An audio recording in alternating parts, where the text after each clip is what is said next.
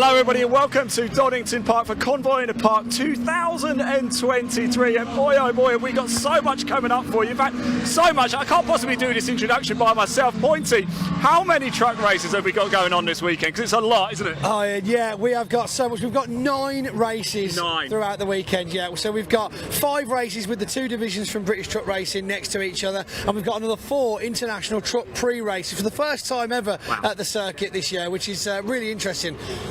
Yeah, that's insane. So 9 truck races in total. Not just that though, we've got the MG Owners Club, they're here as well. We've got the pickup trucks, they're racing. The Intermark Silhouettes, they look fantastic. The CNC heads as well, and the Kumo BMW Championship. I don't know how we're going to cram all this in, Pointy, but we're going to have to. Almost time to go racing. In fact, I think we might be handing over to you.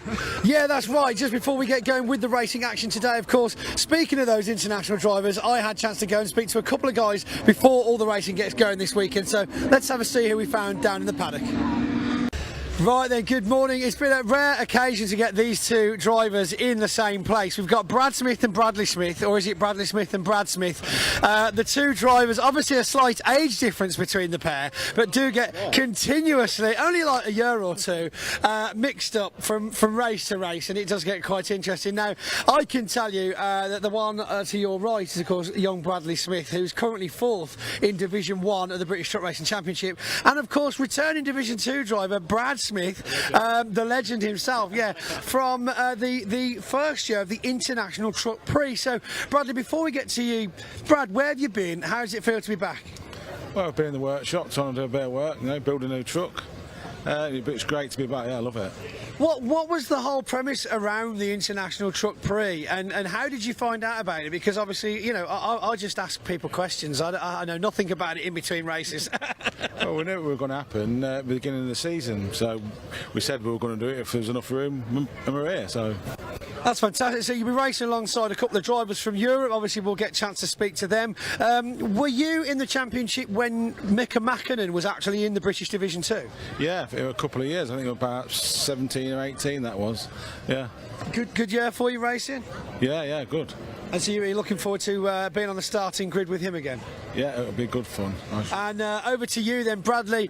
Although 20 points seems quite a distance from the top of the pack, 4th place with only a couple of points from 3rd, that's got to be a fight worth fighting for, right? Yeah, good. We didn't expect that in our first season, but we've had it's just been great. We've just had good results, good qualifyings. We've learned so much. The boys have learned so much about the truck, and we're just getting quicker and quicker every time. So still lots more to learn, still a long way off, but we're getting there.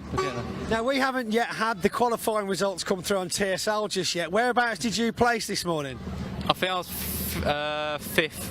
So we'll take that. Obviously last year we had a disaster where the engine blew up in testing, so first time here in this truck, so just learning everything again, and yeah, 5th, we're happy with that. We'll take that. Well, fingers crossed you've had your bad luck for Donington, and look forward to seeing the first race. You guys, of course, have still got to qualify, and then what? Your first race is actually after theirs at lunchtime, isn't it? That's right, yeah, I think it's about 10 past 2, something like that, first race. So of course all these races will be getting streamed live on the British Truck Racing Championship official YouTube channel and across our sister channel on BARC Live. So make sure you head some comments down there, say hi to your favourite drivers, and we'll try and get the messages to them later on today.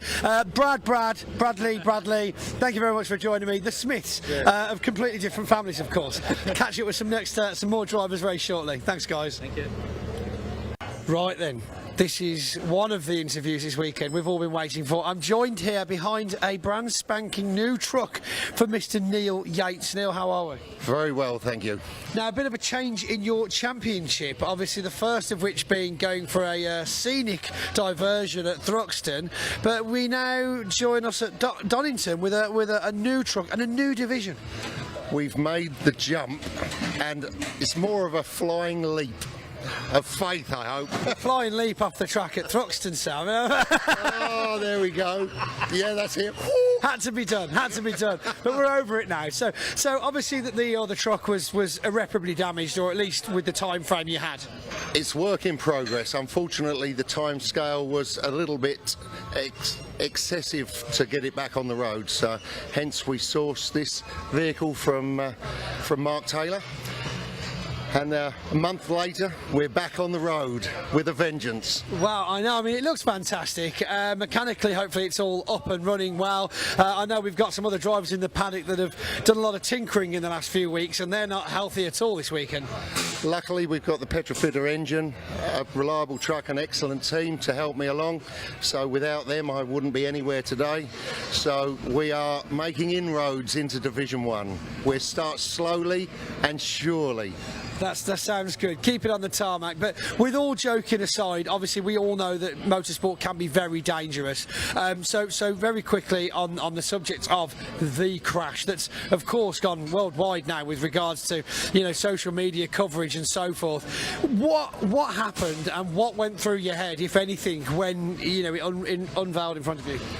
Unfortunately, the turn prior to the accident, the throttle stuck flat to the floor. The second it skidded onto the grass, the vehicle became a cannonball, for want of a better word.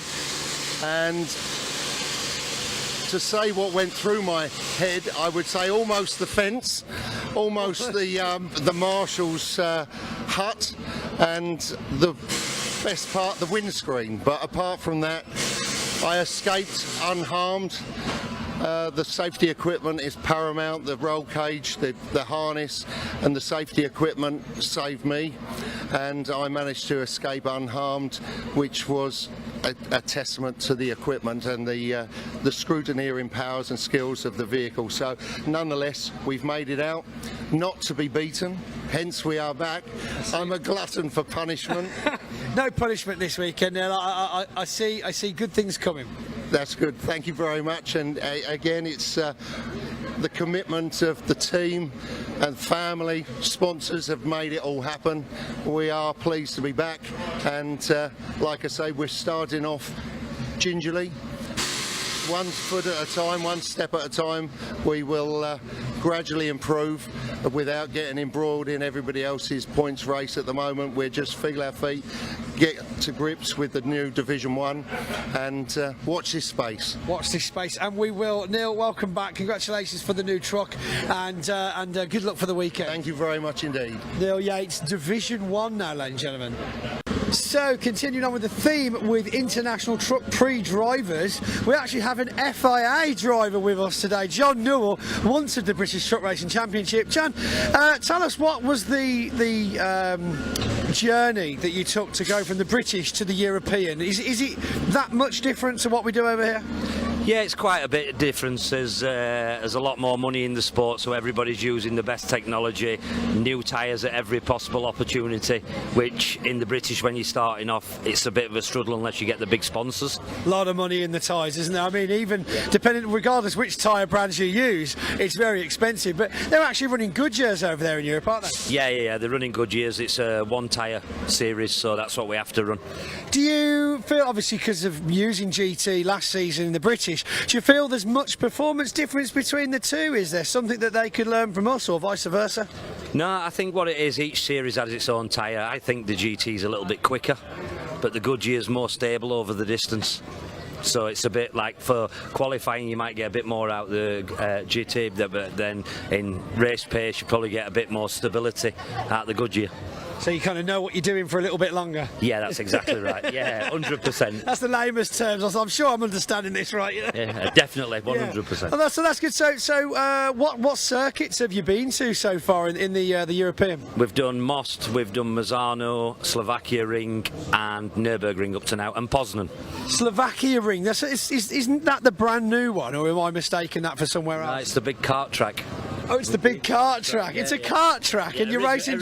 I was going to say racing trucks on a kart track. The image in my head. Track. No, it's good. And so with the teams and everything, there is just a much bigger thing about truck racing in Europe, isn't there? Yeah, it's just the paddocks are a lot more manufacturers there and everything else at every event, opposed to like certain events. Like Convoy is massive. but then they do Nürburgring exactly the same. It's all pretty much similar, really. So fingers crossed. Well, it's good to know that we're kind of holding our own in the world of truck racing events. 4 races on Donington, of course, not a new circuit to you at all, John. So anything in your head that you know you've got to achieve this weekend just to make yourself happy more than anybody else? No, we're just here for a bit of fun, to be honest with you, and what will be will be. So we've got some really interesting drivers in the International Truck Prix.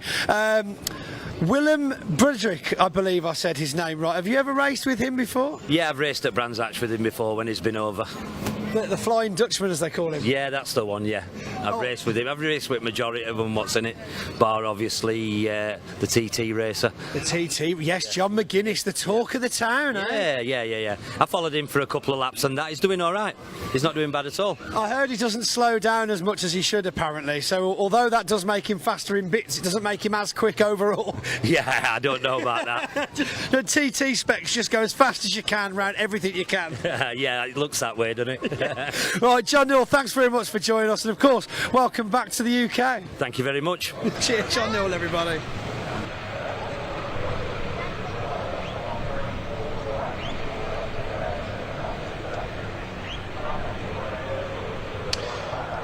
Well, good afternoon from me, ladies and gents, and welcome once again to Donington Park, where, mercy snakes alive, looks like we've got us a convoy. A convoy in the park, that is. Yes, indeed, the biggest truck racing festival of the 2023 season, celebrating everything to do with trucking in the UK, and I am really looking forward to going racing this weekend. A very busy schedule indeed. My name's Dave Goddard, and I'll be taking you through the action from trackside here at Donington Park this weekend. So let's have a look at the schedule then. Starting with one race before the lunch break today, 15 minutes for the British Truck Racing Championship. You may have noticed there in the background, had a red flag in our final qualifying session of the morning for the Intermark Silhouette Series. Cars stopped out on track number 3 of Paul Knight's just being moved off there.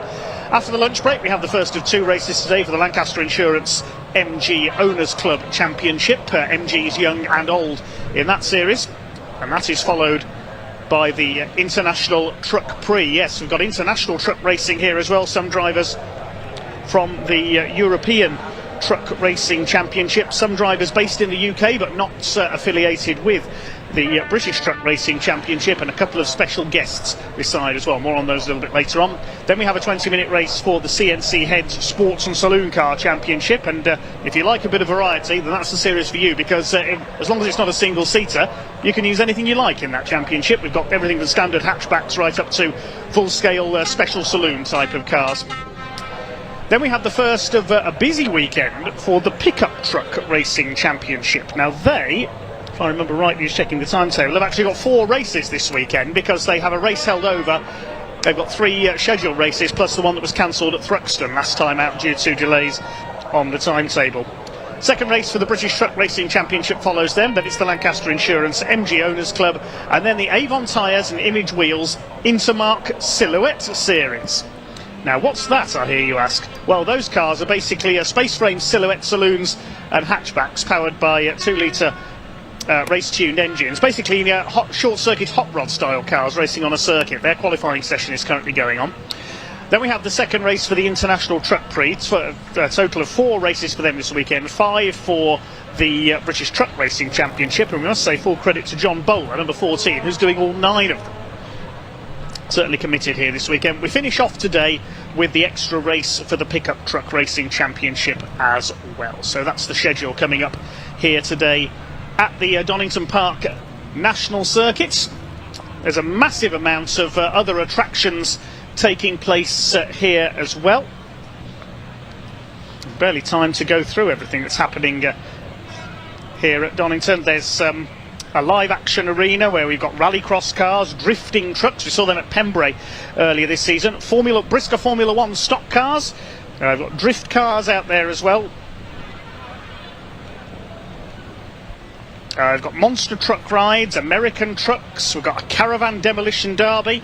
There's even an HGV driving experience as well with Taylors and Sons Transports based locally in Nottinghamshire. They're offering truck experiences here this weekend. There's also a big fun fair, there's live music, we've even got wrestling demonstrations.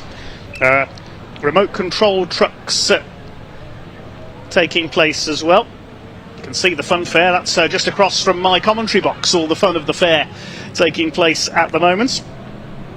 And all sorts of other demonstrations taking place, plus a whole variety of sponsors and exhibitors from the road haulage industry all over the infield here today. We've got show trucks. I know Neil Yates recovery. Neil Yates, who's racing this weekend in the British Truck Racing Championship, we heard from him earlier, has got some of his big American recovery trucks on display here this weekend in the paddock. So if you are here at trackside, then do immerse yourself in the full experience here across the weekend.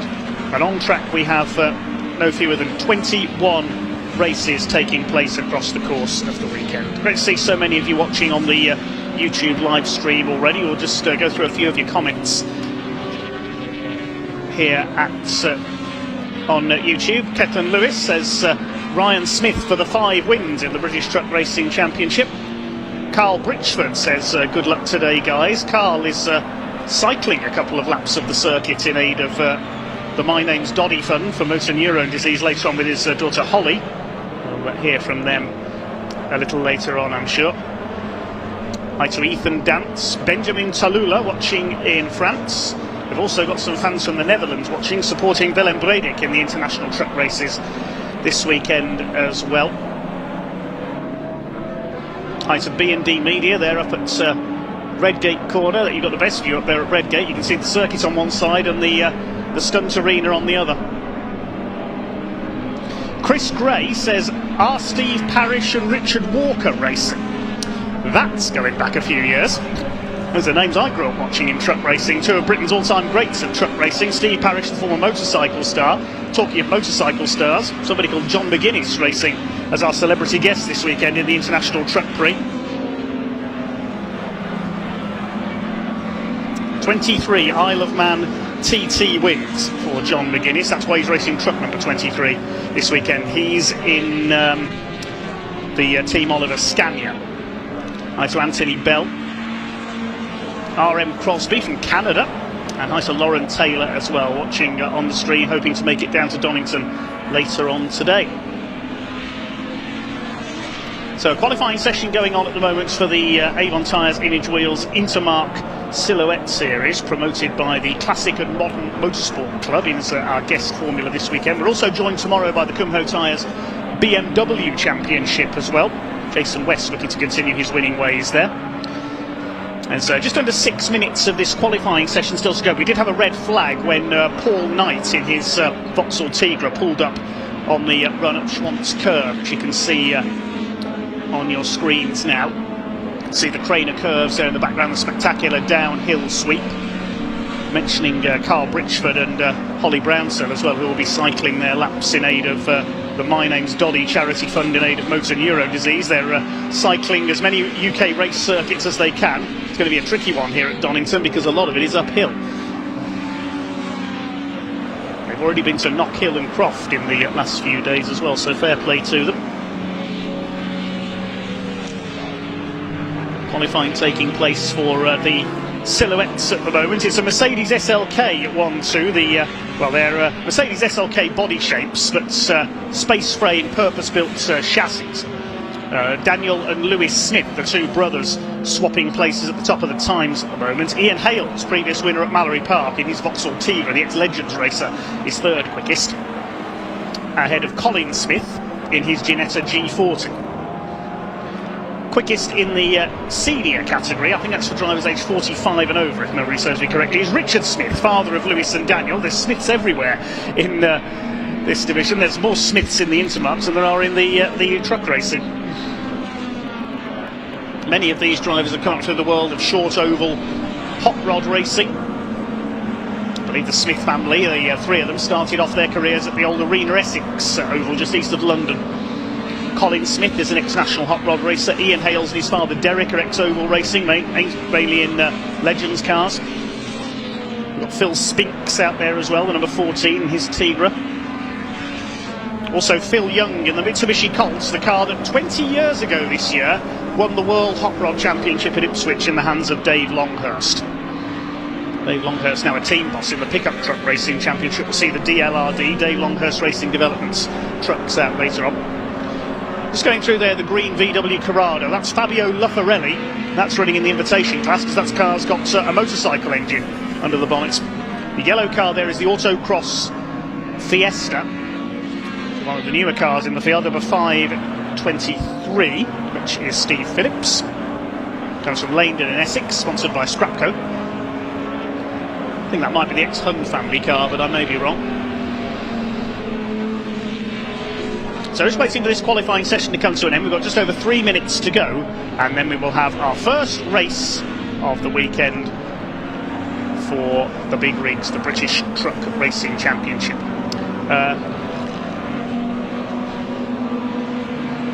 Sam Powell asked what Brisker F1s are on demonstration. Well, cars I've seen, got Lee Fairhurst's car here, Darren Clark, number 83, Lewis Gayler, number 78, Jake Harry, 345, and a few others besides as well. Those are just some. I think we've got 10 Brisker F1s here, I was told earlier, for the demonstration.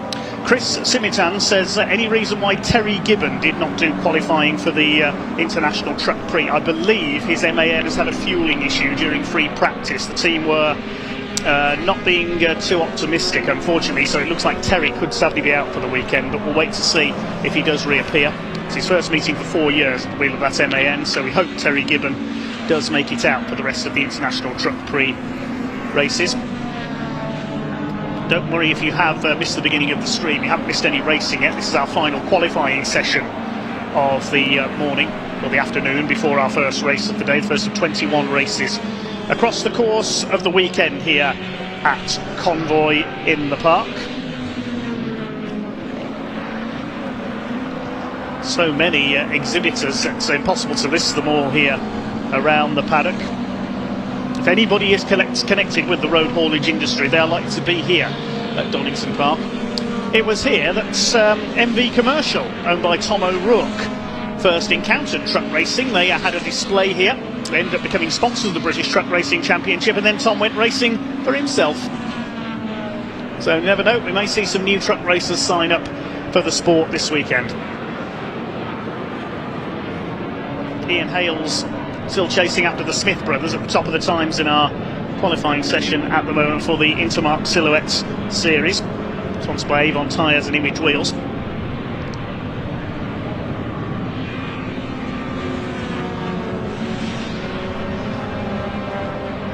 There's the number 62 car going through. Now that's Lee Rogers. He's racing Brian Laram's Vauxhall Tigra.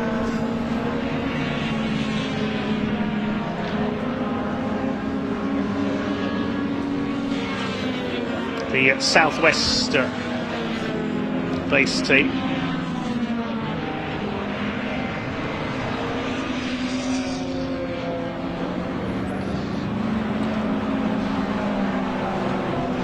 Little story on that from their team's Facebook page. Lee Rogers claimed all year long that he'd retired from racing, the former pickup truck racer. It says here, roughly 20 years ago, Lee Rogers lent his Fiesta hot rod to a close friend of his, Brian Laram. Unfortunately, Brian had a coming together with the wall in the borrowed Fiesta and smashed it to pieces. The two have argued constantly over the years as to whose fault it was, and this weekend Lee Rogers has got the opportunity to return the favour because Brian Laram was offered Lee a drive in his Intermark Silhouette for the weekend. Let's hope Lee doesn't crash it. Brian Laram, a motorcycle salesman by trade. He's just taken a back seat for the weekend. There's the black and orange car that's going through your shop now, and in behind that car is the number 9 of Baz Johnson, and that car listed as a Pontiac Coupe. Now that's actually a car known as a Grand National Coupe, which is a short-lived short oval racing formula in the late 90s or early 2000s. I only remember seeing them once at Hensford Hills Raceway in Staffordshire. I didn't know any of those cars still existed, never mind was still racing. So certainly a surprise to see Baz Johnson, who was one of the original Grand National Coupe drivers, has not only still got his car, but is still competing in it today. The checkered flag is now coming out on our qualifying session for the Intermark Silhouettes, and it's Daniel Smith who is quickest, the number 33 Mercedes from Billericay in Essex, and his brother Lewis will join him on the front row in his Mercedes for race 1 provisionally. Ian Hale's third fastest, they're covered by 0.6 of a second, those three. Fourth quickest is Colin Smith, ex-national hot rod racer, in his Ginetta G40 number 491, and fifth quickest, number 51, Russell Humphrey in the Interceptor Racing Vauxhall Tigra. Russell Humphrey, former BMW racer, used to compete with an M3 in various events. Sixth fastest, number 49, which is Ruben Taylor. He's in a Peugeot 206cc coupe. And seventh quickest, veteran campaigner number 38, Keith White, who is top of the senior category in his BMW Z4 coupe. Eighth fastest, number 4, Richard Smith, the father of Lewis and Daniel, in his Mercedes. Ninth quickest, number 14, Phil Spinks in a Vauxhall Tigra. And in 10th place, number 196, David York, the coach company boss from Staffordshire, at the wheel of his Tigra. 21 cars went out there in total in that qualifying session for the Avon Tyres Image Wheels Intermark Silhouette Series. Of course, for many years it was Malcolm Blackman who dominated that series, the number 91 car. But he's now moved on to pastures new, as has Matt Simpson, who's appeared in that series as well. He's gone into British touring cars and then subsequently onto the Pickup Truck Racing Championship. Matt and his father Jeff are here this weekend. Ian Hales is in the ex-Matt Simpson Vauxhall Tigra. So that concludes qualifying then. And we will move on to our truck racing first action of the weekend. A 15-minute race coming up for the British Truck Racing Championship. They have 5 races across the course of the weekend.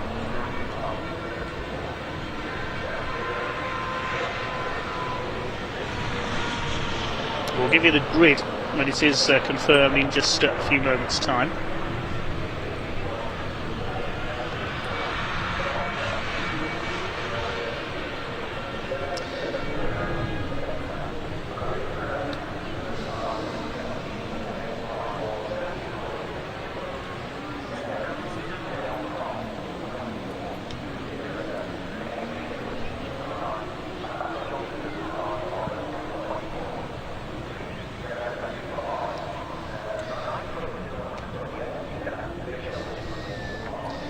Thanks again for all your comments coming in. Box in this lap says go Cole Truck Sports. That's Simon Cole, number 41. Now he's changed division this weekend after repeated mechanical problems with the Division 1 truck. He's now switched to an Iveco, will be running in Division 2.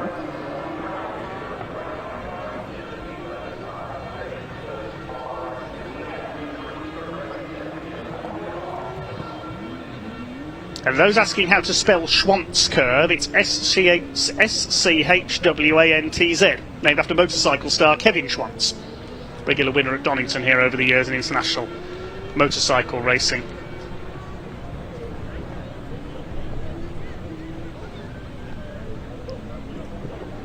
Okay, so we're almost ready to rumble then with the first of 9, yes, 9 truck races across the course of the weekend here at Donington Park. And we'll give you the grid in just a few moments' time, set by qualifying earlier this morning.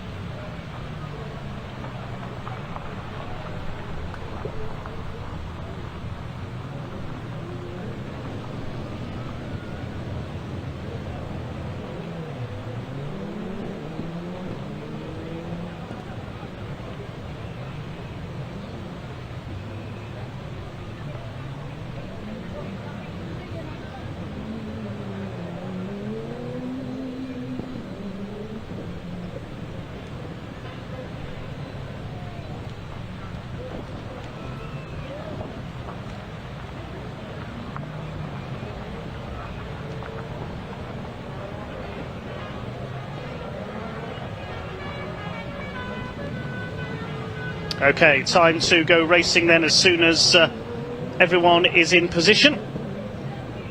Also thanks to Chris Clark, who has sorted out some onboard cameras for our first truck race of the day. We can give you the grid for Truck Racing Division 1. There we are on board with Richard Collett looking back in this one, and also on board with Stephen Powell in the number 3 truck. But the grid reads as follows then. Pole position will be at the 7-time champion, number 1, Flying Ryan Smith, on his local circuit this weekend here at Donington. The Nottinghamshire driver will go for his 8th consecutive title in 2023, and he's qualified on the front row alongside number 69, David Jenkins in his MAN. Second row, 10 times champion number 7, Stuart Oliver in his Volvo VNL. Will start alongside 46, Bradley Smith, the youngest man on the grid in his MAN. Row 3, number 89, Simon Reed. He's back after missing the previous round at Thruxton with business commitments. Starts alongside number 12, Michael Oliver, son of Stuart, Iveco and MAN. And on the 4th row, number 14, John Bowler in his MAN. The first of 9 races for him this weekend, because he's doubling up contesting the International Truck Prix as well. He starts alongside 86, Tom O'Rourke in the MV Commercial MAN. The 5th row of the grid, number 95, Ricky Collett, the heavy haulage boss from Halifax with his MAN. Starts alongside 92, Simon Faulkner. He's in an Iveco. Row 6, number 3, Stephen Powell. Had a few problems in practice earlier on. His best lap only at 2 minutes 15 compared to 1 minute 25 for Ryan Smith. And at the back of the Division 1 grid will be number 68, Craig Reed. Now he got a penalty to the back of the Division 1 grid after qualifying. Was found to have exceeded the 100 mile an hour speed limits. These trucks are all meant to be limited to 100 miles an hour. If you exceed that 100 figure, then you get a penalty, and Craig Reed will have to start from the back of Division 1. Then there's a gap, and we move back to Division 2. Pole position is Division 2. In Division 2 is number 22, Paul Rivette, with his MAN TGX, the Napa truck racing machine, alongside number 6, John Powell in his DAF. Second row, Division 2, number 10, Craig Evans, and number 5, Adam Bint, the current championship leader, with his Volvo. Third row of Division 2, number 28, Jim Bennett, the oldest man in the championship, recently celebrated his 74th birthday, Jim Bennett, in his Seton Atkinson, starting alongside the number 41 of Simon Cole with the Iveco, making the move down into Division 2. And at the back of the grid, having asked to start at the back because it's a new truck for him this weekend, is one of our Division 1 runners, number 33, Neil Yates. Yes, the recovery company boss from Kent. He's back out after his huge accident at Thruxton on his debut, when he ended up clearing the barriers after his throttle stuck open going into Allard. Thankfully, no injury to himself or anyone else. And Neil back out with a new truck this weekend. He's in Division 1 this time, but he's asked to start from the back of the grid as he makes his debut in that truck. So that's your grid for British Truck Racing Championship race number 1 over 15 minutes.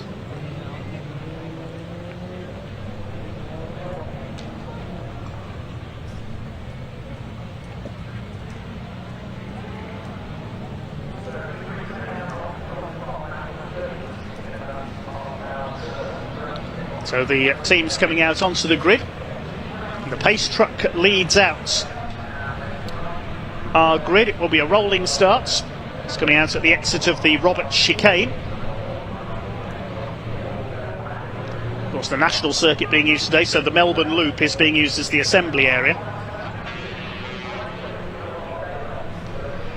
There is Craig Reed. There's Division 2. Now, Simon Cole is there. He had 1 or 2 problems, only set 1 flying lap in qualifying. And Neil Yates will start at the back. The grid assembling just outside my commentary box window. Good to have Simon Reed back on the grid, the Reed Freight Iveco. Missed the previous round at Thruxton. Looks like everybody is there. Stephen Powell had 1 or 2 gremlins in practice as well. He's down towards the back of the Division 1 grid. So far this season, Ryan Smith, of the 14 completed races, has won 8 races. Stuart Oliver has won 3 in the number 7 Volvo. There's been 1 win each for Michael Oliver, that was at Pembrey, and John Bowler last time out at Thruxton, his first ever Division 1 victory. The other race win went to Jock Borthwick, that was at Pembrey, the Scotsman, number 32, sadly still out of racing due to injuries sustained in a motorcycle accident earlier this year, but he and his wife are well on the road to recovery, They are here this weekend enjoying the action. I spoke to Jock in the paddock this morning, and he is aiming to try and be back for Snetterton next month. Brave fella is Jock Borthwick.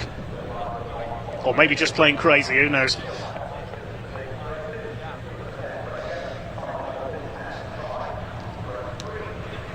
The TRP Truck Parts DAF pace truck is in position. I'll quickly run you through the grid once again for our first truck race of the day. So it's Ryan Smith on pole alongside David Jenkins, separated by just a few hundredths of a second in qualifying. Stuart Oliver and Bradley Smith on the second row. Simon Reed, Michael Oliver on row 3. John Bowler and Tom O'Rourke on the fourth row of the grid, completing the top 10, Ricky Collett and Simon Faulkner. Row 6 will be Stephen Powell and Craig Reed. Watch for them coming through. Craig Reed with that penalty for exceeding the 100-mile-an-hour speed limit in practice. Stephen Powell with one or two gremlins which hopefully have been ironed out by his team. Then a gap back to Division 2. Paul Rivett, the quickest qualifier there, alongside John Powell in the DAF. Craig Evans and Adam Bint on the second row. Jim Bennett and Simon Cole completing Division 2. While Neil Yates is a Division 1 truck, but he's asked to start from the back of the grid. His first time in that MAN this weekend. Looking at the point standings, Ryan Smith sits some 6 points clear of Stuart Oliver in the points chart at the moment. David Jenkins is a further 3 points further back. He's yet to win this year, so looking to take a win on his local circuit. A lot of these drivers based in the Midlands. Ryan Smith from Nottinghamshire, David Jenkins from Stafford. The pace truck leads them down the Wheatcroft Straights. It's Tom Wheatcroft, of course, who revived racing at this circuit back in the late 70s. Down to Redgate's Corner.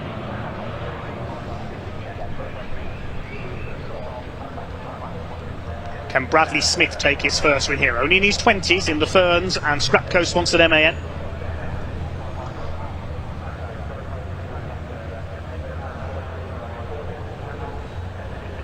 There's Division 2, Paul Rivett and John Powell at the front. John Powell looking to take the points lead away from Adam Bint. He's only 8 points behind the Volvo man. There's the black Volvo, running as all the trucks are on HVO fuel this season.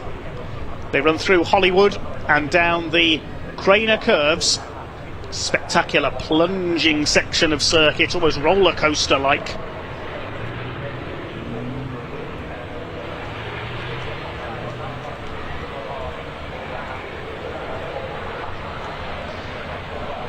And it's onto the brakes, onto the right-hander at the old hairpin. Past Starkey's Bridge, you can see on the right there the old stone structure. Used to go all the way across the circuit, that old bridge, until the circuit was remodelled a few years ago. Then climbing up through the left-hander at Schwantz Curve, as we mentioned earlier, and then into the right-hander at McLean's.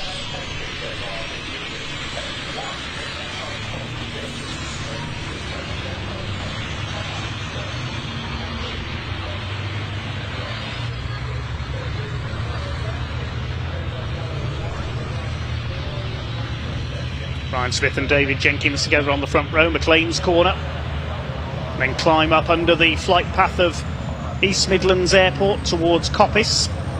Tricky double apex right-hander. You can't see the apex as you turn in either, as due to the crest of the hill. There's Neil Yates at the back in his new MAN. Let's see how he gets on from there. He's learning his craft in the sport. Then out of Coppice they go down the Exhibition Straights. You'll see the Exhibition Centre to the left of the circuit, and then down to the Robert Chicane. Overtaking opportunities exist there, but you have to be careful not to run wide and across the gravel.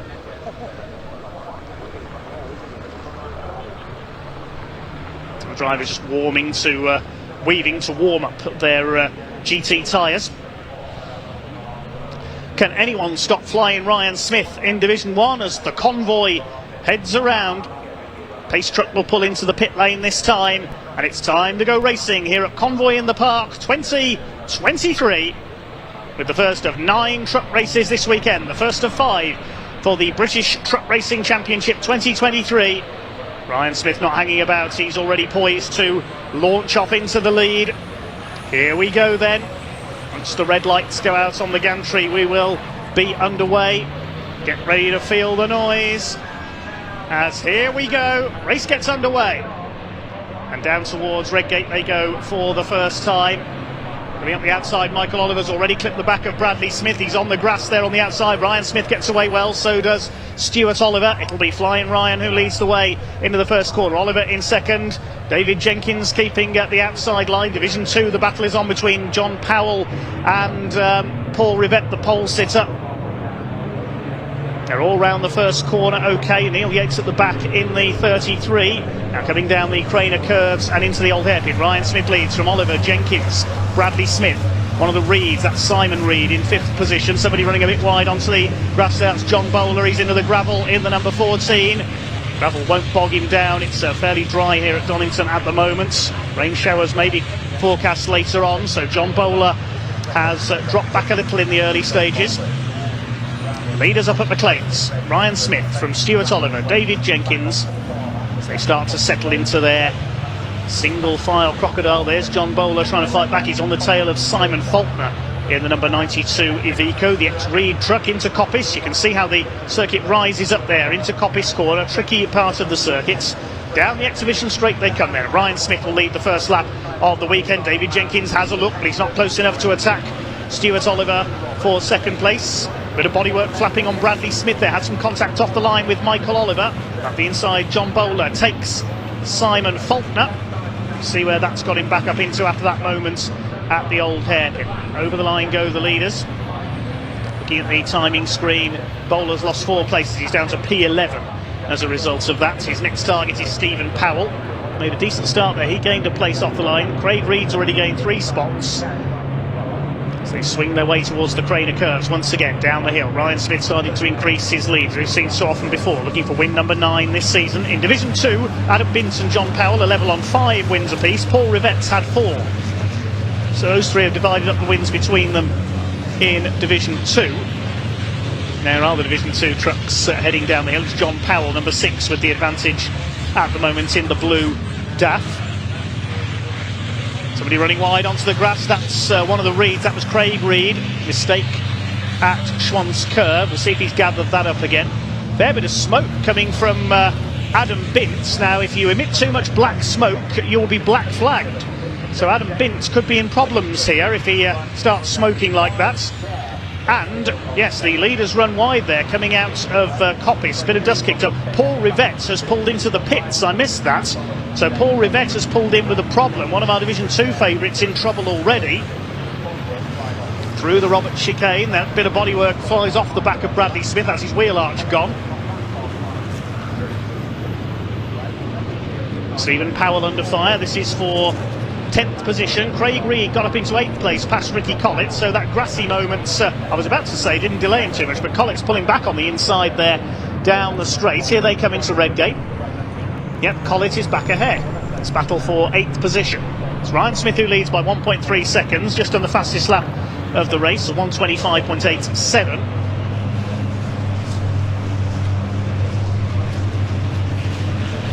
Reedy trying to fight back. Just one Division 1 win to his name so far, Craig Reed, in the last race of 2022. Stephen Powell behind him and John Bowler recovering after his brief off on the first lap. It's still Smith, Oliver and Jenkins, a very familiar podium, it has to be said, in the British Truck Racing Championship. Bradley Smith in 4th place, then Simon Reed is 5th, Michael Oliver 6th, Tom O'Rourke 7th, and everybody else battling for 8th place. Then the Division 2 trucks heading through. Their leader is John Powell in 13th overall.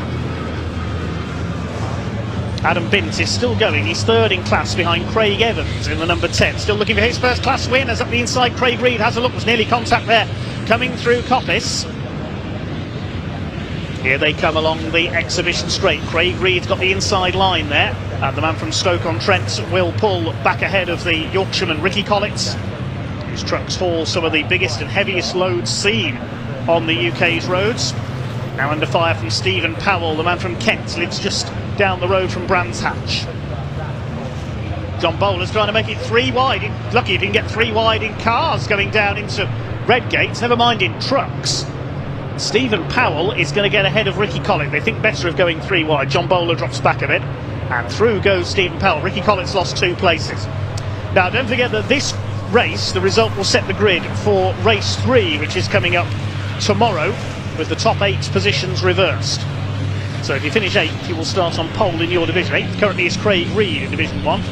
There's 6 trucks in Division 2, and the finishers will be reversed for the grid for race 2. Currently in the last runner in Division 2 is currently Jim Bennett, number 28, the Seddon Atkinson, because Paul Rivette has dropped out.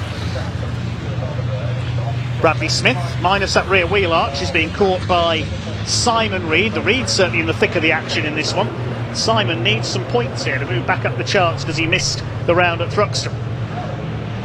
Just being kicked up there by David Jenkins in 3rd place, the Digraph Transport Morris Lubricants MAN. His father Tony was a truck racer for many years before him, used to race an American Mack truck, if I remember rightly. No American trucks racing this weekend, but some very beautiful ones on display in the paddock. Dave Jenkins to the outside. In the background there's Michael Oliver. You can see a bit of damage to the MAN where he clipped the back of Bradley Smith at the start. Behind him Tom O'Rourke. Here's a battle towards the back. There's Jim Bennett. Gentleman Jim recently celebrated his 74th birthday and still going strong, the man from Suffolk in the classic Seddon Atkinson. Among the oldest trucks out there, the oldest I believe is John Powell's DAF, currently leading Division 2 in 13th overall. 8.5 minutes to go in race 1 of the weekend for the British Truck Racing Championship here at Convoy in the park.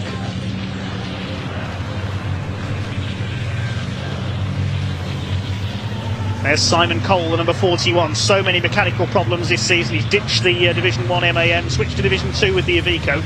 And Adam Bint has dropped behind now. Yeah, there's definitely something amiss with Adam Bint's Volvo. He's slowed right down. Neil Yates moving ahead now. Neil Yates is a more powerful Division 1 truck, but he's just learning that truck. And is that a change for the lead there? No, it's not. I think Paul Rivette, yeah, he's rejoined out of the pits and he's just ahead of the leaders. That threw me off there for a moment. So Paul Rivette is about to be lapped in the MAN number 22. This is the battle for 2nd place. Stuart Oliver from David Jenkins.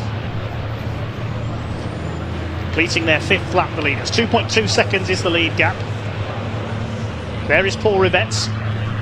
Started on pole in Division 2, but some problems forcing him into the pits at the end of the first lap. The former multiple Renault Clio champion is running in P19 at the moment, some 3 laps off the pace.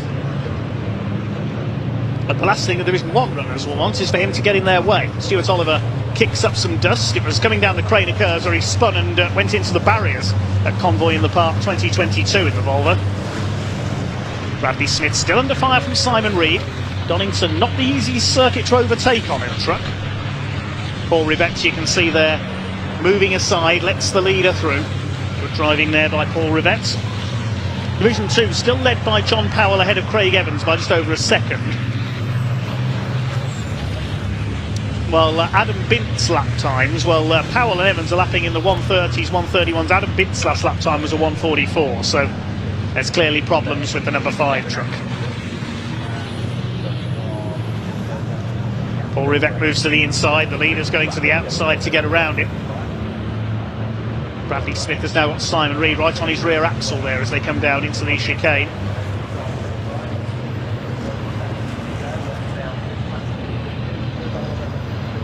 Out of the Robert chicane, up the Wheatcroft straights. Well, there's Adam Bint. You can see the smoke from the number 5, and he's going to be lapped by Ryan Smith. So a struggle for the Division 2 Championship leader.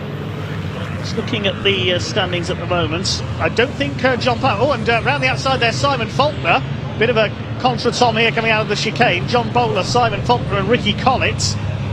And Simon Faulkner on the grass there on the outside. Meanwhile, David Jenkins all over Stuart Oliver now for 2nd place, down into the old hairpin. Simon Reed all over Bradley Smith. He has been for a couple of laps. 5.5 minutes of this race to go. Ryan Smith coming up to lap Jim Bennett. Now, if Paul Rivette just finishes here, he will be on pole for race 3 for Division 2. There's only 6 trucks in Division 2, so as long as they all finish, they'll be reversed. Somebody running wide there, that's Simon Faulkner again. Bit of rally crossing from the 92 as he battles further down the order. Battle between John Bowler, Simon Faulkner and Ricky Collett is for 10th place. It's going to be 4 together for 2nd place shortly because Bradley Smith has almost caught David Jenkins. Here they come down into the right-hander, the Robert chicane, the right, the left. They were delayed a little there, lapping Jim Bennett, I think, at Coppice. This has allowed Ryan Smith to escape. He's now 3.8 seconds ahead. It's 4 for second now, near enough. David Jenkins, always a tough and ebullient racer in his MAN. Having a go at the 10 times British champion, 1-time European champion, Stuart Oliver. Ryan Smith has made no secret of the fact he wants to match and beat Stuart Oliver's record of 10 titles. Down the hill they come into the old head. Bradley Smith, the 46, his father Tony Smith raced under the same number in a Finnish-built Sisu. We will see a Sisu out in the International Truck Prix races today. This is the battle for the lead in Division 2, with John Powell under fire from Craig Evans. Craig Evans desperate for his first class win. He came within half a lap of Brands Hatch on Easter weekend this year, then ran wide into the gravel and let John Powell through. He's lost the side panel off his truck there, you can see there, number 10, Craig Evans. These two are fairly well ahead of the rest of the Division 2 field. It's Simon Cole, third in D2. Because we lost two of the favourites, of course, of problems. There's one of them, Adam Binch, who's crawling round towards the back, and Paul Ribet is 3 laps down, having pitted.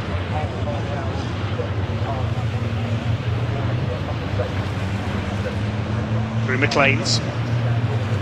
John Powell will be surprised and possibly, in his own opinion, slightly pleased to see Adam Binch struggling there, because it means he could have a chance to take the lead of the championship in Division 2. Yes, Adam Binch slowing right down. It wouldn't surprise me if he's heading for the pits this time around. There's another 3 minutes of the race for him to survive. Now, is Craig Evans going to be able to snatch Division 2 away from John Powell? Through the chicane they come, just a truck length in between them. Ryan Smith's lead is up to over 4 seconds now. It's going to be win number 9 of the season, giving in. Hopefully there's no mechanical maladies for him. John Powell continues to lead Division 2 in the DAF, the Dutch-built machine. Here's the battle for second in Division 1, meanwhile. Still Stuart Oliver holding off David Jenkins. Smith, Oliver, Jenkins, you said earlier, it's a podium we've seen many times before. Bradley Smith, Simon Reed next, and they're well clear of Michael Oliver, who's in 6th. Tom O'Rourke 7th, then Craig Reed, Stephen Powell, and John Bowler topping the battle for 10th. He's now pulled away from Ricky Collitz.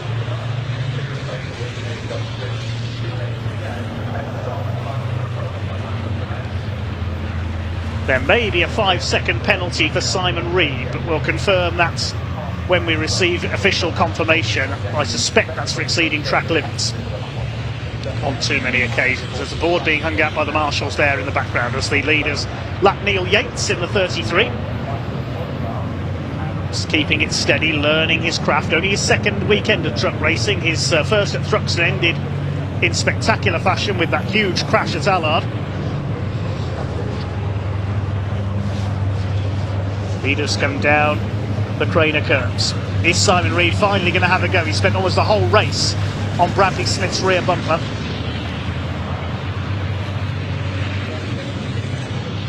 Through towards Schwantz, then McLean's.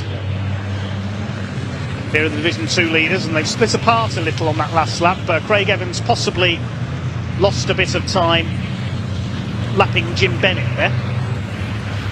So with the exception of these two, Division 2 is very well strung out. Because Simon Cole, third in Division 2, is about 26 seconds back on Craig Evans.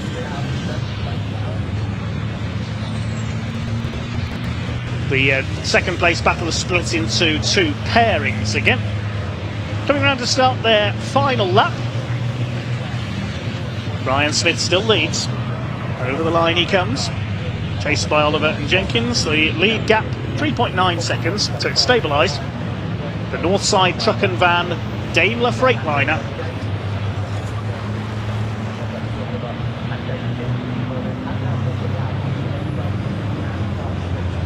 Possible 5-second penalty for Tom O'Rourke as well. We'll confirm that after the race. Haven't seen much of the Scotsman in this one.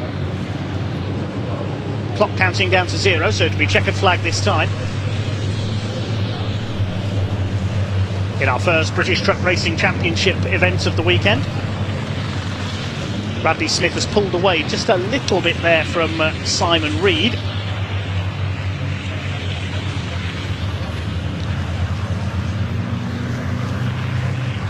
Five seconds pending for Craig Reed as well, so both the Reed brothers could have penalties there.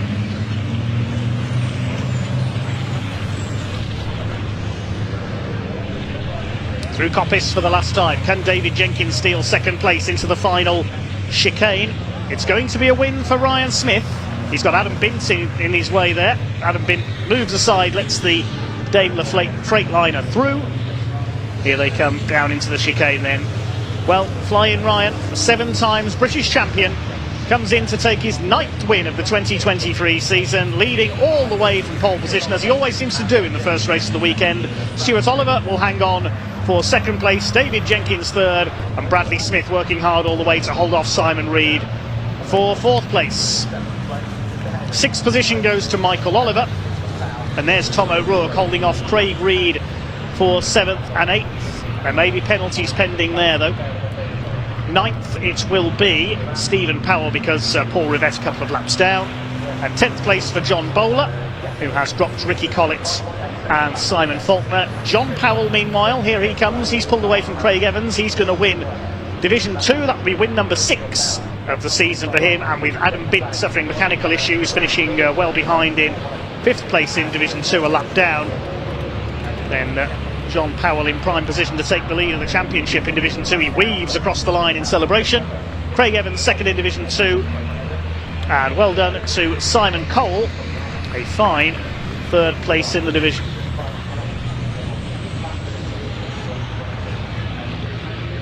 Jim Bennett, he'll be pleased with 4th in Division 2. And our final finisher will be Adam Bint. But it's another win for Flying Ryan. Perfectly driven by Ryan Smith, the Nottinghamshire man on his local circuit.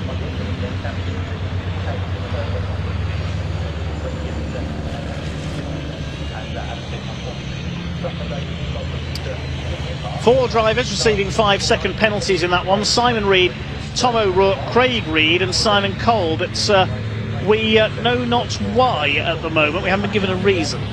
We'll confirm that as soon as we have it. Ryan Smith takes the win by just under 4 seconds ahead of Stuart Oliver. David Jenkins completing the podium, and Bradley Smith holding off Simon Reed for 4th. Michael Oliver 6th ahead of Tom O'Rourke, then Craig Reed and 8th. Stephen Powell and John Bowler round out the top 10. Ricky Collett, good battle with Simon Faulkner in the early stage there, 11th and 12th. And then in 13th place, John Powell wins Division 2, finishing just a couple of seconds ahead of Craig Evans.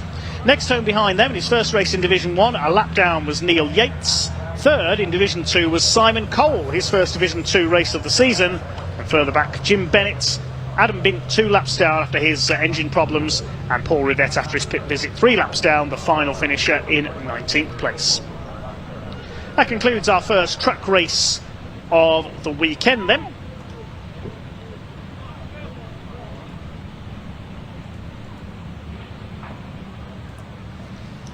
And we'll shortly hand down to Pointy, our man in Parc Ferme, to have a chat to some of the drivers.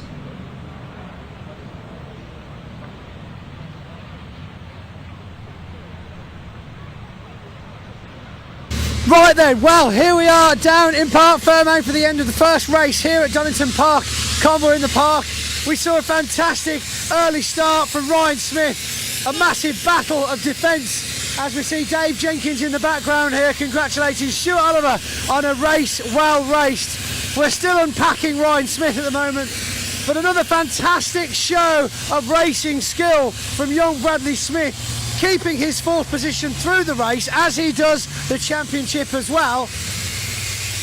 I tell you, I wish he was as quick at getting out of the truck as he is at getting out of the way of the rest of the paddock. Ryan Smith now descending from the Daimler Freightliner. Ryan, fantastic start to the weekend for you, sir. Now, quickly, we haven't had a chance to speak to you yet. We had a few issues during testing. I heard a rumour on the grapevine. What was that about? And obviously it's sorted now. Well, we didn't really have any testing, just Dave's been fast. So, you know, I think me and Dave both broke the lap record in qualifying. European boys have come off half a second off us. We did a setup change then and we went the wrong way, but at least we know what to do for the next race. But look, gets it off the back.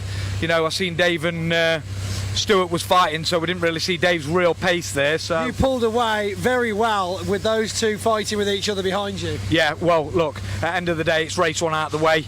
Race 2, we get onto that, then hopefully it rains tomorrow, so it mixes it up a bit. No, we don't want it to rain. Come on in, Dave. How are we, sir? Very good. And how was the experience of the race for you? First one out at Donington Park? Yeah, it was good to get the first one out of the way, wasn't it? I mean, what a fantastic event we've got going on here this weekend. All these people here, all these trucks there, all these teams there. Great racing, great speed from us. Really good, strong first race. It was great to see the battle between you and Stuart, but I tell you what, Stuart, you two have got to be careful because that Bradley Smith, he's sticking with you all the way around at the moment, isn't he? No, he's going well for a young boy. For a young boy. But I think everybody was going well. You know, we weren't launching away. You know, we imagine not far behind this old boy. So he's obviously peaked a little bit or something. When you're in a circumstance like that, Stuart naturally goes defensive because he wants to protect. So he allows you, the front runner, to get away.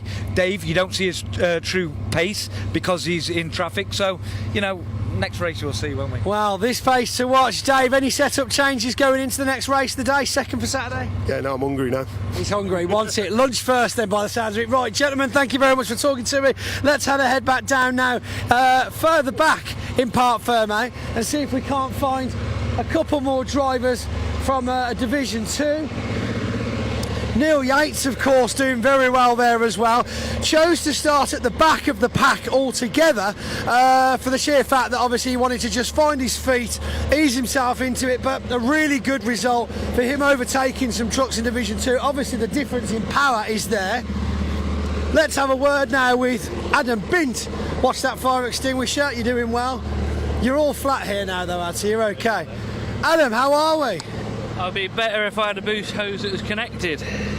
Not that, I mean, so yeah, you went off as well. What happened there? Sort of coming together with Jim Bennett, we didn't see it because it was on the other side of the circuit. Yeah, I went on the outside, let him up the inside, but the track's a bit slippy around the back and he just understeered and just touched me off into the gravel. But I hate it when it's slippy around the back. Especially when somebody hits you as well. Oh, madam. It was one of them things, he just, obviously the track on the actual racing line was slippy and I had more grip just going around the outside. But we're not too damaged, which is good news, so we're fixing the boost hose at lunch, I take it? Yeah, it was all fixable, but we just needed to carry on circulating to gain some points and the starting position for Sunday's first race. This is it, because a DNF in Division 2 at the moment would be literally a death stroke for the championship, wouldn't it? Yes, definitely. It's bad enough losing 1 or 2 points, but when you lose that many points and there's only so many of us, you're only swapping between 5 and 6 points each race. It's very tight at the top. Super tight. Right, well, we'll leave you to look over the truck. Adam Bitt, thank you very much for talking to us. We've got Paul Rivette here. Let's see if we can get a short version of events from him, but I doubt it somehow. Paul, how are we? Yeah, not too bad. Unfortunately, the turbo pipe blew off on the first lap, and we all. Second one, so that's 2 Division 2 trucks with a boost hose going. Yeah, so unfortunate, obviously, one of those things.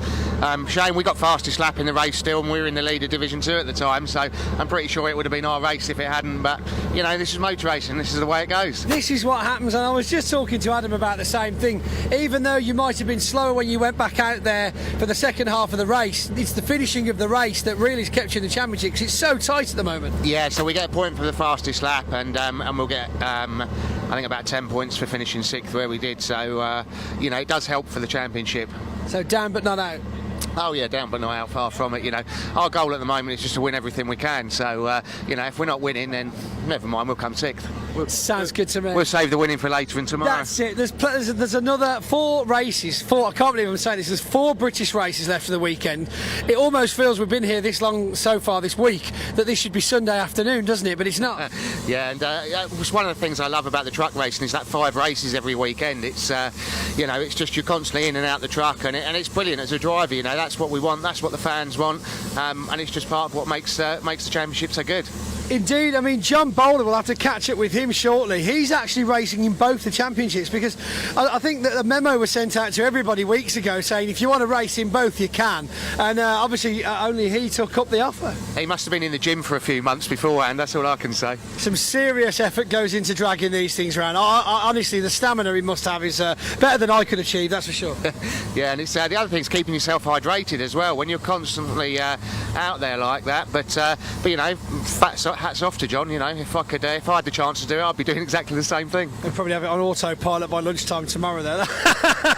Paul Rivet, thanks very much for talking to us, buddy. Right then, that's all we've got time for down here in Parc Ferme. Now we've got to go and hand out some trophies, and it appears that the heavens are about to open because I felt some rain in the air. So fingers crossed we have some good conditions for the last race of the day. But please tune back in because we've still got the 2 official International Truck Prix races going out today as well. And they, of course, will also be streamed live on the YouTube channel, and as well as me getting some interviews with the drivers afterwards for you. So tune back in later on. I'll hand back to Dave in the studio.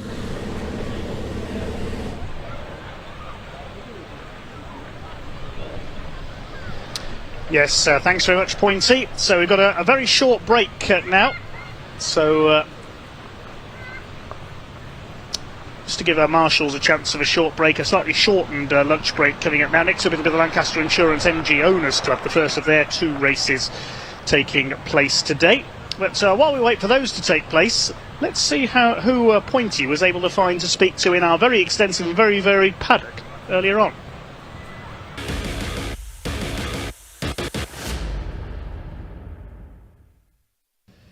Carrying on with our live action arena debuts, we've got Sophie Clark from the British Stock Cars, or F1 Stock Cars as they are on the timetable. First of all, Soph, welcome to Convoy in the Park. Thank you very much. We're delighted to be here. We really are. It's fantastic. What brought this collaboration around? Well, Stuart Oliver is a friend of Darren Clark's, who races one of our cars, and Darren does a lot of radiators for him. And there's been a connection there. And then I met Stuart a few months ago up at Buxton Raceway, and we had a chat, and he said, do you want to do it? And he's like, well, yeah. And here we are.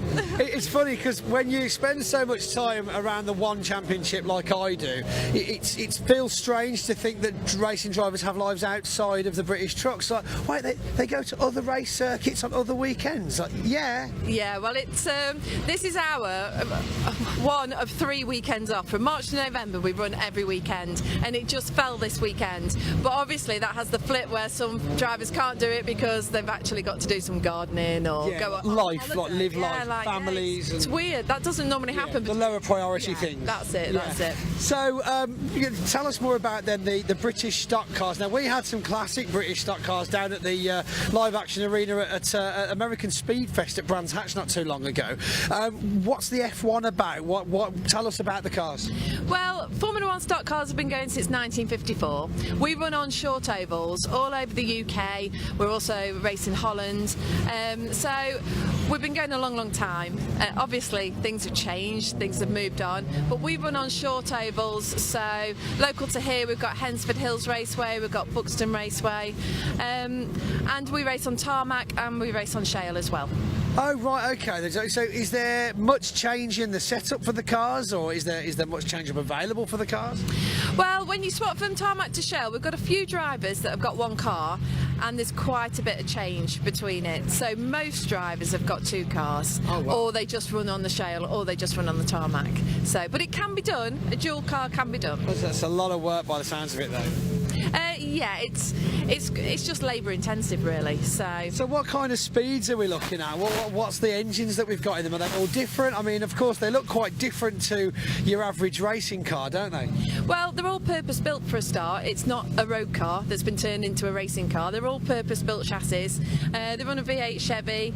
It's unlimited, you know, so whereas certain other formulas are limited on power, this is unlimited. So these are the top dogs of the oval racing world. Oh, wow. So the more power you can get out of your car, essentially, the better you'll do in the championship.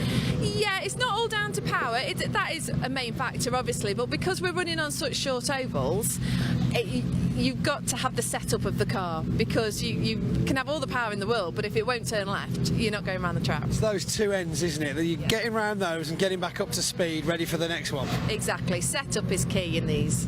And how many have you actually got here with you this weekend?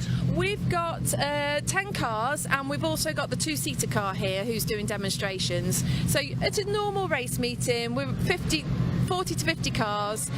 We've got big championships coming up. We've got the World Final coming up at Northampton. We've got over 120 cars at that one. So it varies. So we've actually got a map over here of all of your meetings. So we said we've got Northampton coming up, which is of course not in the north of the country, although it sounds like it. It's just in the South Midlands, isn't it? South really? Midlands, yeah. So that's our big World Final weekend, 8th, 9th and 10th of September. And we've got over 50 Dutch coming over for that, because we've got good ties with the Netherlands. So there's a lot of cars at these things. Do you have any support races, or is it all just stock cars all weekend? We do have support formulas. On the Friday night we'll run the 2 litre saloons, and then on the Sunday we run the Brisker Formula 2s, which are the smaller brothers of these. Right, I see. Fantastic. So this is your season finale, you said? Oh, this is the World Final. So the World Final, sorry. World Final. Yeah, we've got drivers coming over from New Zealand as well for that, and that's the race for the gold top. So all our aerofoils have got different colours on, and that's grades. So it's how we start the races. But that is the race for the gold, and then the race for the silver is your points, which is season long. Wow, there sounds like a lot of maths involved in your championship. You have to be Carol Borderman some days. This is insane. 50 cars, just basic 50 cars, then some more 50 cars, and then there's like gold top and red top. I mean, it's like milk. You can get very confused which milk to buy as well, really. A lot of different tops. A lot. So if we want to watch this when we're not at the Convoy event, where would we be looking to view this online, or obviously just come to the circuits? Yeah, come to the circuits. You can't beat live, can you? No, you've got to be trackside. However, some events are live streamed, but if you follow us on social media, we update it. There's videos going on most weeks. So yeah. And it looks like we can find that at BSCDAF1. That's it. Wow, that's a mouthful. British Stock Car Drivers Association. What's the F1? F1. Come on. I failed miserably. Never mind. Losing the time. I know. I'm not a professional. I don't know the way you're even talking to me. The camera's not even filming. Right, Sophie, thank you very much for joining us. We look forward to getting you out on the live action arena very shortly, and I hope you have a great rest of your weekend. We will. Thank you very much for having us. Thank you very much for joining us.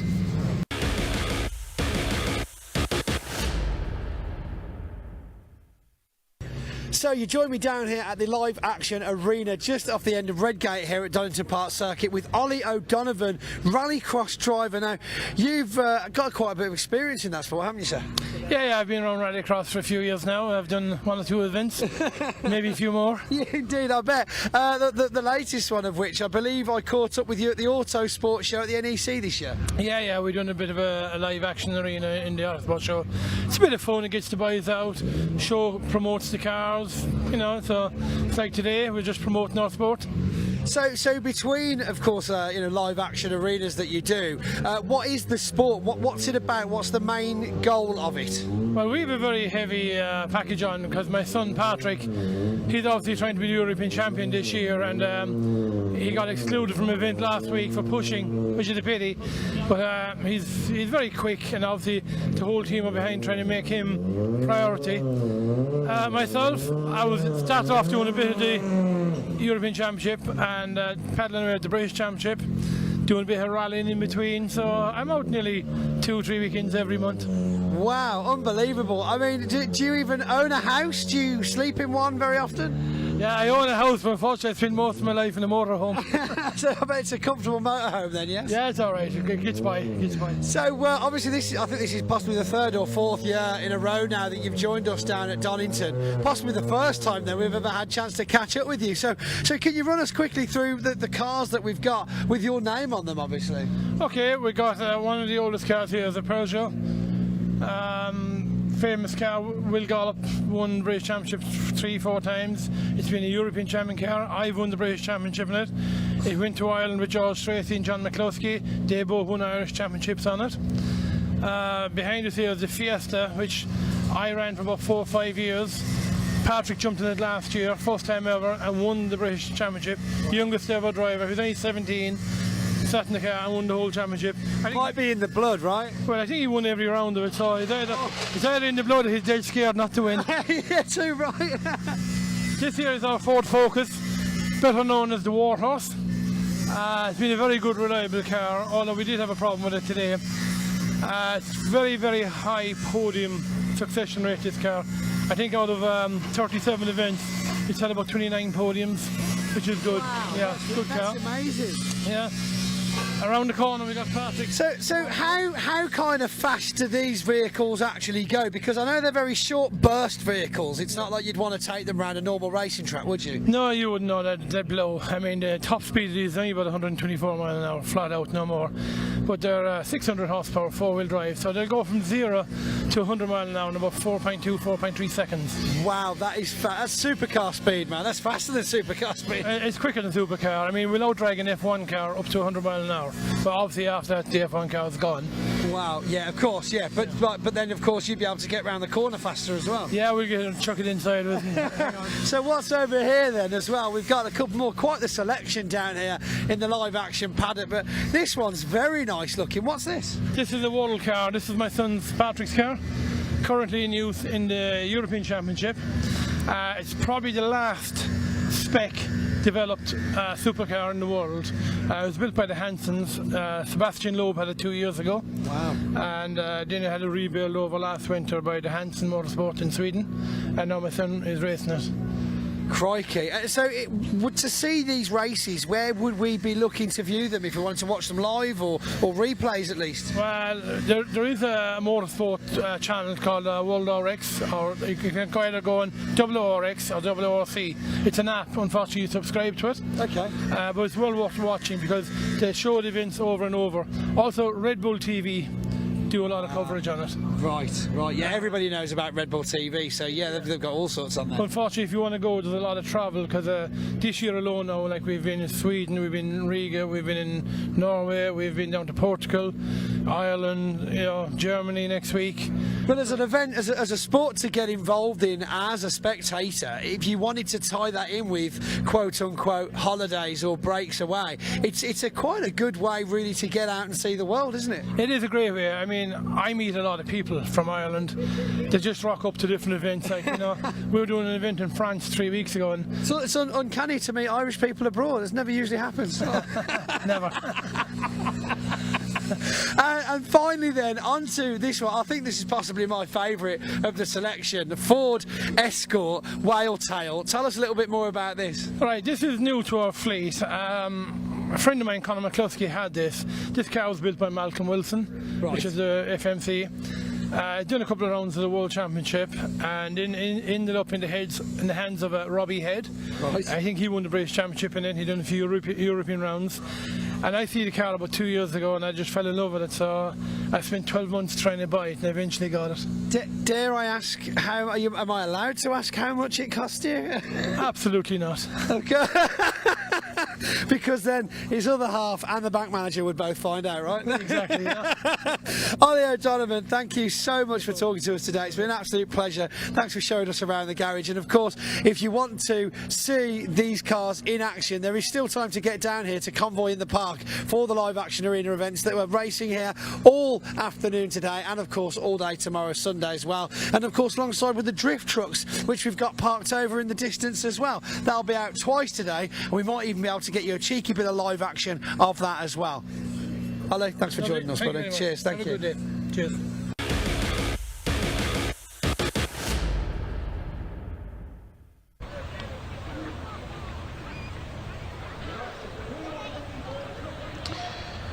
So nice to hear from some of our other forms of motorsports on show here this weekend at Convoy in the Park 2023. Brisker F1 and Rallycross and rally cars. Good to hear from Ollie O'Donovan there, British Rallycross legend, the Irishman.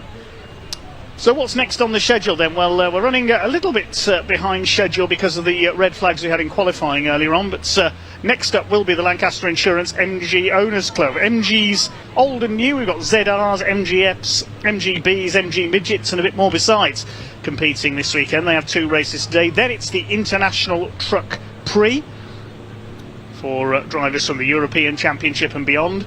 The CNC Heads Northwest Sports and Saloon Car Championship. We've got just about everything racing in that. Then the Pickup Truck Racing Championship, first of 4 races for them across the course of this weekend, because of course you can see at the end of the programme we include the race that was cancelled at Thruxton due to time constraints earlier this year. Second race of the day for the British Truck Racing Championship, a second race for the Lancaster Insurance MG Owners Club, and then the Avon Tyres Image Wheels Intermark Silhouette Series for the Space Train Hot Rod style cars. That's followed up by the International Truck Prix, their second 20-minute race of the day, and then the final race for the pickups, which is scheduled to be either 20 minutes or 14 laps, whichever comes sooner. So the Lancaster Insurance MG Owners Club cars should be shortly pulling into the assembly area down on the Melbourne Loop, and hopefully our interviewer Ian Waterhouse is going to be down there shortly to have a word with some of the drivers.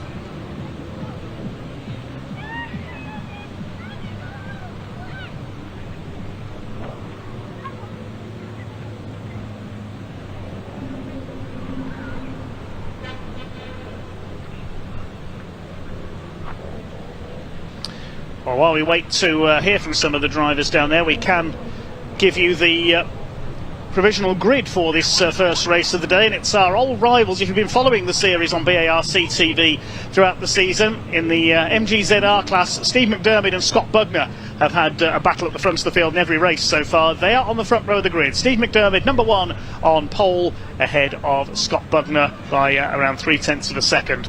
Second row, 87, Andrew Priest, who got his first ever podium at Thruxton a few weeks ago, and Andrew Heron, number 129, starts alongside. They're both in ZRs as well. Row 3, 82, Jimmy Work in another ZR, and Simon Kendrick, the first of the MGFs, number 42. His only class rival here this weekend, number 5, Stuart Plotnick. Good to see him back out. He missed the last couple of rounds. Starts on row 4 alongside number 60, Andy Heitman, ZR. Completing the top 10, 22, James Wade, not of darts fame, in the number 22, alongside 83, Phil Walker in a pair of ZRs. And then on row 6 of the grid, a couple of slightly more unusual cars. Number 76, Darren Leonard, he's in an MG ZS, the saloon version, which appeared in the early 2000s in British touring cars, of course. He's on row 6 alongside number 70, Anthony Bates, who's in the only Class B car here this weekend in 12th on the grid, which is an MG Maestro. Now, we used to have full grids of MG Maestros in this championship back in the 90s.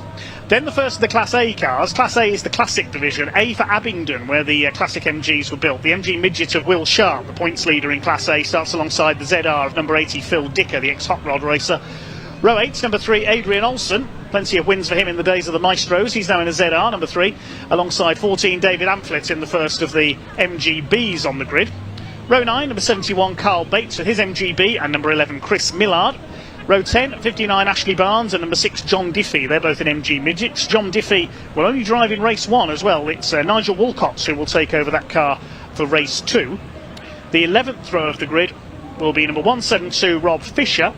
He's an MGB Roadster. And at the back, number 50, Peter Hesch with his MG Midget. Again, that's a shared car. Gary Puxty will drive that car in race 2. So 22 MGs, young and old, we'll see out on track shortly for a 20-minute race around the Donington Park circuits.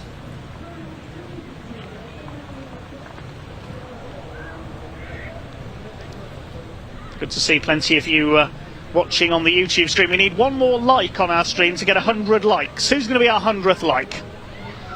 Do like the stream, it makes it more visible across YouTube. Over 400 of you watching at the moment. We've got 99 likes, so give us a like, somebody. We can get it to 100 for today's stream. Thanks to all our commenters. Nick Kerrison Davey asking what the problem was for Paul Rivette. It was a turbo boost pipe that came loose. Same problem for Adam Bint as well in our last truck race. We now have 100 likes. Thank you to whoever that was. Jordan Gamer 37 says that he was the 100th like. Thanks very much. Oh, it's gone up to 125 likes now. Thanks, everyone. Hope you are enjoying the action from here at Donington. Just one race down. 20 more to go. In this cloudy but dry day at the moment, there are a few drops of rain in the air when I just nipped out of the commentary box. And we can shortly hand down to Ian Waterhouse, who's down in the assembly area, and we can hear from some of our drivers in our Lancaster Insurance MG Owners Club Championship.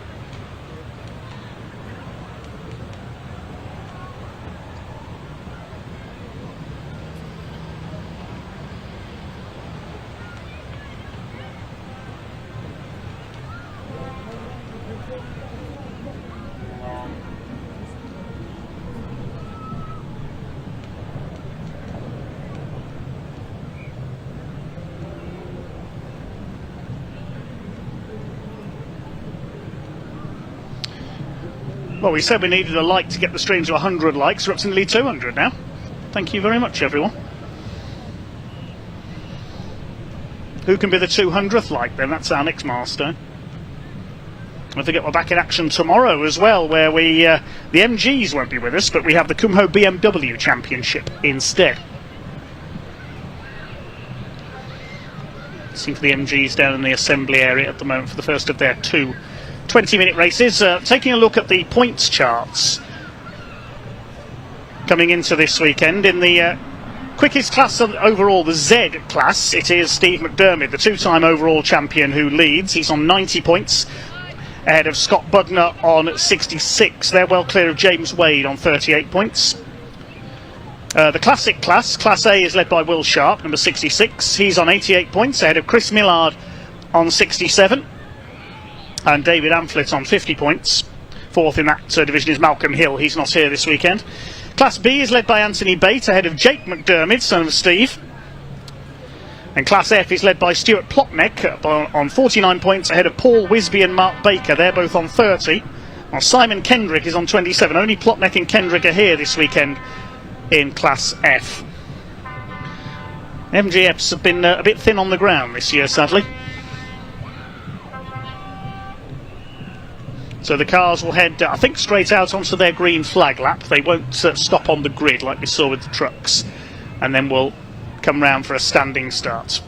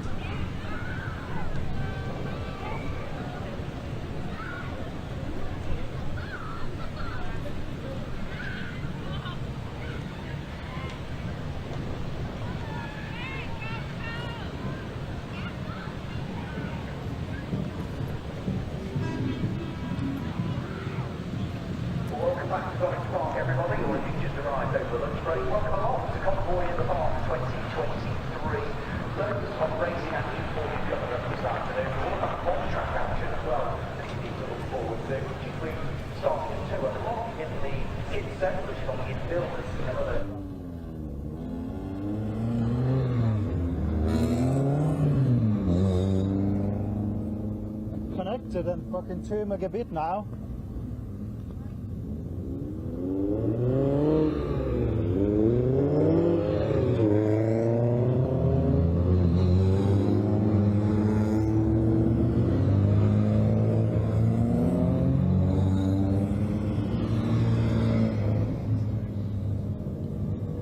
Okay, cars heading out from the assembly area then. See the contrast between the modern and the classic cars. Great variety in this championship. You'll be able to spot when they line up if there's any gaps on the grid. There's the Maestro of Anthony Bates, Adrian Olsen, the Dayglow Yellow number 3. But is it going to be a battle at the front between Steve McDermott and Scott Bugner once again? There they are. Steve McDermott is the orange and black car. Scott Bugner, the yellow machine, the ex-Ford racer who's raced a Fiesta and a Focus in the past.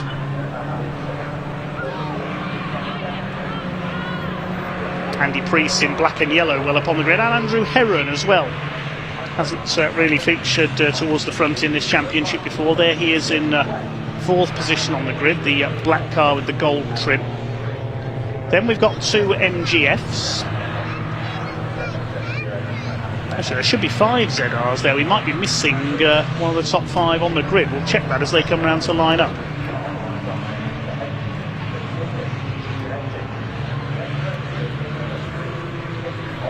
Classic class headed by the little silver machine. That's Will Sharp, the MGF. Seen him in a ZR when his MG midget rather was out of action last season. Now back in his favoured classic.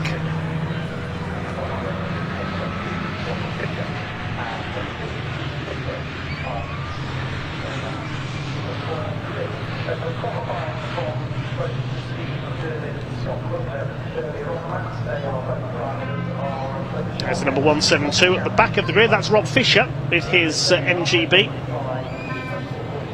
And the leaders will come to the grid. This will be a standing start.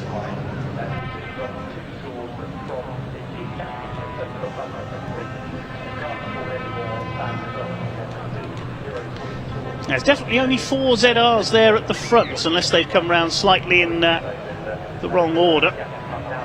Let's see as they line up outside my commentary box window. Steve McDermott in pole position, alongside the number 25, the yellow car of Scott Bugner.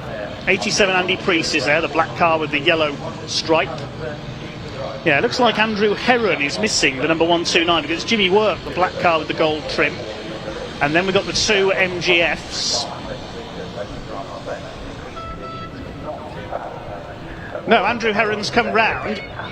Yes, he is there. He was out of position on the warm-up lap, so that solves that confusion. Andrew Heron has lined up in the correct place in front of Simon Kendrick. So apologies for the confusion there. That's the blue car on the right of the screen. Just waiting for the second half of the grid to get into line.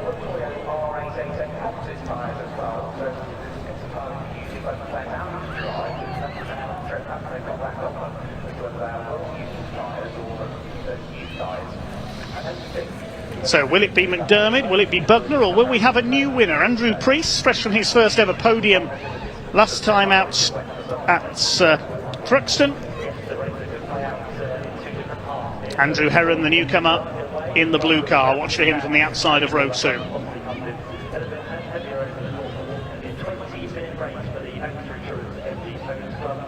They're in position then. Watch for the green flag from the back of the grid from the marshal on the right of the picture.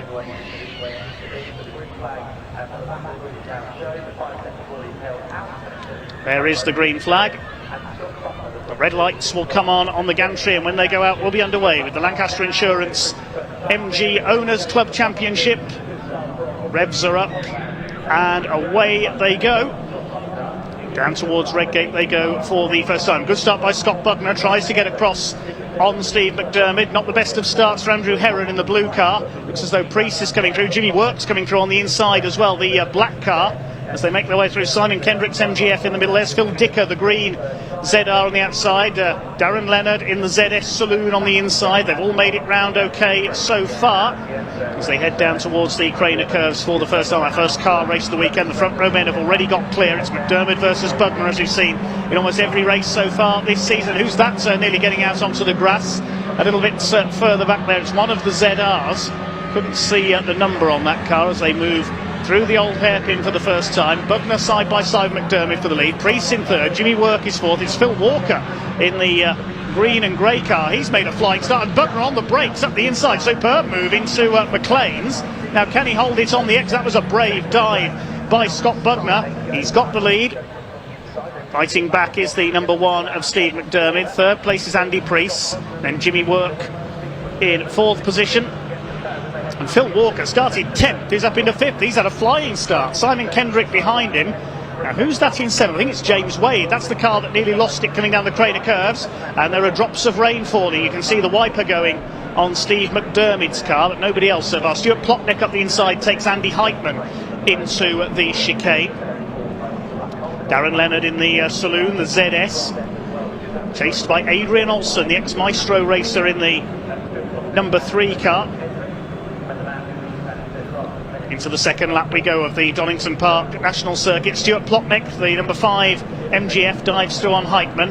Yes, Andrew Herron has dropped quite a way back down the order. He started 4th on the grid. He's down to 10th position. Steve McDermott chasing Scott Bugner for the lead. We've seen this before in just about every race this season. Andrew Priest holding off Jimmy Work for 3rd place. The rest of the pack stream their way down the Craners. Phil Walker going well up there in 5th. James Wade trying to close on Simon Kendrick. Kendrick leads his class. He leads Class F. Class A is being led by Will Sharp in the number 66 further back. He's one place behind the Maestro of Anthony Bate, number 70.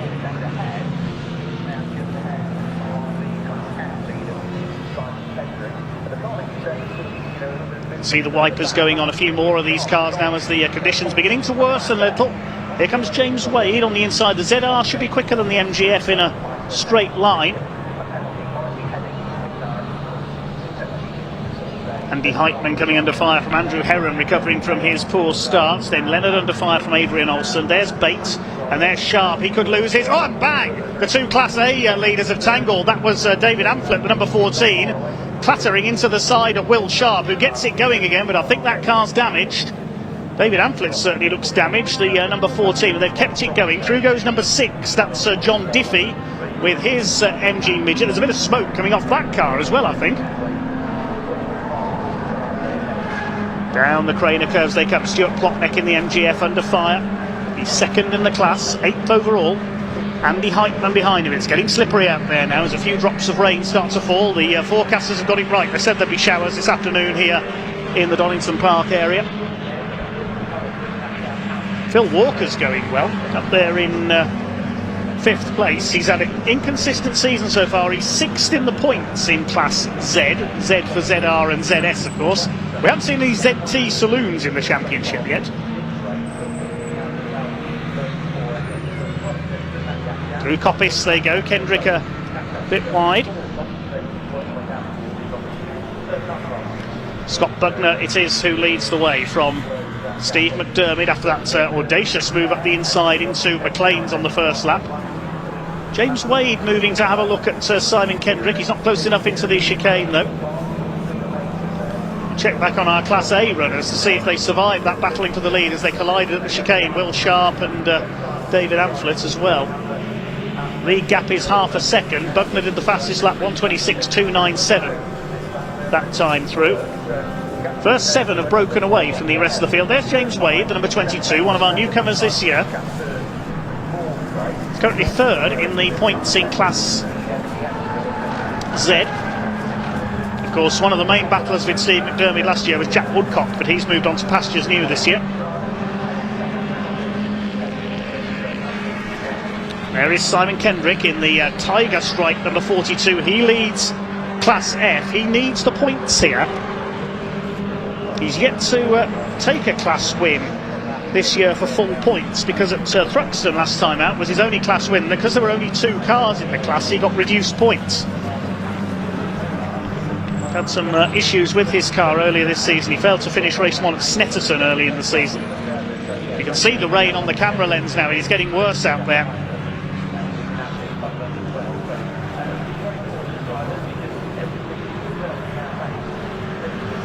There's the second group, effectively. Stuart Plotnick, Andy Heitman and Andrew Heron behind them.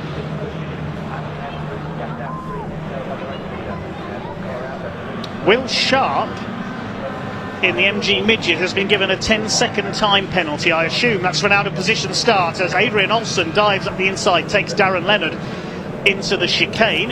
That's for P11. Over the line they go. The lead gap has come down, it's down to 0.3 of a second now between the two ZRs. Look, you can see the rain on the circuit now. It is pouring down out there. The drivers are going to have to be much more careful on these Toyo tyres. I imagine they're all out there on slicks. And somebody's off. There goes the first one. That's Anthony Bates in the Maestro. Now, it doesn't matter if he loses places because he's the only entry in Class B. Gets going again. There goes Phil Dicker in the number 80 ZR. But I suspect that's not going to be the last car we see go sliding off at Redgate or elsewhere. You can see the rain coming down. There are the leaders. And there's the 8th place battle.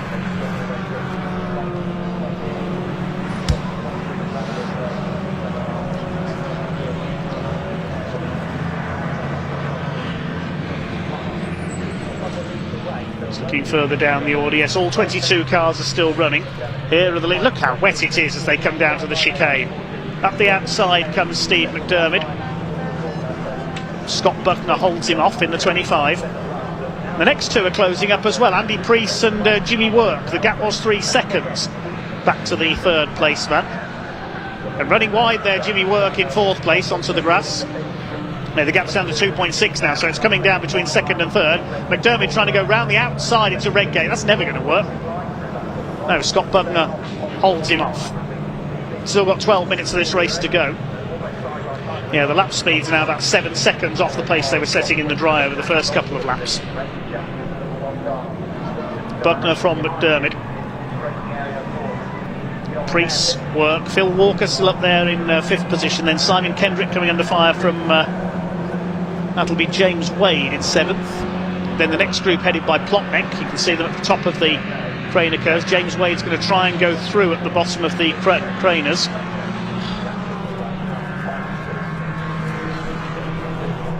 Who's going to come through in 6th place? No, Kendrick is still there in the orange car.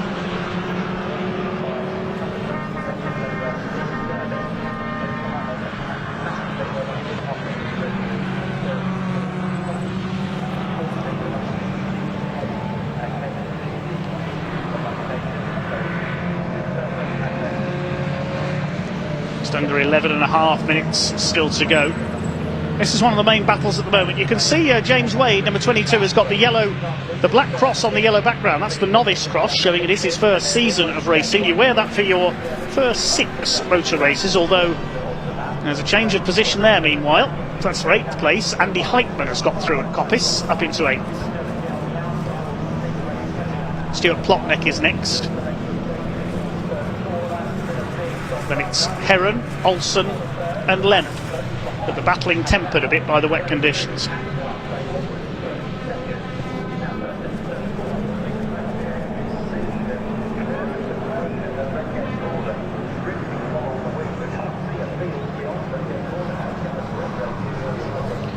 Surprised the drivers can still see where they're going as the conditions continue to worsen.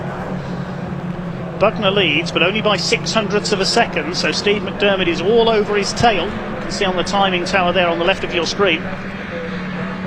Andy Priest is half a second clear. Here are the leaders. You can see there's almost 4 of them together now. They're lapping Rob Fisher's MGB at Schwanzkes. They're starting to catch the slower markers. One car has pulled into the pits. That's the number 50 of Peter Hesch has pulled in. These are the 2 leaders. Still Buckner holding off Steve McDermott, the double champion. Spin there at the chicane. That's John Diffie, the number 6. He's rejoined though. So here come the leaders. just about see them through the rain. Now, Andy Priest can sense his chance to attack for the lead here in the 87. Jimmy Work in 4th place in the 82.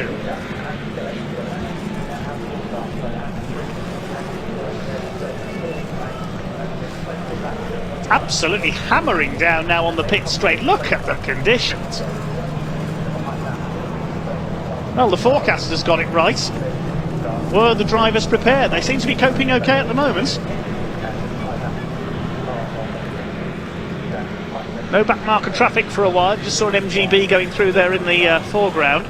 This is a replay, the number 71. And there's the spin for John Diffie coming out of the chicane. Number 71 of Carl Bates avoiding him. And John will share the car with Nigel Woolcott this weekend, rejoining. Scott Butler's pulled away a little bit in the lead of the race now, because Steve McDermott is having to be mindful that Andy Priest is there behind him.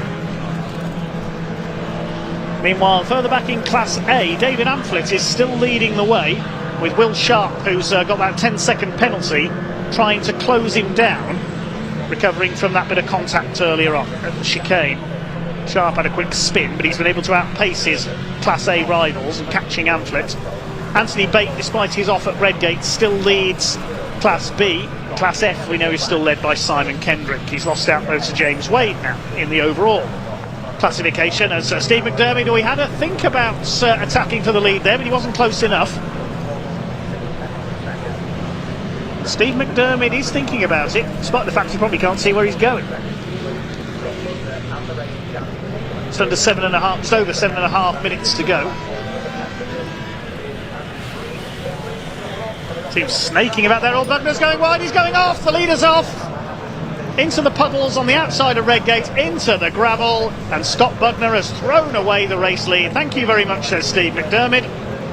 Disaster for Bugner now. Where's he rejoined? He's down to 5th because there's Phil Walker going through. Just over 7 minutes to go, because so could we see a recovery drive here from Scott Bugner? There he is with the headlights on, coming down the Craner curves. Now let's see if he can recover here and catch Phil Walker at least for 4th place. A few lengths in it for 4th. Meanwhile, there's the battle for the lead in Class A, because look, Will Sharp has almost caught David Amphlett. They made contact at the chicane earlier on, and Sharp spun. Across the line they go. David Amphlett can barely... It's barely got any headlights on the number 14. How can he see anything?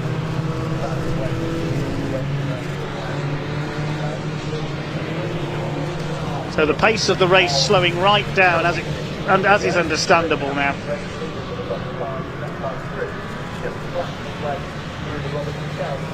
Oh, we've got a spin at the top of the Craner curve. Is that Amphlett? I think it is. You can just see in the background, yeah, that's David Amphlett. He's spun it coming into the top of the Craner curves. Will Sharp's got the lead of the class back. There's Sharp all on his own. We can just about see it through the rain there. David Amphlett is gyrating down the grass at the Craner curves. He's in there somewhere. This seems to have happened, this sudden change in weather, at every motorsport event in the UK this year. There's Andrew Heron on his debut in the series. Now he and Adrian Olsen have got ahead of Stuart Plotnick now.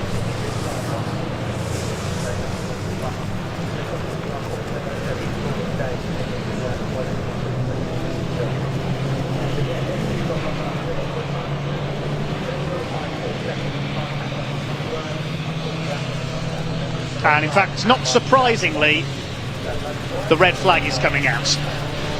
With just over 5 minutes to go, the red flag has come out, understandably due to the conditions.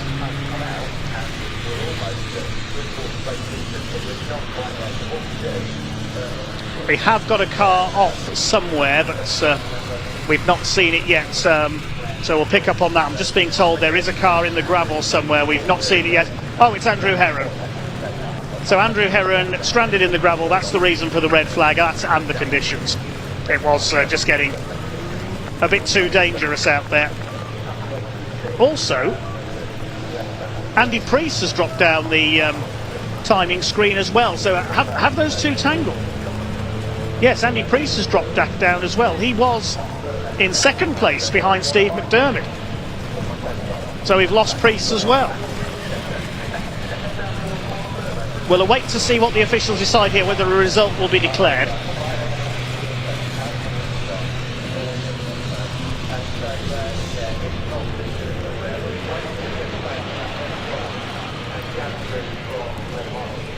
Yeah, we've lost Andy Priest as well. Yeah, there he is. He's gone backwards into the gravel. The marshal's already digging him out. He was second after Scott Bugner had run off track. So we'll have to wait and see what is decided if the result is going to be declared. The cars, I can tell you, are heading back into pit lane. Pit lane's almost flooded. So presumably the record of the weather completely changing mid-race is going to happen at every motorsport event in the UK this year.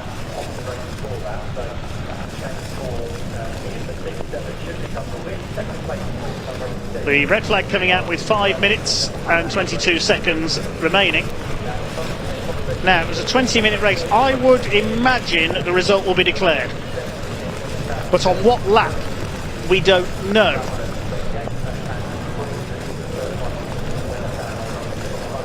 The race leader had completed 9 laps. And on that last lap was 2 seconds clear of Jimmy Work as they crossed the line. Look at the surface water now. That was just impossible for them to keep going. They're trying to drag Andy Priest's car out of the gravel. Fair play to our volunteer marshals, of course. We could not go racing without them. Certainly earning their keep in these wet conditions. Andy Priest, you can see, has got the novice cross on there as well. Rest of the pack is back in pit lane.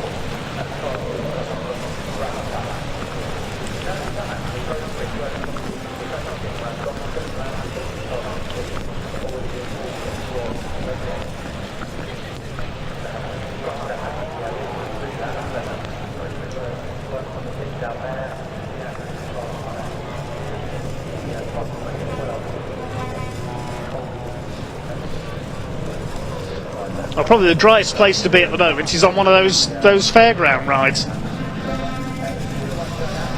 I think I'll go and hide in the ghost train if the rain starts getting into my commentary box.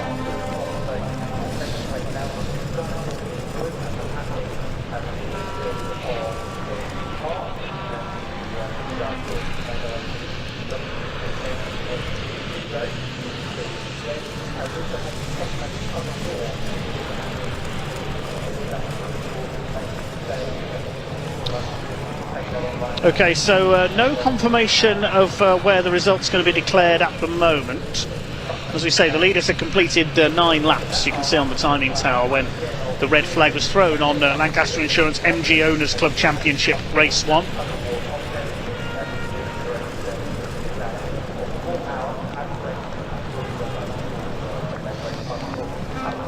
Next up is scheduled to be the International Truck Prix Race 1.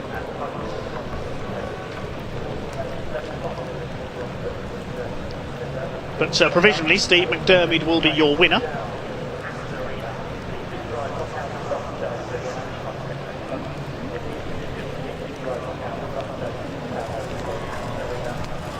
This will be his 5th win of the season. Jimmy Work, that'll be his best ever finish in 2nd place. And Phil Walker, profiting from a fast start from P10 on the grid, will complete the podium. Yes, checkered flag now showing on the timing screen. Class F will be won by Simon Kendrick. Didn't come through on that lap either. Look, he's dropped down as well. So some confusion here at the moment. We'll have to wait and see what lap the result's going to be declared on.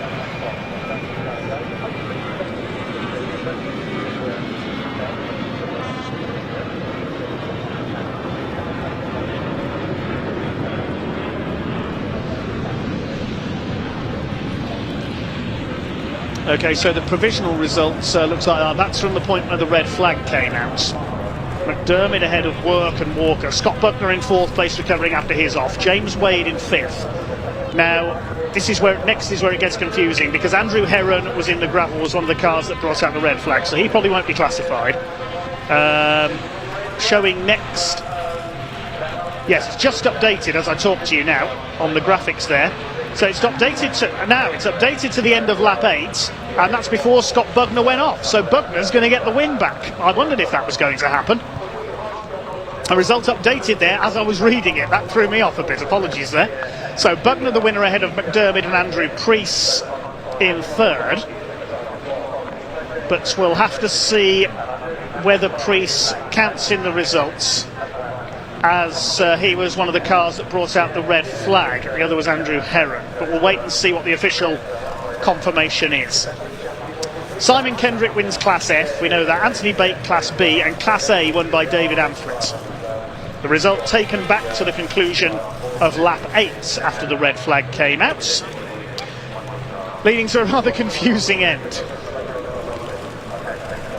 So Scott Buckner, by the look of it, has got his win back after his off earlier on. That's win number 5 for him for the season, because Buckner and McDermott have won 4 each up to this point.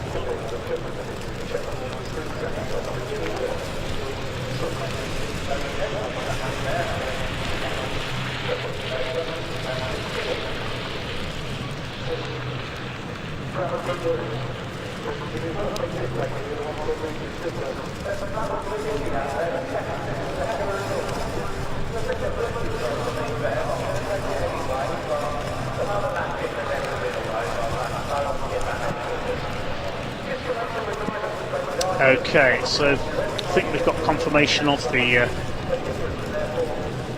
result there. Scott Buckner the winner. Good fortune after he went off at Redgate, but the result taken back to the lap before that incident. We'll wait to see if Ian Waterhouse is keeping dry enough to talk to our podium finishers. Next up, the International Truck Prix, Race 1.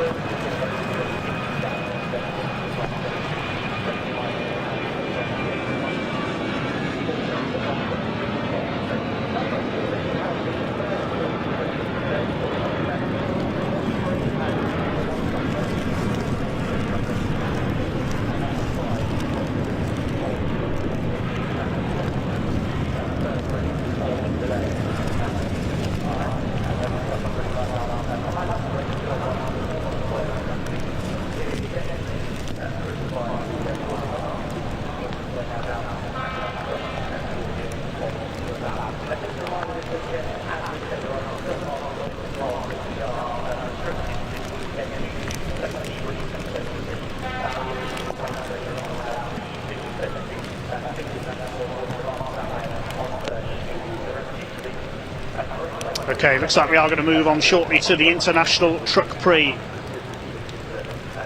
Race 1. and we can now hear from one or two of the drivers competing.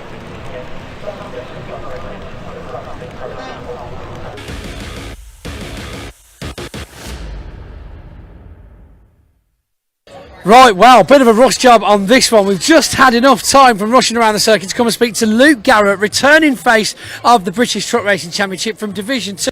Champion of Division 2, I believe, as well. But with a bit of a break this year, but joining us in the International Truck Prix. How are you finding that today? Obviously, it's a brand new truck, so we just had a few little issues, but hopefully we've sorted them now. Confident, truck feels good when it's not got slippery tyres, but yeah, long story. But yeah, I'm looking forward to it. It's obviously a big jump from last year, but obviously coming off of what we've done last year, we're quite hopeful. And with regards to the British, will you be making a comeback next year, or are we looking to go back to Europe again? So I know you were dabbling with the idea of Europe, but what are your thoughts on that? Just to see what the budget is. You know, it's like with sponsors and stuff. Obviously, Division 1, Europe is obviously a lot more than Division 2. So we're just going to see what comes in sort of through the winter. My plan is to do the British. I was hoping to do one more of the British as well if there's space. So we'll just have to wait and see. And of course, the reason you missed the start of this season was due to health concerns. I take it you're in the all clear now, hopefully. Yeah. It's surprising how much it takes out of you when you're building something from scratch like this. But yeah, I'm all good now. I spent a lot of time with my family this year, which I think I needed for the last sort of 7 seasons. I've just literally been truck racing mad. So yeah, it's been a nice break. I have missed it, so I'm glad to be back. Back on circuit now. The rain's starting to fall. Will we see any last-minute adjustments for setup? A few, but not many.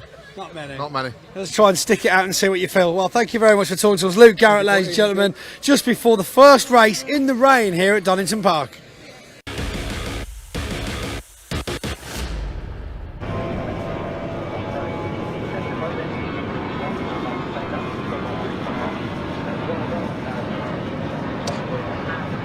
Trucks on the grid then, ready for the first ever International Truck Prix here at Donington Park, former home of the British round of the European Truck Racing Championship back in the heyday of the 80s, 90s and early 2000s. Today we have a grid. We should see 11 trucks out there for this race. I think we are missing one though.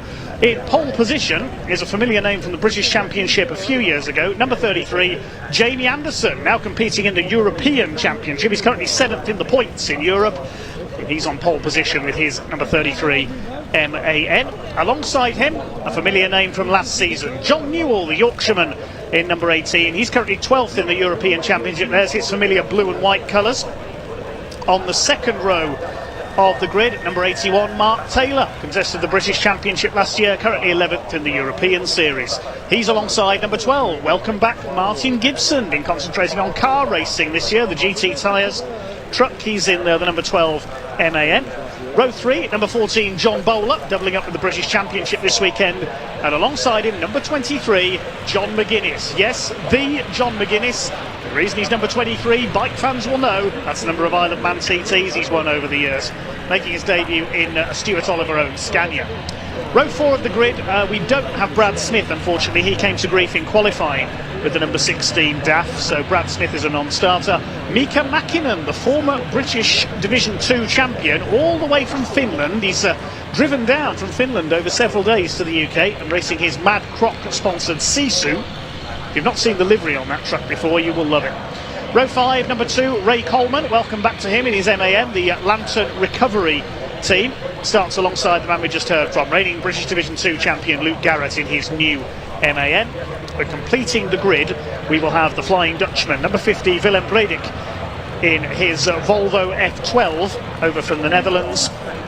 His first appearance in the UK in a couple of years. Another truck, sadly, we don't have out there is Terry Gibbon, number 37. Fueling issues in free practice this morning for his MAN. A man from the northwest is not able to race. Hopefully we'll see him back out later in the weekend. This will be a 20-minute race.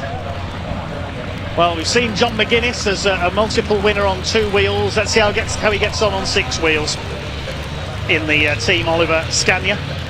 Martin Gibson in a Team Oliver MAN as well. Good to have him back. We're racing in the Fun Cup Endurance Championship on the circuits in the GT Tyres team. But it's three of our former British Championship regulars who head the grid. Jamie Anderson, John Newell and Mark Taylor. Martin Gibson on a comeback to truck racing. All those top three are regulars in the European Championship this year.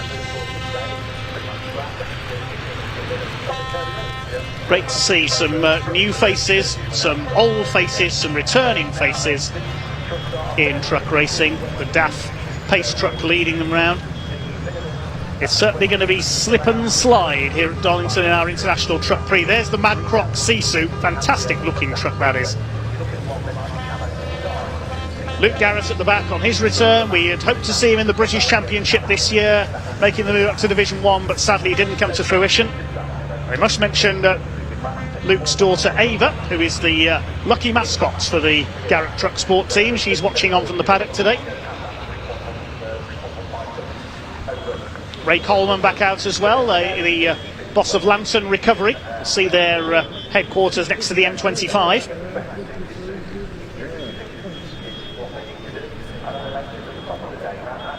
Here we go, our second truck race of the weekend here at Convoy in the Park 2023. Let's see how they get on in these wet conditions.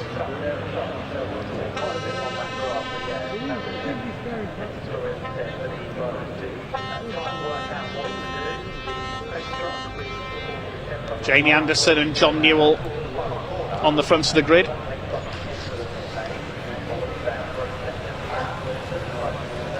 There's the Mad Croc livery on the Sisu we told you about.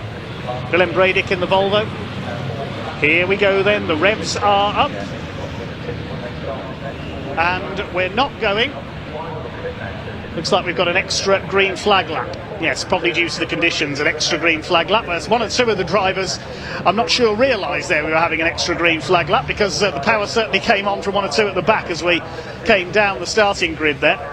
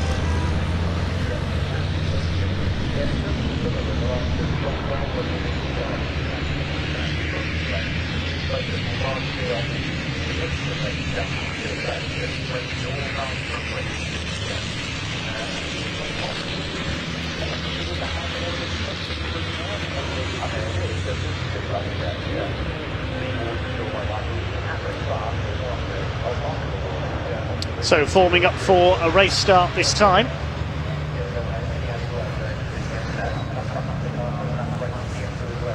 Pace just beginning to quicken. There's McGuinness in the Scania. We haven't seen Scania, Volvo or Sisu represented in the British Championship this year, although that Mika Mäkinen truck, there's the Mad Croc on the side. Similar in shape to Ryan Smith's truck, isn't it, the Daimler Freightliner? That's got a Bagheera Freightliner body shell then. Sisu, built in Finland, the most famous of the Sisu racers in the European Championship in years gone by was Jocke Kallio. Mika Mäkinen, an ex-British Division 2 champion.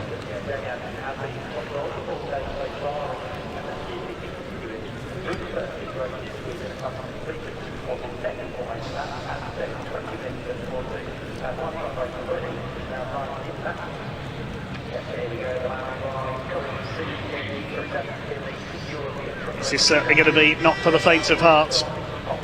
Anderson and Newell lead them round.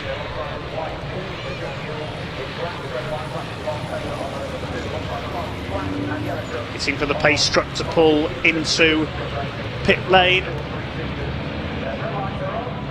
Here we go then. The International Truck Prix at Donington Park gets underway.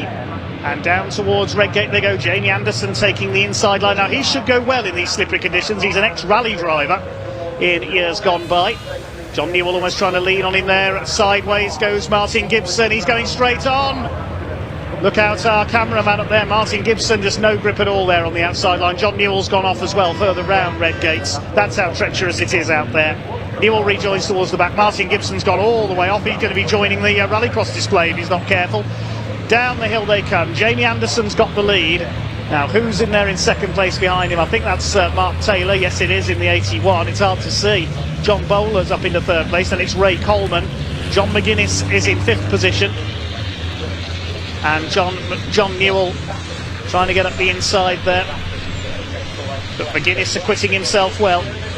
The Isle of Man TT legend. Well, if Steve Parrish and Barry Sheen can switch from racing bikes to trucks, why not John McGuinness? Somebody's off. That's John Bowler, I think, at McLean's there in the background, but the rain's so bad on our camera lens, unfortunately, it's not impossible to see. I think that was John Bowler who went off. McGuinness under fire. Yeah, through goes John Newell, recovering after his first corner off. Mika Mäkinen is in behind them. But if our cameras are struggling to see this badly, think what it must be like for the drivers. They won't be able to see anything. These two have got clear as a result of that. Jamie Anderson in the, well, normally he's number 23, but John McGuinness is number 23 today because that's how many TTs he's won. So Anderson, number 33, leads the way. Mika Mäkinen at the inside. McGuinness is dropping back in the Stuart Oliver-owned Scania. Mika Mäkinen goes through. Luke Garrett in behind them in the orange machine. That's over the line they go. Ray Coleman's up into third place. He's come through from ninth on the grid. John Newell, though, breezes past him down the straight. It's for Ray Coleman's first meeting for a couple of years. And at the back of this line, we've got Willem Bredig. We've also got red flags. The red's coming out because we've lost John Bowler. We've also lost Martin Gibson. I'm guessing the red flag is for John Bowler, who we saw go off at McLean's. We just about saw go off at McLean's.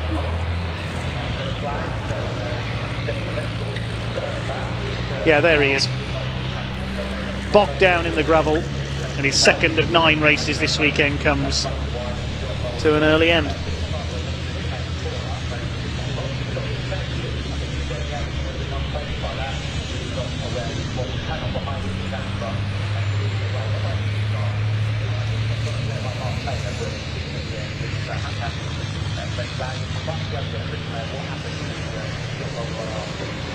We see it there just about in replay. You can just about see him spin off in the background.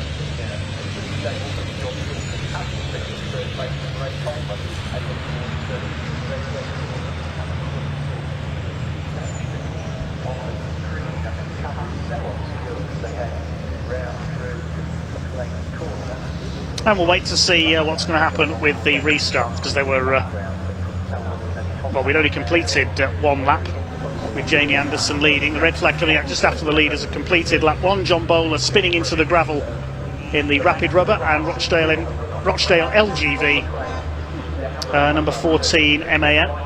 It's his first season as a Division 1 driver in the British Championship this year. Had 1 win at Thruxton. And the man from Stockport's in the gravel. Martin Gibson did make it round the first lap, so he did rejoin after going straight on at Redgate.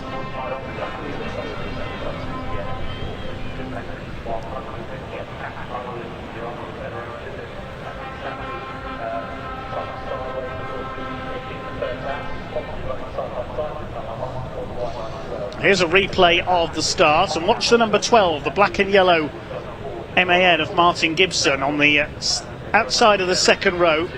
Yep, just no grip there at all. Just surfs straight on. John Newell goes wide as well. There's no grip whatsoever on that outside line. Gibson heading for the truck drifting display on the area outside Redgate.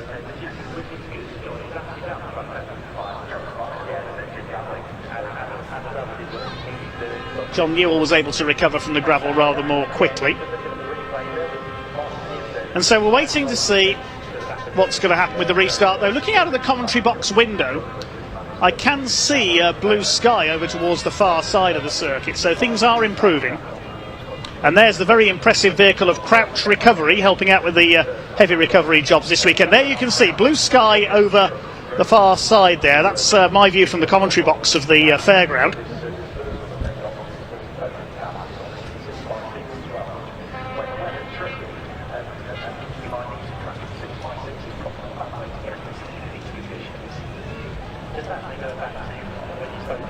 We've certainly got the heavy artillery out there, heading out onto circuit. A Foden and a Daff from Crouch Recovery. Thanks a lot to them for their assistance this weekend. Hopefully we'll be able to see the six-wheel drive Foden. Probably going to recover Martin Gibson. There you can see the standing water that Martin Gibson hit.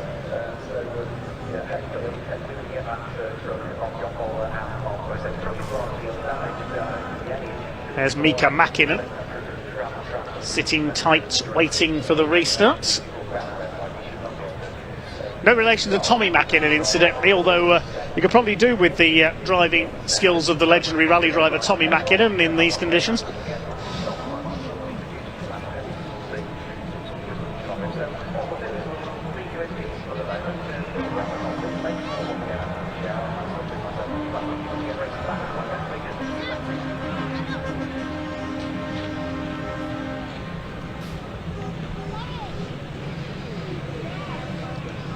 So we await to see what's going to happen here with a restart.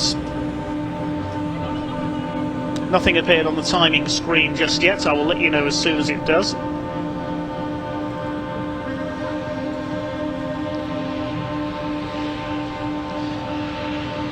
Brad Smith, of course, didn't take the start, nor did Terry Gibbon.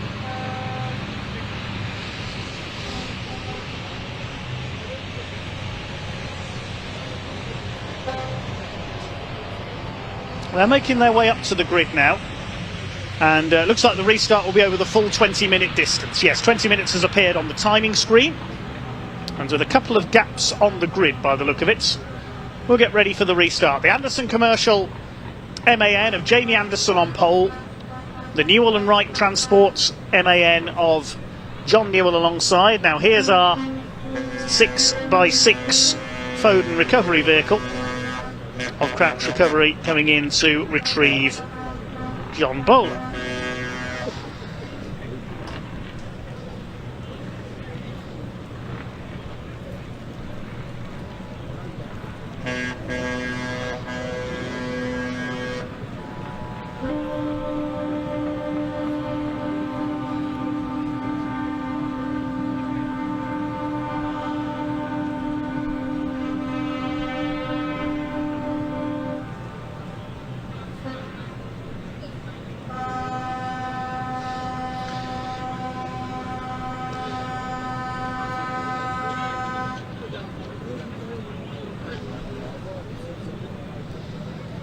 Thanks for all your likes on the stream. We have now passed 200 likes. Go towards 250 next.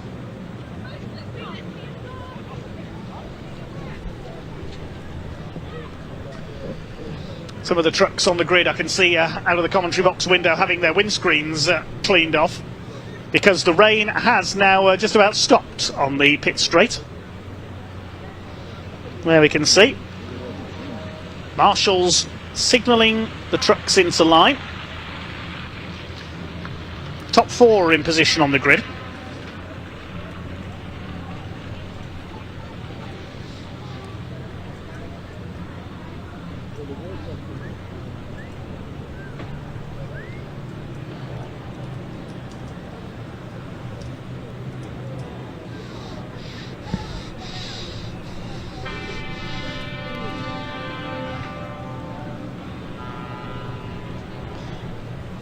Looking down there at Mark Taylor, it looks like they've actually taken his side window out, I think.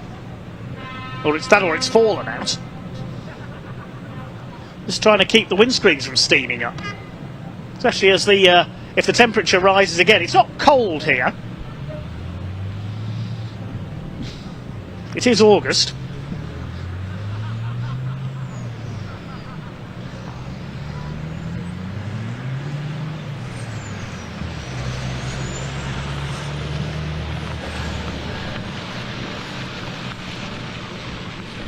John Bowler's going again. He's charging round to the grid.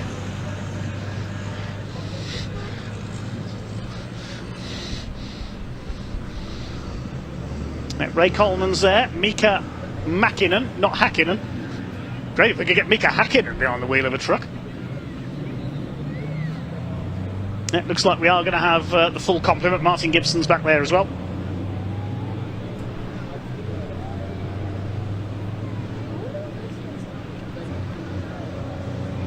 Just waiting for John Bowler to get back into position. It's going to be a full restart, full 20 minutes.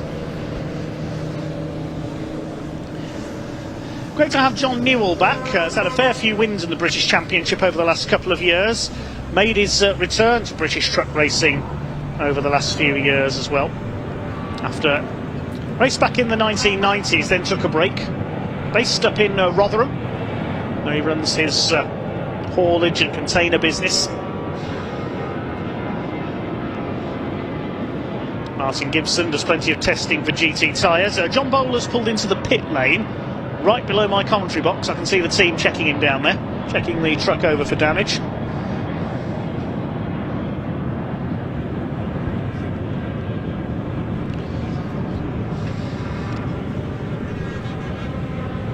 Wouldn't it be a great story if John McGuinness could win on his debut? He can take inspiration from Steve Parrish, who went on to be a multiple European truck racing champion after his bike career had finished. Many will remember the famous BP green Mercedes that he used to race. His battles with the likes of Slim Borgwood, who sadly passed away a few months ago, the great Swede. Kurt Göransson as well, arguably the most stylish truck racer of all time, always had the truck in a power slide. The Germans, Gert Korber and Hans-Georg van der Marwitz. Richard Walker as well. We mentioned him earlier on. Went on to occasionally race cars with his son Jack. I can see Stuart Oliver down in the pit lane. He's giving advice to Martin Gibson and John McGuinness in his trucks.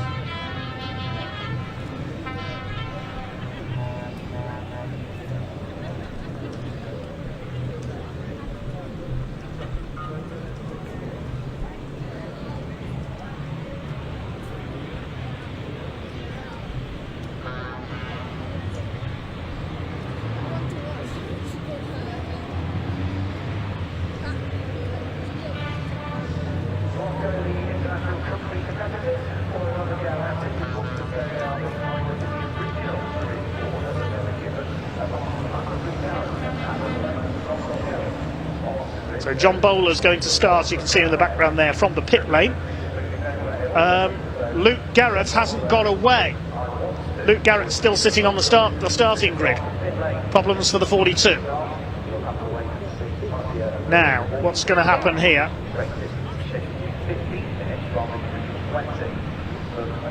Well, the rest of the pack is on its green flag lap behind the pace truck, and Luke Garrett hasn't moved. So we can't start the race with him sitting there.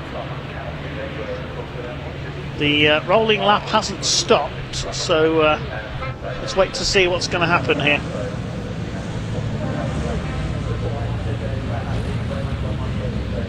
Well, they're at the old hairpin. I can tell you the time clock has gone down to 15 minutes, so it is going to be a reduced distance on this restart. You can see the light has improved, the rain has stopped, but the track's still saturated at the moment.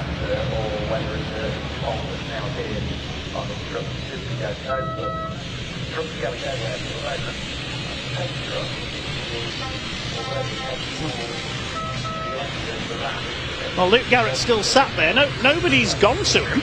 There's a marshal down there on the pit wall, but that's all.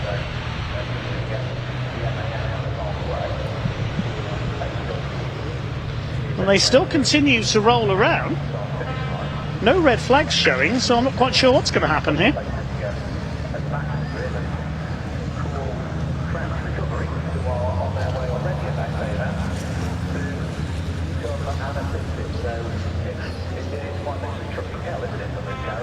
There's Willem Bradick at the back of the field, and there's Luke Garrett still sitting on the grid.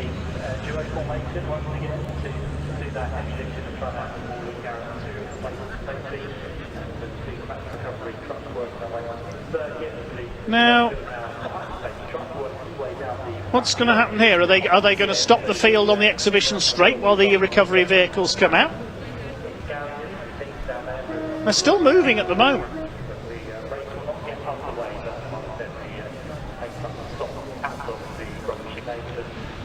Surely it could have been a sensible move here to stop the field earlier in the lap, get Luke Garrett's truck moved, and then start the race. It looks like they're going to stop them coming out of the chicane while this recovery is enacted, and then do another lap behind the pace truck.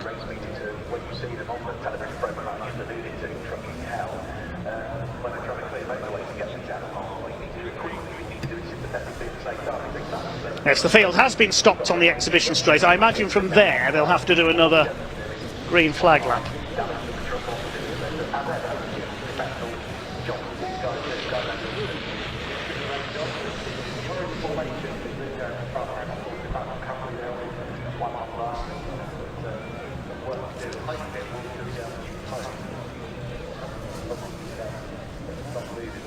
Just to confirm, while we have this pause, the results of the Lancaster Insurance MGOC Owners Club Championship, Scott Buckner is confirmed as your race winner.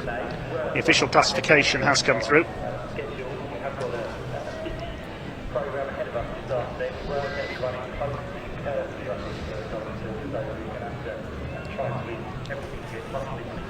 And Andrew Priest and Andrew Heron were not classified as causes of the red flag, so Steve McDermott and Jimmy Work complete the podium. Just an update on our MGs, they have another race later on.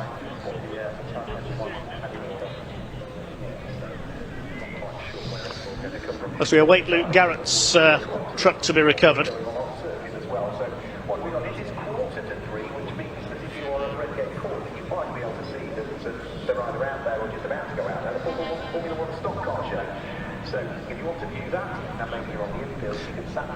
I love this comment from Tone on our YouTube comments. These recovery vehicles for the trucks wouldn't look out of place in Thunderbirds or something. Ironic when we have an Anderson on the front of the grid. That's Jamie Anderson, no relation to Jerry Anderson that we know of. I reckon Thunderbirds would consider even truck racing to be a bit outlandish.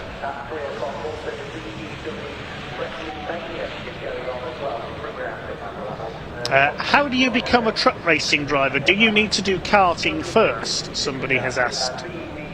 No, you can start as a complete novice. The likes of Tom O'Rourke and Neil Yates have never raced anything before. They went straight into truck racing. You do need to take an ARDS licence, a circuit racing licence. But you don't have to have any prior experience. Several of our truck racers started out as complete novices and have never raced anything else.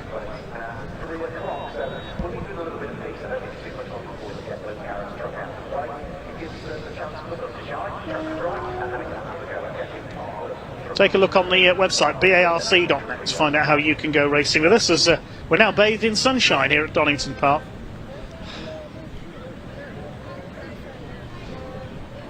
I've said before on our coverage, I don't mind hot weather, I don't mind extremely wet weather.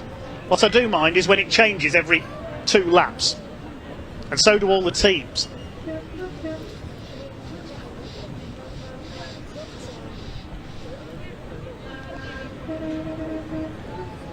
Oh, Luke Garrett's now got his truck going again.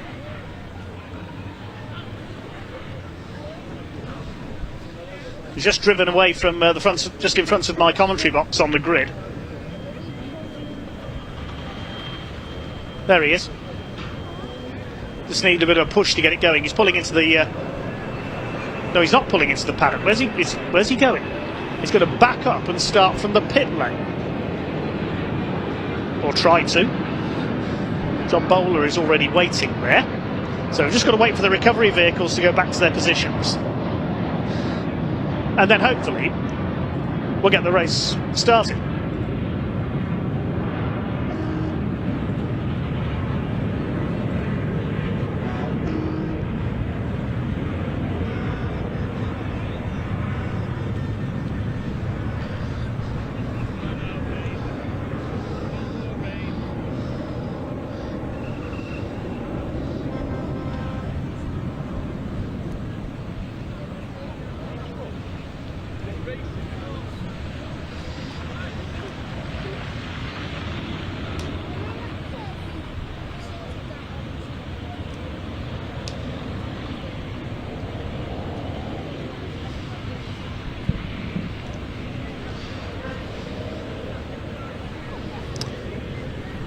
Okay, so it's likely we'll do another green flag lap, I think, to get heat back into the tyres.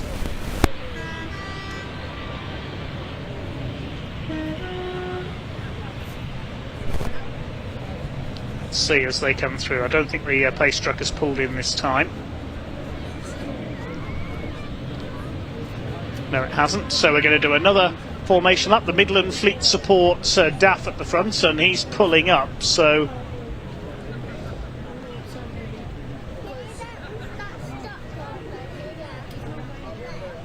Other teams going to be allowed back onto the grid.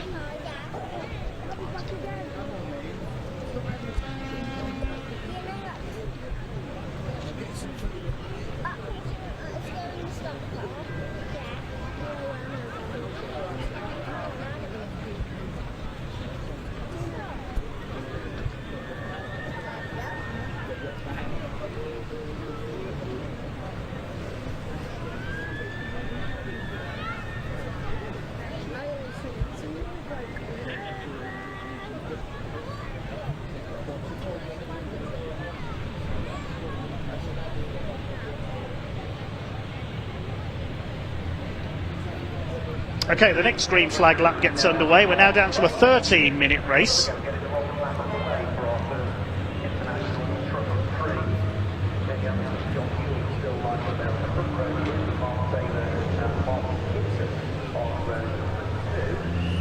Eight trucks on the grid, 2 in the pit lane. They'll join in after the race has started.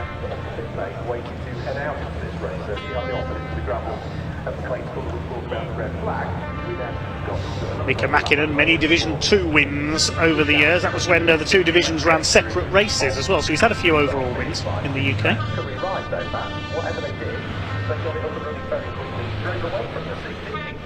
Circuit's still very slippery indeed.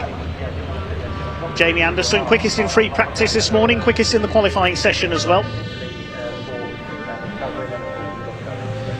1:26.025 his quickest lap, 0.4 of a second quicker than John Newell. Field covered by just over 6.5 seconds.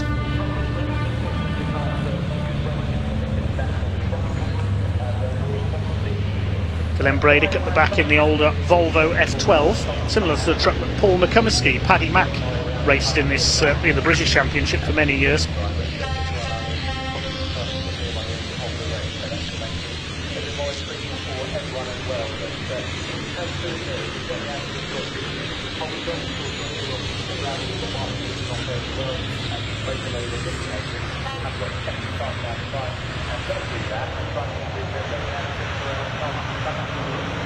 We've now passed 250 likes on the stream as well.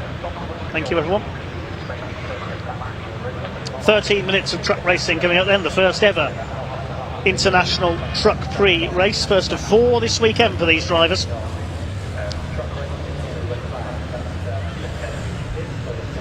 Mika Mäkinen, note the eyes on the headlights of the Sisu. Sponsored by Mad Croc Energy Drink.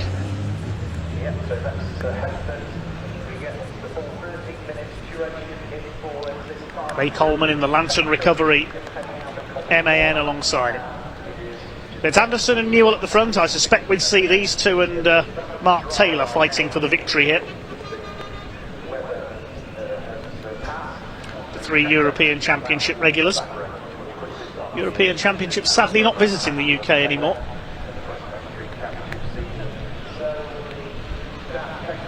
Just keeping it nice and steady, 2x2 formation.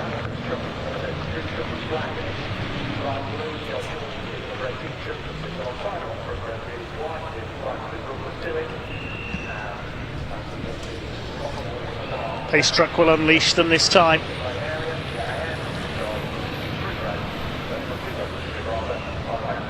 Here we go then, the revs are up.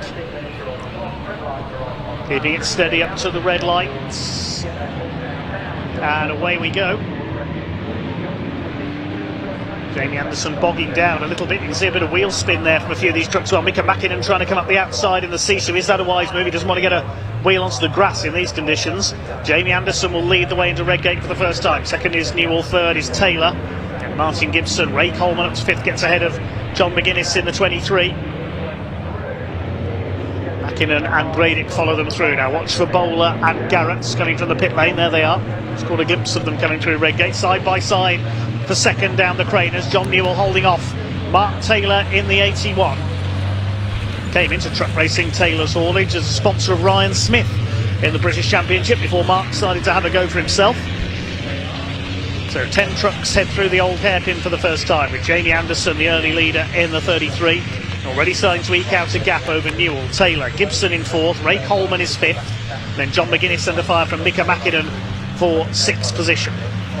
Through they come through Redgate for the first time onto the top of the circuit. McGuinness holds off Mika Mackinnon. Willem Bradick already under fire from John Bowler in the number 14 as Mackinnon has a look to the inside. He's going to go through on the brakes into Coppice. Yes, he goes through. 3 leaders starting to pull out a little bit of a gap. It's Jamie Anderson who will lead into the chicane for the first time. His first meeting in Britain for a few years now, in concentrating on racing on the continent. Martin Gibson on his own in 4th place. Then the battle of 5th. Look at the way Mackinnon's going. He's already caught Ray Coleman for P5. Through the chicane. He's got a better exit from the chicane there, Mika Mackinnon, but he'll be on the outside line for the right-hander for Redgates. 3 leaders head through, then Gibson on his own in 4th place. Mackinnon switching back to the inside. So the Lance and Recovery MN of Ray Coleman has got the line covered. It's his first meeting in a few years as well.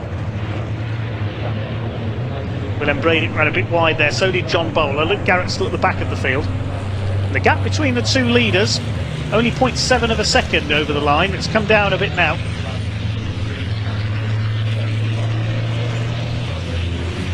Drivers just taking it very steady in these wet conditions here at Convoy in the park. Mika Mackinnon a bit squirrely there, out of the old hairpin. Here comes Mackinnon at Schwantz Curve, and again he'll be on the outside line for the right-hander at McLean's. So he won't get through there. Still side by side though. John McGuinness is next. He's under fire from Bowler, who's got ahead of Willem Bradick. Luke Garrett at the back in the orange MAN, the reigning British Division 2 champion. Bowler at the inside. He's going to pull the same move on John McGuinness as he did. Oh no, he's not. McGuinness keeps his foot in and keeps ahead there. Good driving there by the truck racing debutant, the motorcycle legend John McGuinness.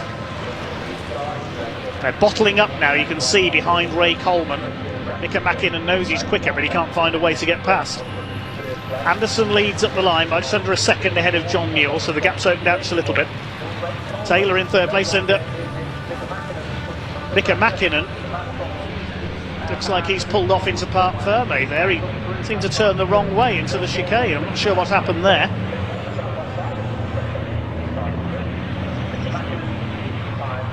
See if he rejoins, or has Mackinnon got a problem and he's pulled straight into Parc Fermé? He's suddenly turned left instead of right going into the chicane. Unless he's gone round the Grand Prix route, he's going to rejoin by going round the Melbourne hairpin and up to Goddard's. I would imagine that was a problem for the Sisu. John McGuinness holding off John Bowler. Now they're going to be next to have a go at Ray Coleman. Bowler up the outside. He went off here on lap 1 of the British Championship race earlier on and went through the gravel. Keeps it on the tarmac this time.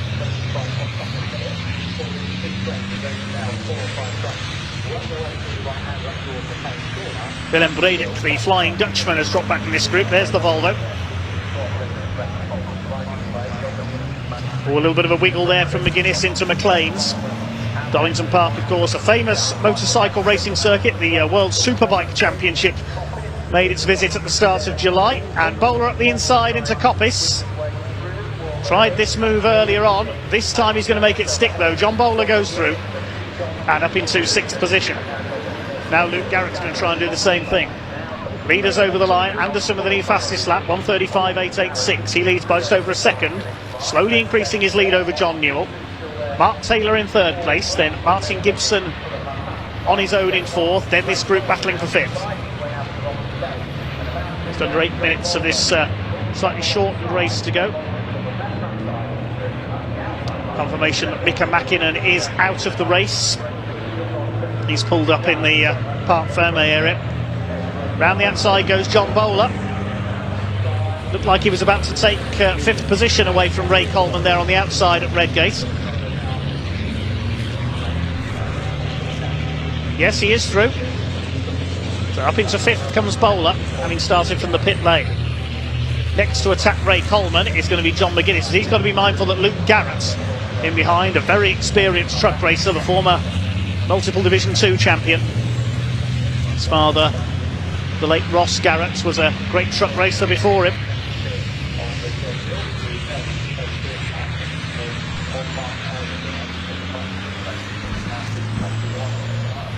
Willem Bradick rounds out the 9 runners.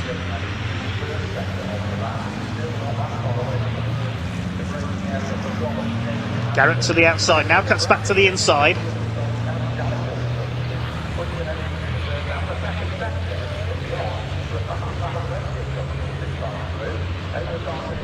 Six and a half minutes to go then, the leaders go over the line. The gap has come down. John Newell, fastest lap of the race.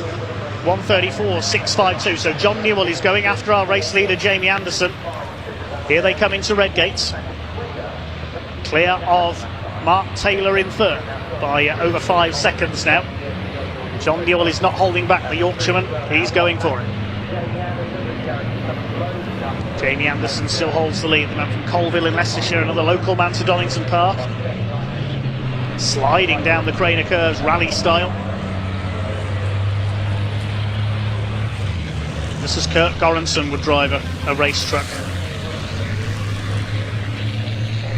And Luke Garrett's going off into the gravel. Slides his way almost all the way to the tyre wall.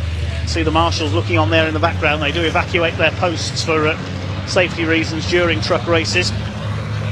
Garrett, after that bit of gravel surfing, rejoins.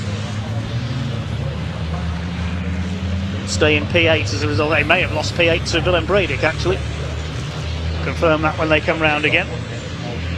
John Newell, they've got the gap down to just over half a second last time through. It looks as though Anderson has pulled away just a little bit though, but John Newell seems to be the better handling of these two trucks, though I say that you can see it squirreling around there down the exhibition straight.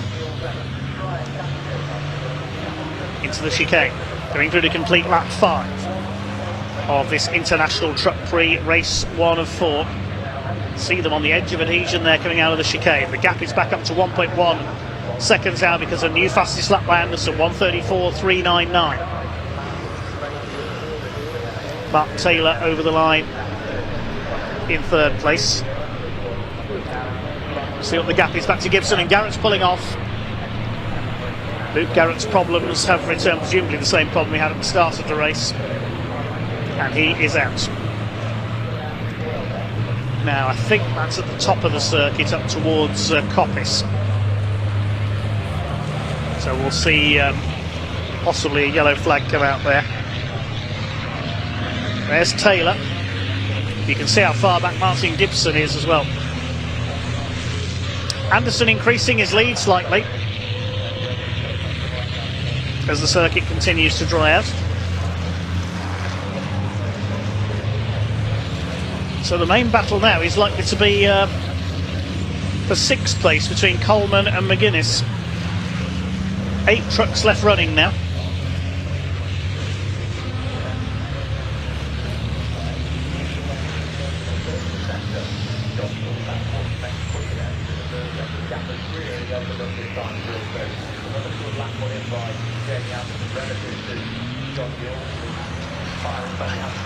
Down into the chicane come the leaders once again.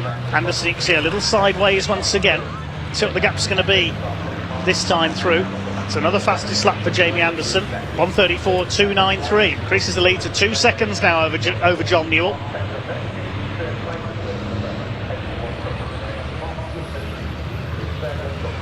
Through Redgate they go. Anderson stamping his authority on this race now, with 3 minutes to go. Mark Taylor's nearly 8 seconds back in 3rd in the 81. Martin Gibson a further 9.5 back. Then John Bowler, the gap to him is 6 seconds. There goes Ray Coleman. Still ahead of John McGuinness, 6th and 7th. Willem Bradick, the final runner.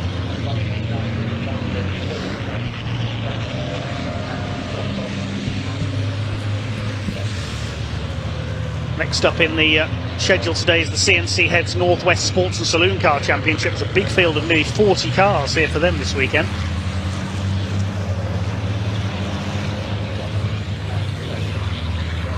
Up the hill towards Coppice they will go once again. That's the stranded truck of Luke Garrett.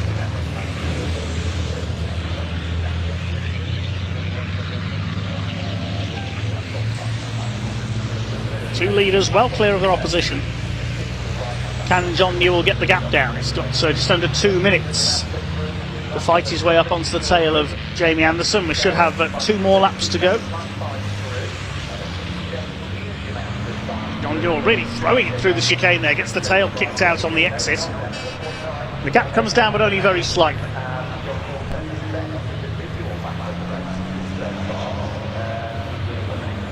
Mark Taylor racing on his own now in that 3rd place.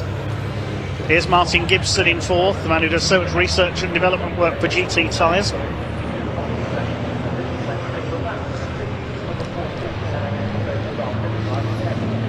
Leaders come down the Craner curves, what I think will be the penultimate time.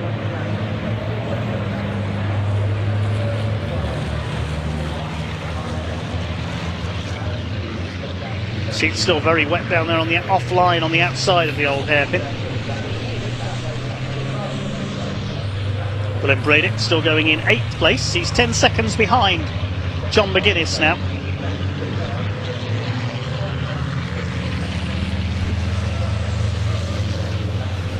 Can John Newell fight back against Jamie Anderson and try and close that gap? Through Coppice. Looks like it'll be last lap this time around. It's International Truck Prix, race 1 of 4.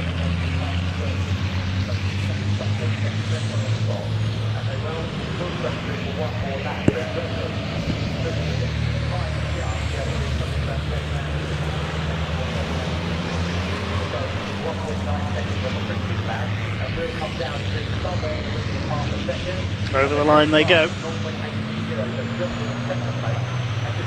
See John Newell's truck twitching around there. So little grip out there. Just a few seconds to go as they cross the line, so it'll be checkered flag next time around.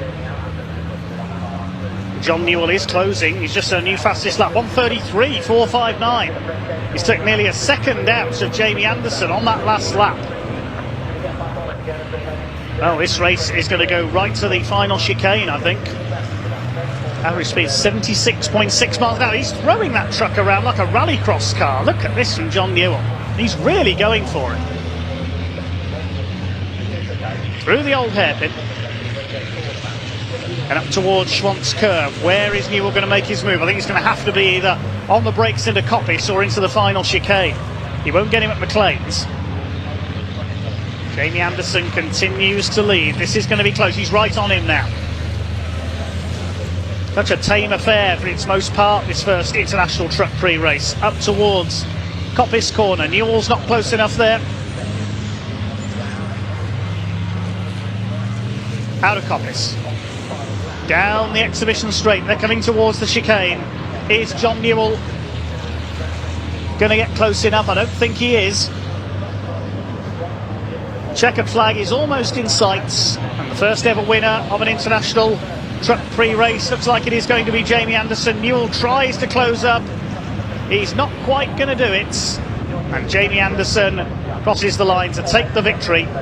He wins race 1 of... Oh, Willem Bradick has blown up. Now hopefully that's just a blown turbo, not a blown engine. He's gone up in smoke, the Flying Dutchman. More like the Frying Dutchman in there. Goodness me.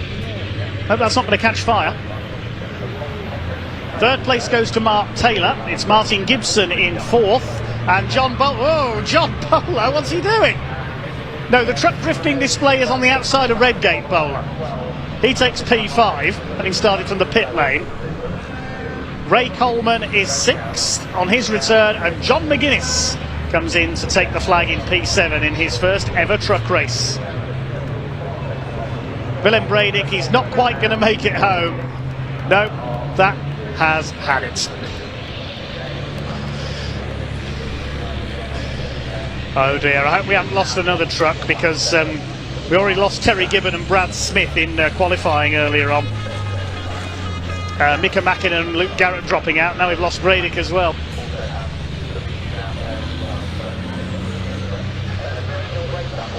Well, hopefully we can head down to Parc Fermé and hear from some of the drivers with Pointy.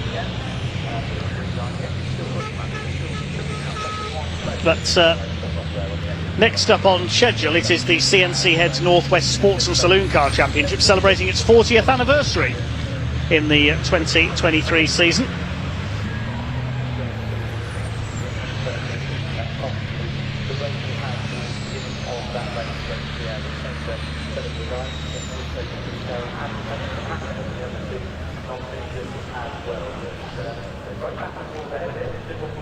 Well, there we see a replay of Willem Bradick's truck going up in smoke down the Craner curves.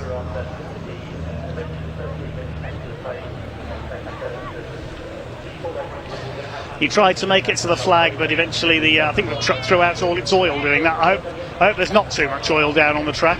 That'll make the slippery surface even worse. Result confirmed then, Jamie Anderson the winner by 0.63 of a second ahead of the hard-charging John Newell. Mark Taylor some 15 seconds back completes the podium. Then Martin Gibson fourth, John Bowler sliding across the line in fifth, Ray Coleman sixth, then John McGuinness. Sadly we lost Willem Bradick on the last lap, and we lost Luke Garrett and Mika Mäkinen with problems earlier on. Well, hopefully we can hear from some of the drivers shortly, but now we turn to a series celebrating its 40th birthday this year, the CNC Heads Northwest Sports and Saloon Car Championship, administered by the Northwest Centre of the British Automobile Racing Club. And this is a championship where, as long as it's not a single seat, you can race pretty much anything you like. We've got everything from sports racing cars to bog standard hatchbacks. There's special saloon type machines, touring cars, TVR Tuscans, mod sports machines, everything we're going to see on this huge grid next. Classes decided by engine size and power output. Supported by CNC cylinder heads owned by Rick Wood, who will be driving in the races this weekend in a car that, if you've played Gran Turismo, you will recognise. We won't spoil it just yet, we'll wait till we come to the grid sheet. But there's a bit of recovery to do first. As you can see, there's Willem Bradick's truck, the Flying Dutchman, has gone up in smoke. Hopefully there isn't any oil drops around the circuit as a result of that.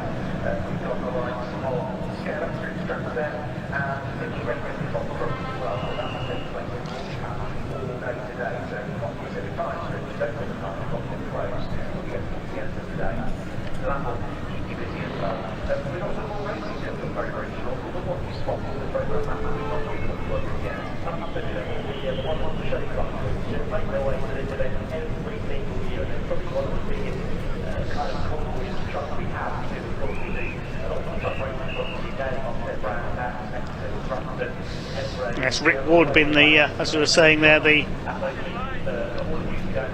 man behind much of the success of the CNC Heads Championship through his company, CNC Cylinder Head Specialist. He also builds complete race cars. You may have seen Rick Wood on Car SOS a few years ago, preparing a Metro 6R4 rally car, among other things. He's got quite a collection of classic race cars as Rick. He's out in one of them today. But it's a class-based championship, and we'll give you a summary of the points charts after round 7 at Alton Park. It's actually round 6, because round 7 was abandoned due to heavy rain, and it really was heavy rain at Alton Park last time out. Looking at the championship standings, it's Class E pace setter Ian Bamber who is the current leader of the championship, but I don't think Ian is here this weekend with his Ginetta sports car, so we will see some new winners possibly. But there's such a mixture of machinery out there that it's going to make things very interesting indeed. Scheduled to have 37 cars on our next grid for the CNC Heads Sports and Saloon Car Championship. We are awaiting our trucks to be recovered out there at the moment by the Crouch Recovery team, and waiting to see if we can hand down to Parc Fermé at any point.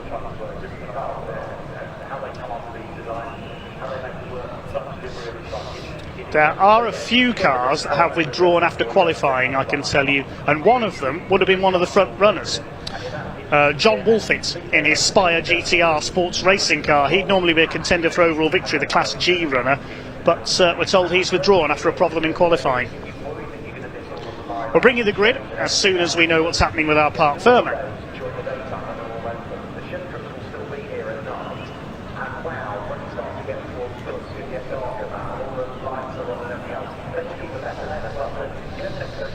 So we'll give you a summary of the grid then for the CNC Head Sports and Saloon Car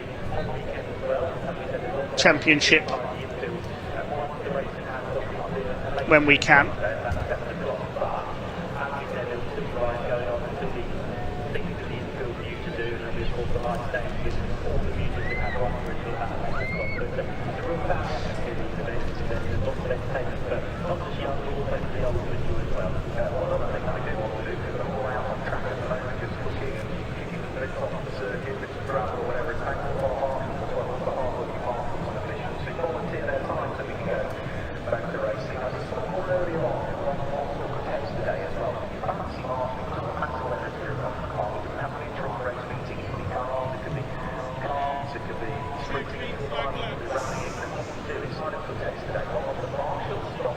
Meanwhile, I've got the crouch recovery vehicle coming to attend to Willem Bredick. We believe CNC Head Sports and Saloons are going to have 2 green flag laps due to the conditions. We can now hand down to Pointy though, sorry for the delay there, to hear from some of our truck racers.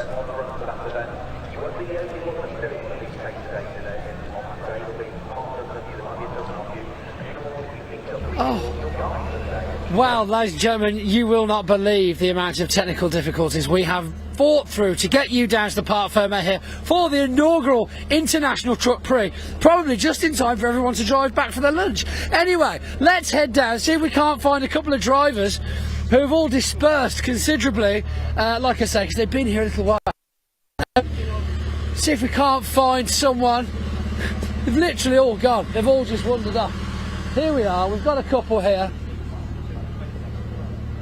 John Newell, Mark Taylor, previous British truck racing drivers. We've also got Jamie Anderson. Jamie, come on over. Let's have the whole top 3. Come on, Jim. Of course, I was concerned, you know, with the mixture of nationalities that we've got in the International Truck Prix, that I was going to have to try and figure out, you know, French or Belgium or something, you know, Finnish. Do you speak any of those? No, none of them, but if you can understand John, you're doing a better job than me. Oh no, John is still in a whole other language. Yeah, different language. No, we actually, believe it or not, have a friend in common. Mr. Glenn Wakeling. Oh right, there we are then. Yeah, there's always is that a good thing or a bad thing? I think it's a good thing. I think we're all in the same good circle, which is great. So fantastic result, great race, couple of tricky starts to say the least, but you certainly found that space and went for it quite early on. How was it racing back in the British again? Yeah, it's good. You know, it's always been something. Even last year we wanted to do it, and just things that changed that didn't have the ability to get an entry in. You know, so with it being a home round for us, it's important. You know, at the end of the day, we are British and we thrive on truck racing, even though we're out in Europe all the time. It's just good to come back for a round in England and just show our faces. You know, all the supporters we have from England follow us across Europe. You know, it's brilliant, and they get something to come and see. It's one off, isn't it? You know, do a bit of washing before you head back out onto the road. Exactly. do the whole lot. But, and your first race, first trophy, and a first place as well. So it's a great start to the weekend. Yeah, brilliant start. You know, and the same as John and Mark. You know, they've had a brilliant year in Europe so far, really coming on leaps and bounds, you know, and I think it shows just there, the racing and everything that they've achieved. So I think it's good from the 3 of us and good for us to come back and support it. You know, at the end of the day, we need to keep this alive, because one day if we decide to come back, we want something to come back to. Right, well, I think fingers crossed we will have. John, as well, coming back from the European, your first year in the European this year, isn't it? Yeah, it is, yeah. Yeah, we actually spoke to you earlier on, so those track conditions, I mean, they literally changed within about 15 minutes of you heading out to the assembly area, and it just absolutely poured down with rain. And then we started, we didn't start, did we? It was a terrible beginning. Yeah, it was a terrible beginning. First start, I just went straight on. I thought I was going to join spectators for a little while, and then it just gripped and come back on. And then we chased back and then seen red flag and back to P2. I thought, that's lucky, we'll start again now, try again. And you look very comfortable in that second position. Obviously, still looking for that first place. Those you would have been waiting for a mistake, essentially, like you say. Very tight on the timings there, but you didn't seem to struggle keeping that nice second place for yourself. No, not at all. I made a mistake. Jamie never made one, so that's the way it finished. Keep it nice and clean, no damage, and just move on to the next one. Too right, sir. And nipping at your heels, of course, Mark Taylor. Mark, we've not spoken to you yet this weekend. No. How are we? Quite the setup you've got in the paddock. Yeah, it's a good sell. My dad likes he likes Donington. He gives him a chance to bring all his customers and everything and make it all one big thing, what he enjoys to do. Well, you certainly seem so much more alive than we've seen you in the last couple of years. I really feel like you might have found a good vibe over in the European. Oh, definitely, yeah, especially weather. Can't complain about the weather over there. But yeah, the European's been good. We've had loads of seat time. We've had a new truck this year, and it gives you, it learns you, and it brings you on twice as quick. So yeah, we're enjoying it. That's absolutely fantastic. Well, it sounds like you're all heading back to the paddock, so congratulations on your trophy, third place, brilliant result. Get yourself back and come and see me for some silverware, okay? Fantastic. That's enough time down here in Parc Fermé. Now I'm going to hand you back over to the studio because I believe Ian Waterhouse has got some more racing action for you.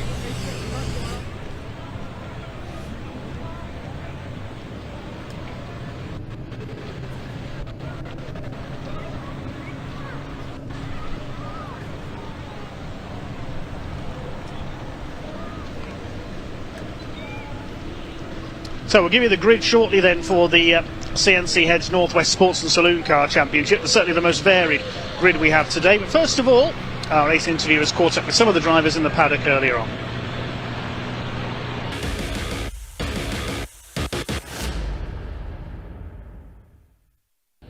Well, hello everybody. We've managed to survive the downpour. As you can see, it's almost time for the CNC Head Sports Saloons race 1 to get underway, and they're no strangers to a bit of a washout last time at Alton Park. Of course, race 2 they managed about half a lap, and then it was a red flag due to weather conditions, although the sun has now come out, so we're certainly going to get this race. Let's go for a little walk and talk, shall we, with some of the drivers. We've got a good friend of ours, Yasser Sapra, is over here. Let's have a chat with him, find out how he's feeling ahead of this one. I wonder if he's happy as well that the rain has just stopped.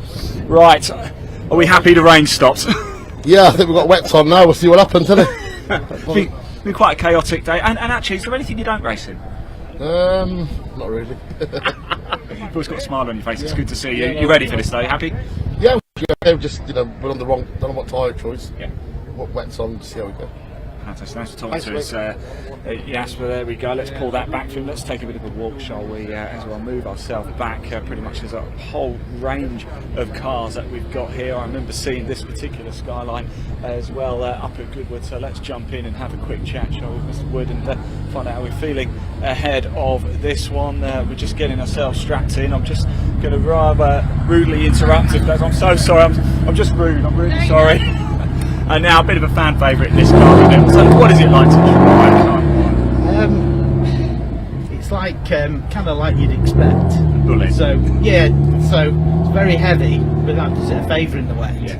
So it's very planted. So you're actually relishing this right now, right? Usually, I would be doing a fantastic rain dance, but just so happens I didn't look at my wets properly. Ah, okay. And the last person to use them was Jake at Goodwood. I was there. I interviewed him as he got out. Right, well, so when I see him or speak to him next week, I'm going to tell him that I now know he flat spotted my front tyres down to the canvas. So because I've not come that well equipped today, unfortunately I've only got some flatted canvassed wets. So if it goes well, it's all on you. If it doesn't go well, it's Jake Hill's fault. You always got to have your plan number 2, haven't you? Yeah, people have that excuses in. Nathan Saunders, best of the luck as well. What a range of cars we've got. It is absolutely beautiful. Pretty much anything go. There are 2 sort of classifications as well. Your modified and your specials. Then they're split off into a number of divisions. Don't forget, if you get a chance as well to listen to the BARC podcast, do have a listen to that. It is the BARC's brand new podcast. Myself and Alan Hyde do give it a listen if you get a moment. We've had a couple of red flags if we have one later, why not have a tune and listen in? It is on the YouTube channel as well. Let's just move our way down a little bit. I think we might have time just for another chat as well. Paul Rolls, the man on pole position for this one. But let's just dump down and have a quick chat with the number 30 to find out how we're feeling. And of course the big question is, do you like it slippy out there? So we're in for the treat. Definitely. I prefer it like this. Yeah. 100%. It's going to be quite erratic. It's going to be quite good fun. But what a selection of cars, and yours is special too. It's well, what's left of it of a 205. There's not a lot left, but it's got a 2.4 Honda engine in it, about 280 brake horse, weighs about 800 kilograms. So this is going to, you're going to be tracking this round Donington. Oh yeah, especially in this weather, definitely. Fantastic. Thanks for talking to us. Best of luck. Right, I think that's about it from us. The car's almost lined up. Almost time for race one off the CNC Head Sports Saloons. Dave, over to you.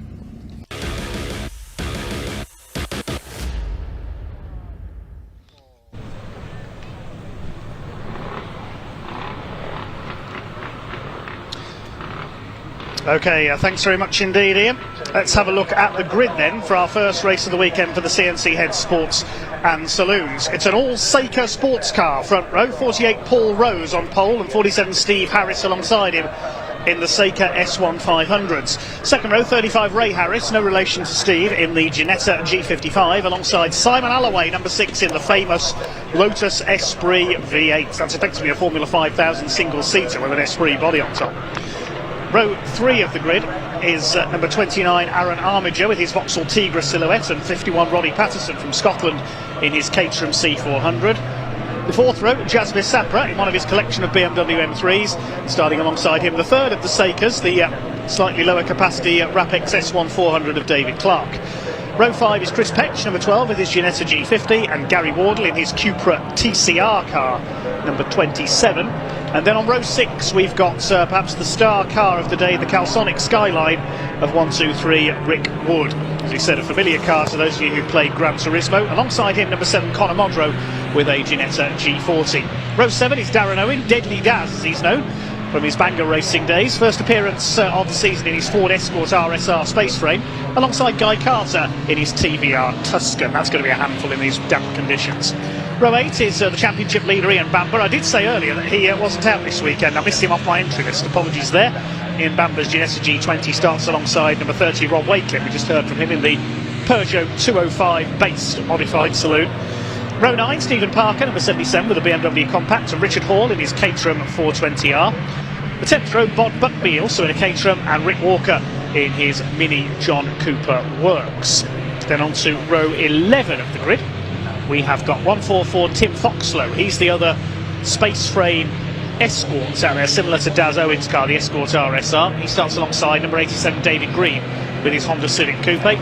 Row 12 is Tom Franklin in the now rare Renault 5 GT Turbo, and Connor Harvey, number 97 in a Caterham. Row 13 is Matt Jones in a Ford Focus Smart 1 RS, and Tony Harmon in the pink Ginetta G20 number 66. Row 14, Peter Kukulas in his Toyota MR2 Roadster, and Gary Warburton's Mini Miglia. Row 15, Bob Claxton with his Mark III Golf GTI, alongside him Brian Allen in his Ford Puma number 37. On to row 16 of the grid, we've got Brian Allen's wife Helen, the chairwoman of the British Women Racing Drivers Club, at the wheel of her Ford Fiesta. Alongside her is Peter Gillett in a Honda Civic Type R. Then on row 17 we should have Ralph Underwood, number 24 in a Triumph TR7 V8. Watch out for fireworks if Andrew Southcott's out there. That's the Motorsport MG Midget.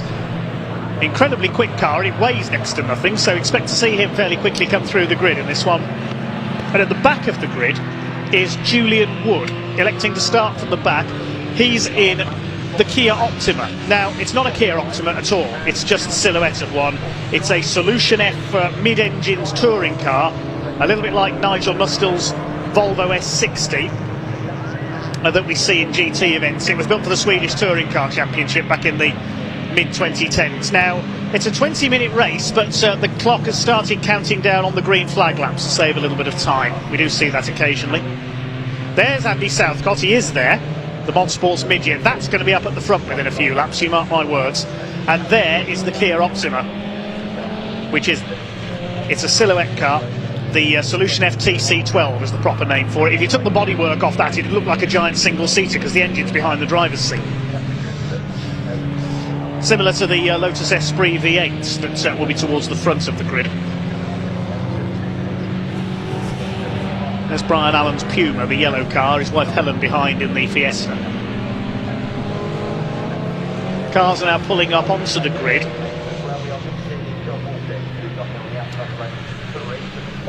Looking outside of my commentary box, Paul Rose isn't there. Simon Alloway's pulling into the pit lane. I think some cars are starting from the pit lane, having made a late decision about tyres. Because there's only one Seika on the front row, which is the green one of Steve Harris, the Dutch-built sports car with the Subaru engine. Ray Harris's Ginetta is there. Simon Alloway's pulled into the pit lane. Well, we've had about 5 amended grid sheets released, so I don't know if the one I'm looking at is correct. Hang on, let me take a look at the TSL website.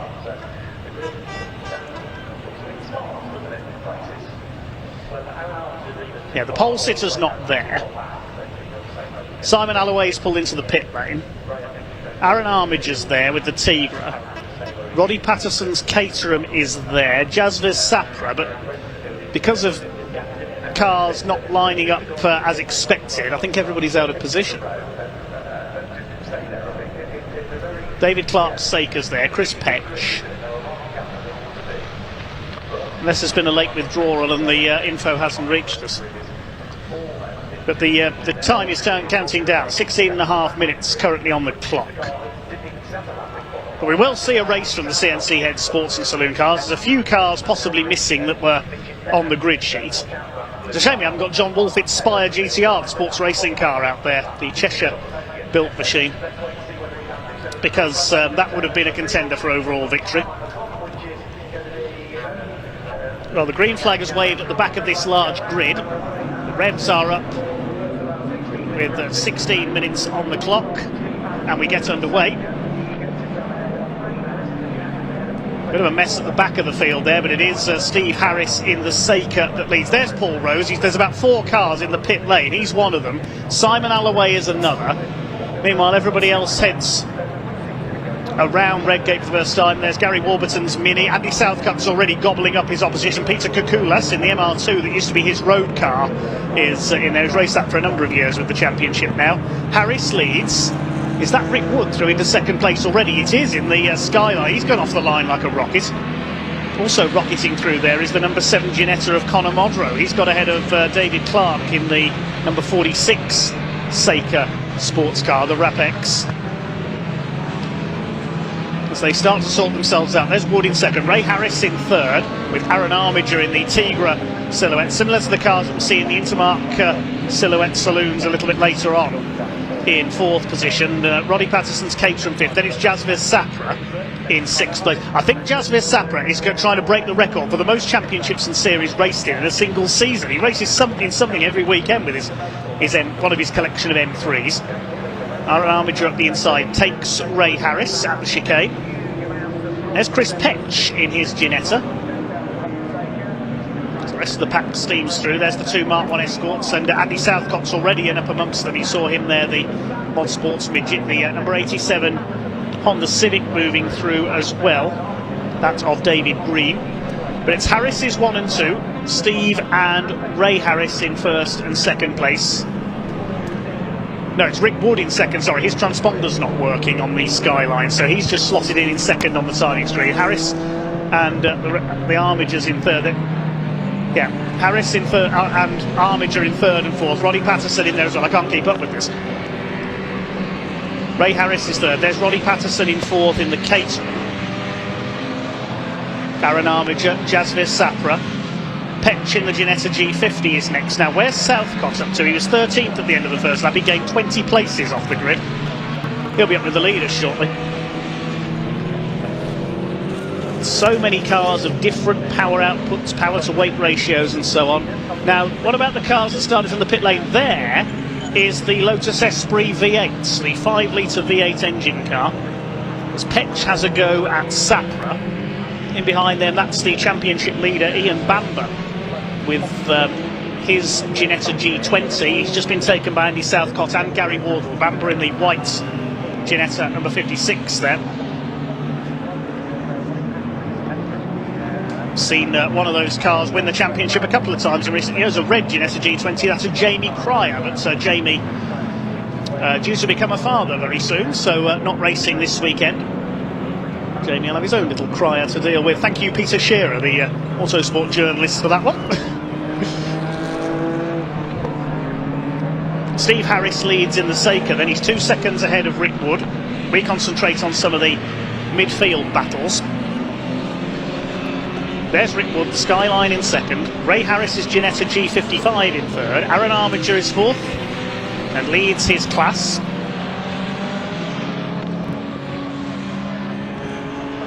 So class leaders, Steve Harris leads Class A. Class B is led by Armiger.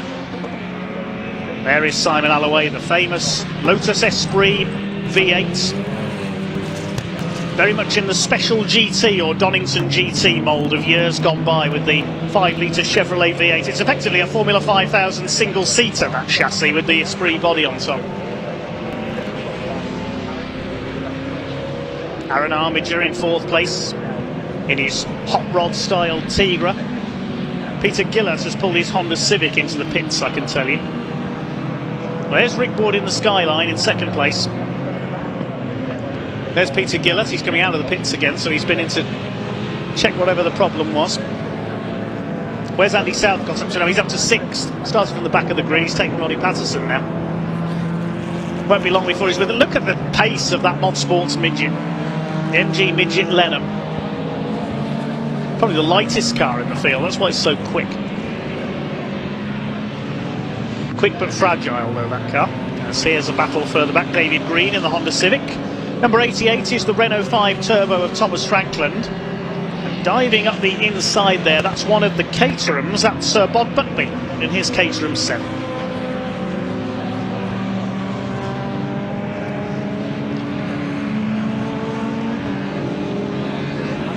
Big twitch there from the Renault 5 Turbo, a rare car these days.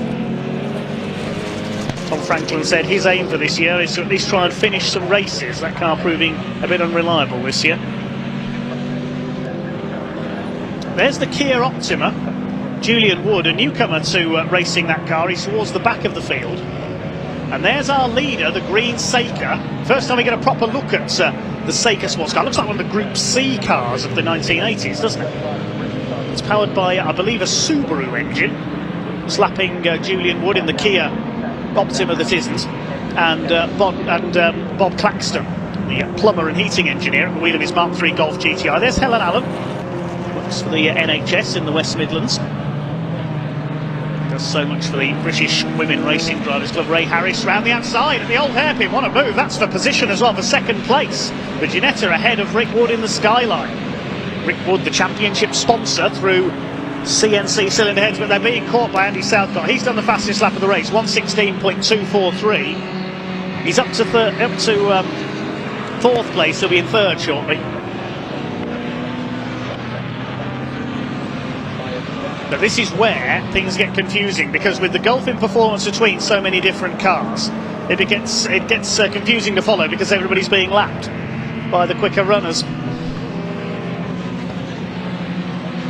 There's one of the Caterhams in the background there. That's, I think, is Patterson. Well, here's Andy Southcott. He's caught Rick Wood. Yes, flames from the exhaust. That's what we like to see on the over on there. There he goes again. And somebody spun off there. That's Rob Wakelin's 205, I think. We just caught a glimpse of there, coming out of the old hairpin. Ray Harris is absolutely flying in the Ginetta, chasing his namesake Steve Harris. There's 6.5 seconds between them. Southcott has now got through into third. And now Armiger's catching him as well. Aaron Armiger in the Tigra.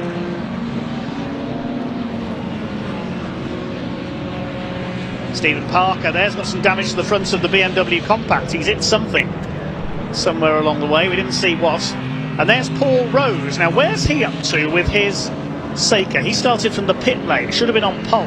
He's 15th from the back of the field as Guy Carter moves past Parker for 16th. second is the battle between Green and Franklin again. Class leaders, Steve Harris leads Class A, Class B is Aaron Armiger, Class C, that's a little bit further back down the order, it's Bod Buckby's Caterham. Class D is led by Rick Wood. Class E, again further down the order, we'll pick up on that. According to the timing screen, it is Ian Bamber, the championship leader, who leads Class E. That's what you need, because all the classes added together to give the overall champion at the end of the year. Oh, Southcott's pulled into the pits. Andy Southcott has pitted in the Motorsport's midget, so his charge to the front comes to an early end. I said that car was quick but fragile. It's Steve Harris who leads.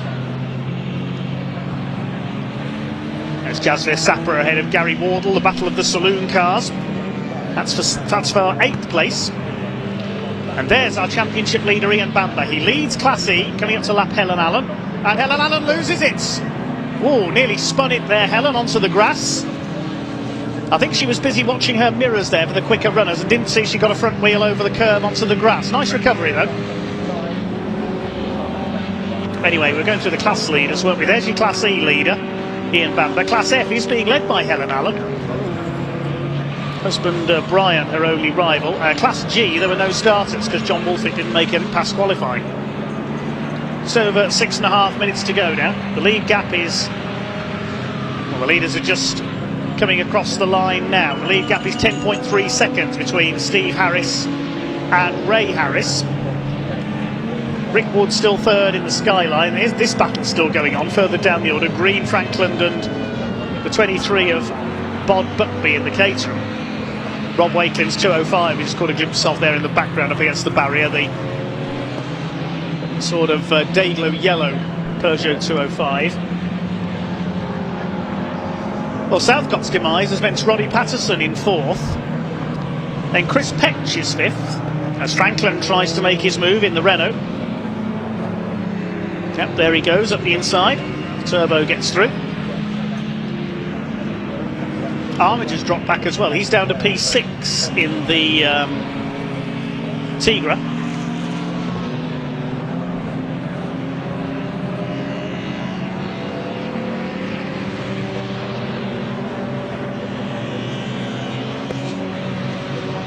Through they come to complete another lap. 5.5 minutes left. They're being caught by Simon Alloway in the Esprit V8. Now, where is he? He's 20th. Yeah, so this is 4 positions. Simon Alloway, of course, started from the pits. Rose is up to P12. Paul Rose, who should have started from pole. Where goes the battle for second? Ray Harris has lost second place. Rick Wood's gone through into second position. Now, Harris had gone fairly well clear of the skyline, so I'm not sure whether Harris has had a moment there. But the skyline is up to second. He's 16 seconds, though, behind Steve Harris's Seika. There's Paul Rose's Seika taking one of the Caterhams. But of course, now everybody's on different laps. It gets confusing in the closing stages of these CNC Heads Northwest Sports and Saloon Car races. But we have only had 1 retirement, or 2 retirements. Andy Southcott, and of course we lost Rob Wakelin. Stephen Parker in the BMW Compact. He's in 16th place. He's slightly battered BMW. He's got Bob Claxton's Golf behind him. Oh, another car into the pits. Darren Owen has retired the Escort by the look of things. The leader is just carving his way through this slot. Here comes Steve Harris. Now Simon Alloway behind him. I wonder if Harris thinks that Alloway's on the same lap as him and he's challenging for the lead. He's not, Steve. Simon's a lap down. There's Roddy Patterson's number 51 Caterham. He's in 4th. Leader just reeling his way through the back markers here.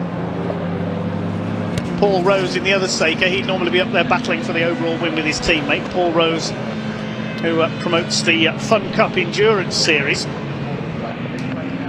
Gary Wardle in the TCR Cupra, still on the tail of Jazz Sapra's M3. We must wish a quick recovery to Lucky Kera, Jazz Sapra's running mate, who took a knock in an accident at Donington last weekend in another of their collection of M3s. He'll be out of racing for a couple of weeks. Jazz Sapra and Lucky Kera, they seem to race somewhere every weekend. Wardle tries to make a move. There's a bit of rain in the air again down at the bottom of the circuit, I think.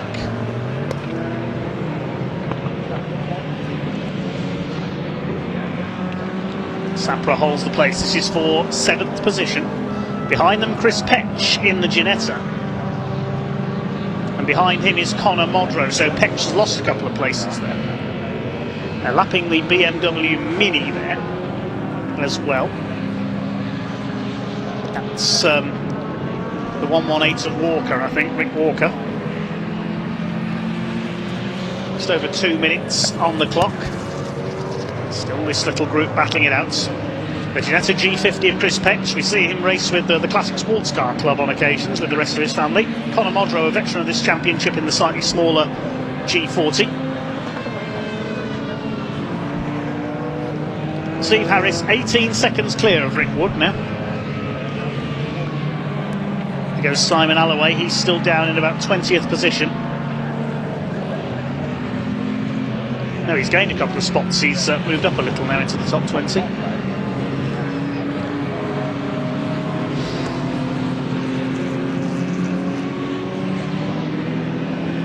So we're coming into the closing stages now. And there are the Sakers. Normally we'd see them battling for the lead, but well, Paul Rose, who started from the pit lane and according to the timing screen has made a further pit visit, he's just set the fastest lap of the race, 1:14.332, so it's a case of what might have been for Paul Rose. But he's going to enjoy a scrap to the end with his teammate. Look. Roddy Patterson passes the Kia of Julian Wood and Bob Claxton's Golf.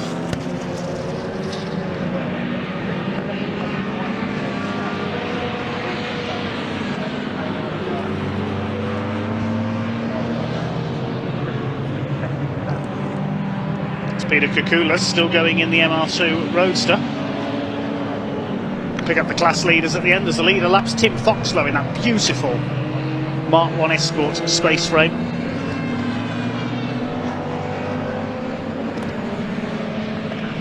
Tim Foxlow, a short oval racer for many, many years in the likes of Super Rods and Classic Hot Rods. Bit of change for third as well, I can tell you. Aaron Armiger is up to third in the Tigra. Are we going to see one more lap? Yes, we are. Steve Harris is a few seconds too early over the line there. Now remember, the car behind him, the JPR Motorsport car of Paul Rose, not on the same lap. Oh, the other Sakers come into the pits, David Clark in problems.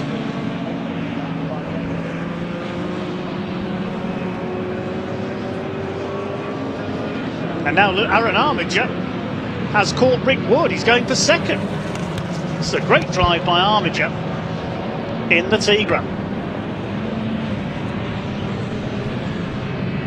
Stephen Parker in front of them is going to be lapped.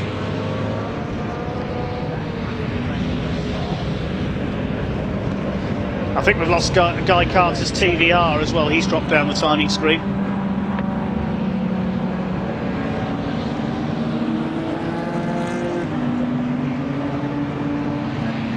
So we're going to have a race to the line for second place, but no doubt about your leader. Over 25 seconds up the road, Steve Harris in the Saker. Here he comes into the chicane for the last time, gobbling up back markers, the Mini and the Fiesta there. Over the line he comes. Starting from the front row of the grid, Steve Harris takes the win, leading all the way. Now who's going to be second? Is it going to be Rick Wood or Aaron Armiger? Here they come down the exhibition straight. Is Armiger going to be close enough to make a move into the chicane? He's going to have a look at the inside on the brakes. Rick Wood turns in, just about holding him off. It's going to be close. Can Aaron Armiger get out the slipstream? No, he can't. He's not playing it close enough. Rick Wood is second in the skyline. Armiger is third. They both win their respective classes, though. Well, we wait to see who's going to take fourth. It should be Ray Harris in the yellow and pink Ginetta. There's the Kia Optima, the Solution F car of Julian Wood. There's Harris over the line before, just ahead of Roddy Patterson, half a second apart those two. Jasper Sapra beats Gary Wardle for 6th position. And then in comes Chris Petch just ahead of Conor Modrow. Now who's going to round out the top 10? Looks like it's going to be Paul Rose, and he'll be the last man on the lead lap.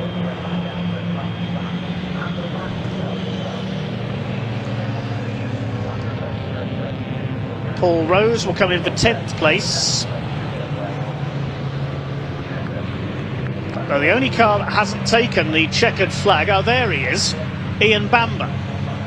So he'll come in to finish in P11 and extends his championship lead with the class win.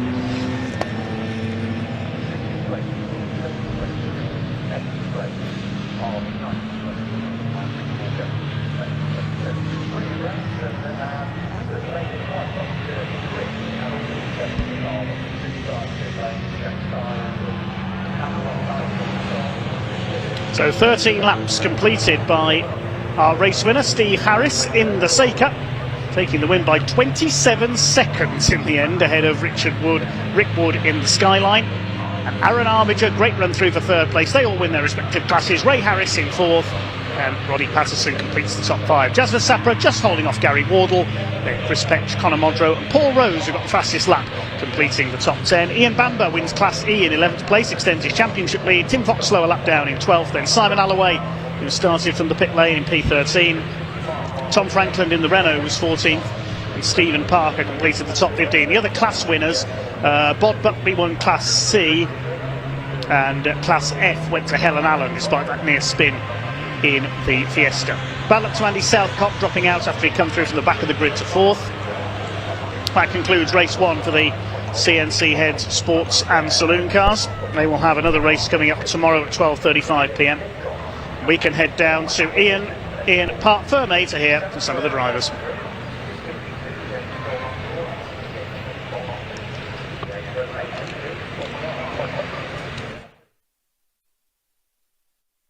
Grab Steve here. Steve, it's never comfortable, it's never easy because it is motorsport, and it was a bit hairy with conditions out there.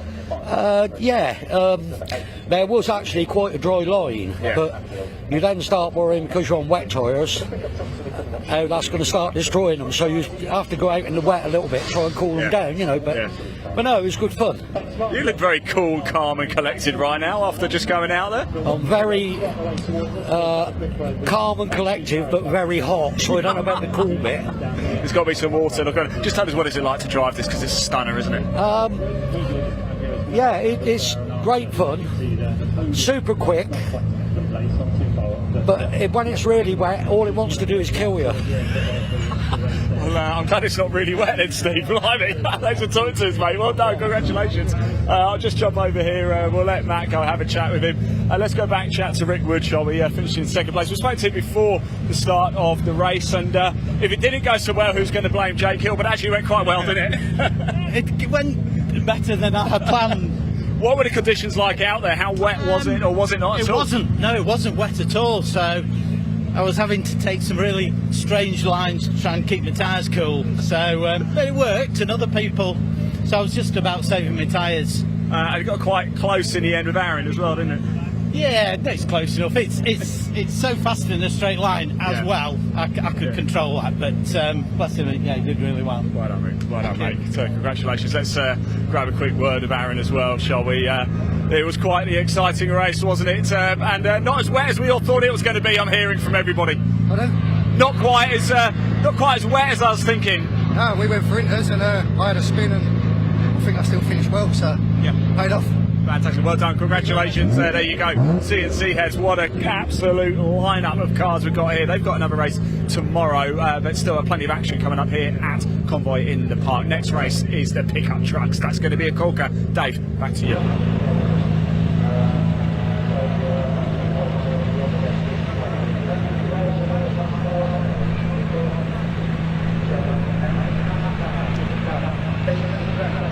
Yes, thanks very much indeed, Ian. It is race 1 of 4 this weekend for the Pickup Truck Racing Championship. Now, things work a little differently if you've seen the Pickup Truck Racing Championship before. With qualifying having taken place this morning, the top 6 in the times are swapped around on the grid. So if you're 6th quickest in qualifying, you get pole for the race. So the Pickup Truck Racing Championship is up next for round 13 of the championship. That's followed by the second race, the British Truck Racing Championship, then our second race for the Lancaster Insurance MGOC Club Championship. The Intermark Silhouettes, I'm looking forward to seeing them out there. Then our second race for the International Truck Prix, and the pickup trucks have their bonus race, which is held over from Thruxton. But the pickups are on the grid at the moment. We'll take you through the grid in just a second. As we say, the top 6 from qualifying, the first part of qualifying, reversed to give the grid for race 1. And 6th quickest was number 72, Alan Cooper. So he moves into pole position for this first race of the weekend. And alongside him will be the number 71 truck. Great effort by Simon Ward, the ex-classic touring car racer in truck number 71. Second row, 65, Mark Willis, one of the most experienced men on the grid. And he's alongside number 83, the championship leader, Dale Gents. Row 3 is his main rival, number 40, Rhys Jones. And he sits alongside number 30, Matt Simpson, the ex-British touring car man. Row 4 is number 89, Chris Brockhurst, and 93, former champion, Michael Smith. On the 5th row, number 12, Paul Tompkins, and 21, Dean Tompkins, father ahead of son on row 5. The 6th row, number 2, Jamie Liptrot, starts alongside the 84 truck of Matt Moore in what I think is George Taricki's old truck that he's riding.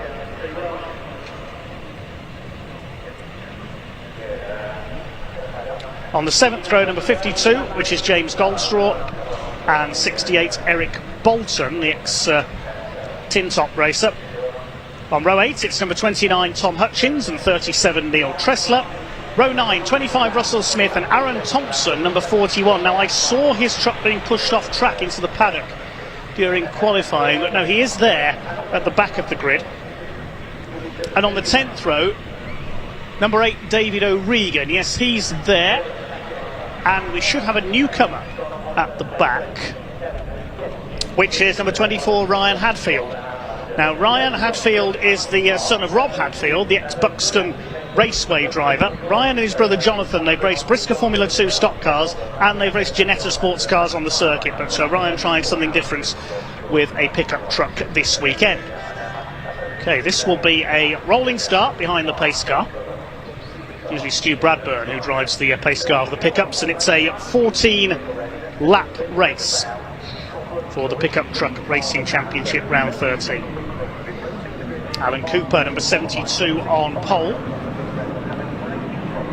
Looks like we have got the full complement of trucks there. The 24, I've just recognised his truck, the red and yellow at the back. That's Danny Hunn's truck from earlier in the season, so it looks like that truck has changed hands. And Ryan Hadfield making his debut at the wheel of it. These pickup trucks, as I said before, they're certainly nothing like the pickup trucks you'd see your local tradespeople plying their trades in. Very highly tuned racing machines indeed, as close as you get in British racing to the American Craftsman or Camping World Truck Series supported by NASCAR. Created by Sonny Howard back in the 1990s.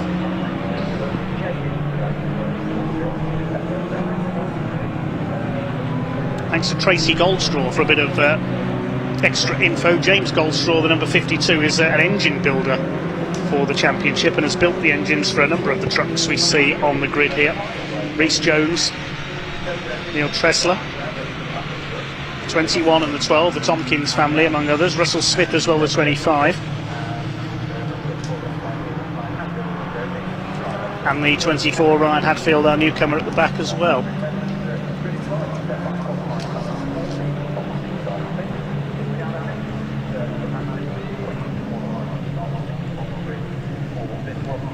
Now, the timing screen says 14 laps, but our timing tower on your screen says 20 minutes.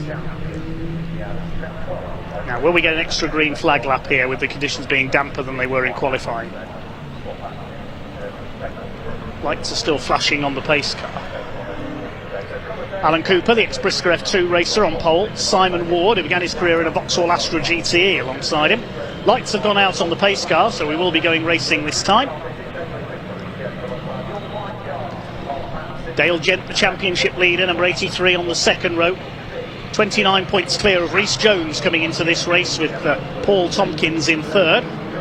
But Gent and Jones have been the class of the field so far this year, as the revs begin to rise down towards the red lights, and we get underway with our first pickup race of the weekend. Here we go down towards Redgate for the first time. This could be a classic slipstreamer with the track starting to dry out. Alan Cooper holds his lead on the inside ahead of Simon Ward. Are they all going to make it round? There's the 84 of Matt Moore, the ex-Special Saloon racer, running out wide. Aaron Thompson nearly bounces off the side of him, but they all make it through Redgate for the first time. Down towards the Craner curves, Matt Simpson in the white truck has got away well. He's going to go for third on the inside. Mark Willis is through into second place. Simpson up to third from P6 on the grid. Well, P6 on the grid means you were the quickest in qualifying, of course.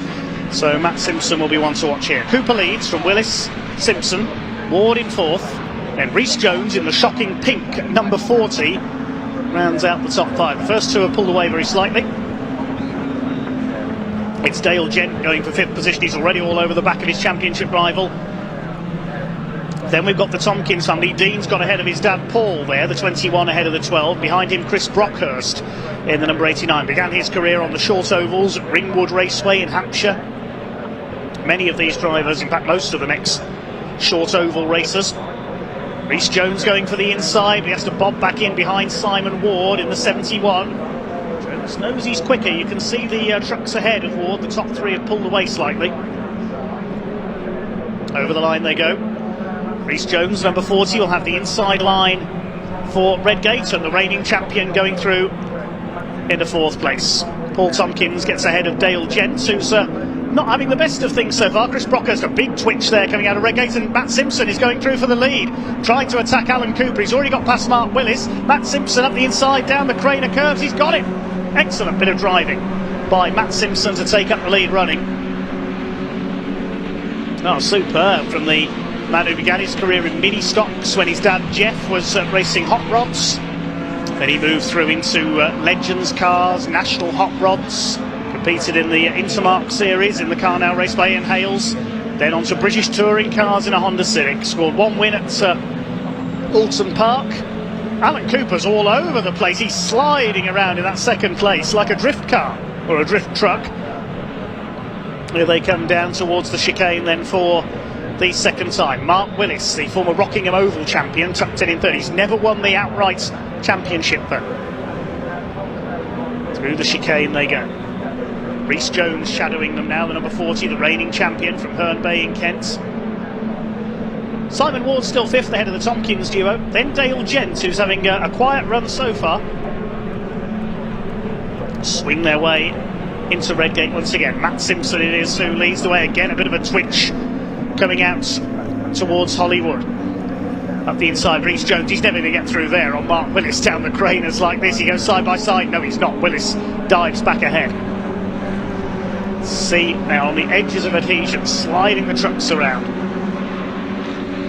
There's Brockhurst, he's dropped behind Dale Gent now. Next in the order, Jamie Liptrot in truck number 2. He's got Eric Bolton in the 68 on his tail.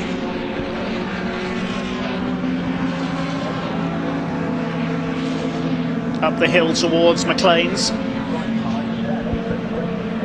Paul Tompkins, the former World Banger champion, getting sideways. He's ahead of Dale Gent, who's only down in P8 at the moment.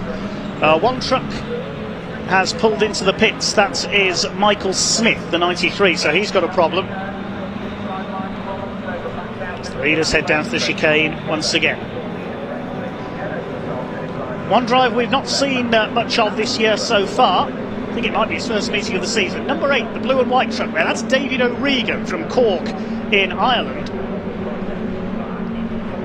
Former hot rod racer. He's appeared on and off in the pickups over the last few years and taken a few race wins.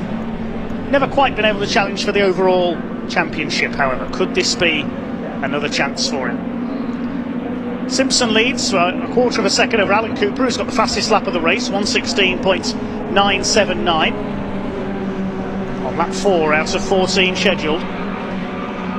Mark Willis still holding off Rhys Jones for third.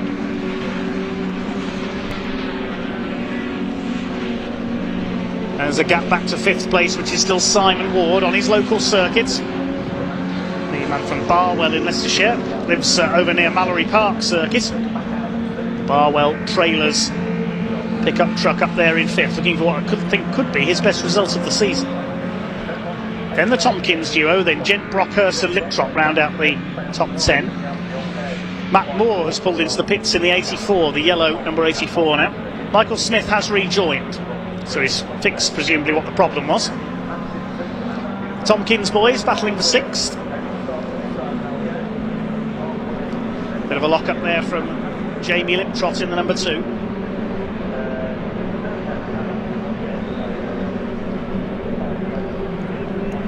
Into Redgate go the leaders.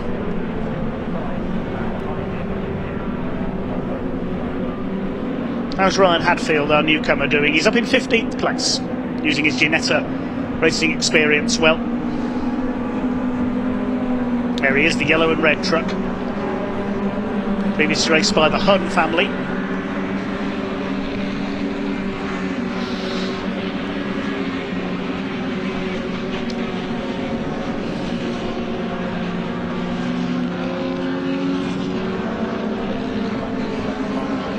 Still Matt Simpson, your leader.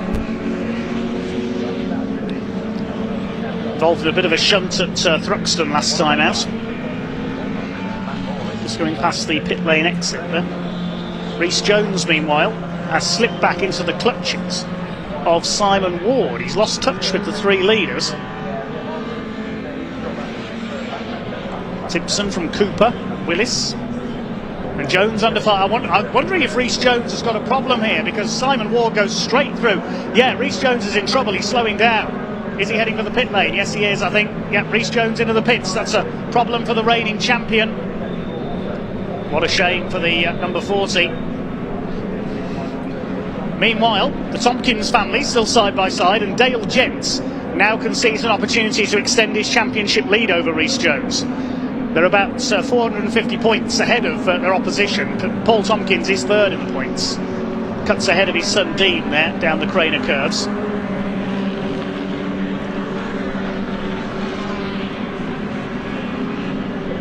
Still your leader is Matt Simpson. 3/10 of a second clear of Alan Cooper. Here they are into McLean's, and Cooper is pushing. He wants a first win of the season. Had a couple of wins on the Mallory Park 1 mile oval in the past. He's never won here at Donington. And the exhibition straight go the leaders. Mark Willis just keeping a watching brief in 3rd place. Going through the complete lap 6 of 14. There's Ward in 4th, then the Tompkins pairing, Paul ahead of Dean now. Then it's Dale Gent, Chris Brockhurst in the 89. Behind him it's Jamie Liptrop, the number 2, then Eric Bolton, the 68. And behind them David O'Regan, who's come through from the back. Now Matthew Mull, that could have been a bit dicey, trying to rejoin. Is he trying to rejoin? He's come to a stop, I think, at the end of the pit lane. Was he just waiting for a gap in the traffic, or has Matt Moore's car failed to get away? No, there it was in the foreground, the yellow car, the yellow truck rather. Oh, and was that a bit of contact there down the Craners, because Dean Tompkins got very offline, and Dale Gent goes round the outside coming out of the old hairpin. Yes, I think there may have been a bit of contact between the two there. Coming down the Craner curves is not the place you want to make contact.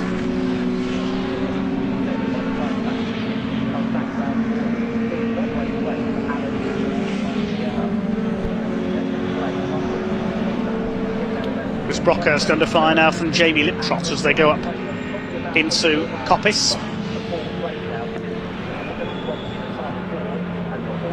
Good drive by Simon Ward, holding on in 4th place at the front of this group.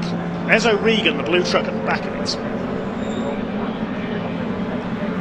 They will swing their way through the chicane. Behind this group is Aaron Thompson, shrugging off some problems in qualifying, the former Brickcar Trophy Championship runner-up with his Clio. And behind him is Tom Hutchins, number 29. Brockhurst under fire, Liptrot's almost bump drafting him NASCAR style through Redgate there. The gap is less than 4/10 of a second. So just under 2 seconds back to Mark Willis now. The second group is headed by Simon Ward.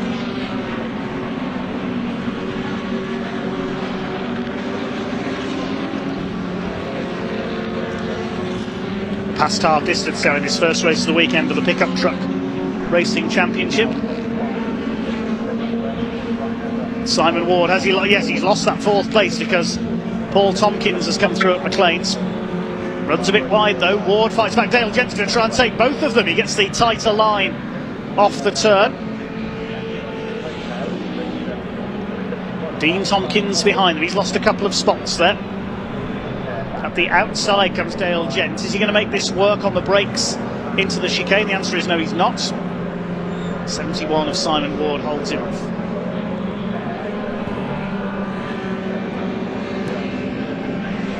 Chris Brockhurst dodging about on the tail of Dean Tompkins. Jamie Liptrot's trying to slide around the outside there of both of them. Brockhurst in there as well. It's a brave move by Liptrot. Does it pay off? Not quite, I don't think.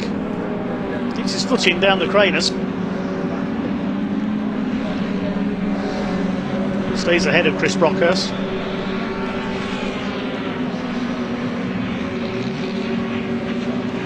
Behind them is Eric Bolton. He's raced in the likes of Fiestas and Honda Civics in the past. Gents up on the inside there as they come into McLean's. Yes, he's got ahead of Simon Ward now. So Dale Gent's on his charge towards the front of the field. Tompkins already gone through up into 4th position. Top 3 well clear.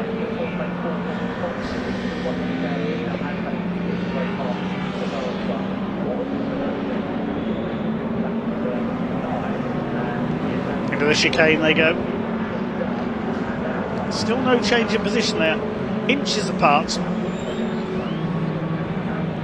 Here comes Dale Gent on the inside. He's going to go for P4 on Paul Tompkins. He's going to go through on the inside. Yes, he's got him. Ward in P5. Dean Tompkins side by side with Liptrot for P6. Chris Brockhurst has been shuffled back there because David O'Regan has come through as well.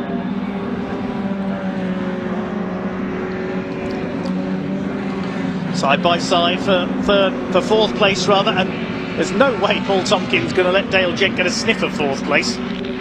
Seeing his body language, making the pickup as wide as he can. Trying to chase down Mark Willis for 3rd place. Willis has got the fastest lap of the race incidentally, 1:16.473. It's still Matt Simpson who leads Alan Cooper as Tompkins goes wide coming out of McLean's. This is Dale Gent's opportunity in the Dale Earnhardt tribute, number 83. Goes for the inside. Tompkins keeps his foot down. Coming down the exhibition straights. Which of the trucks is going to take first? Surely Gent's got him this time. He's on the right-hand side for the right-hander. And finally he's through. Dean Tompkins 5th behind. The lead gap has opened up to 2 seconds now between Simpson and Cooper. Main focus is this frantic scrap for 4th.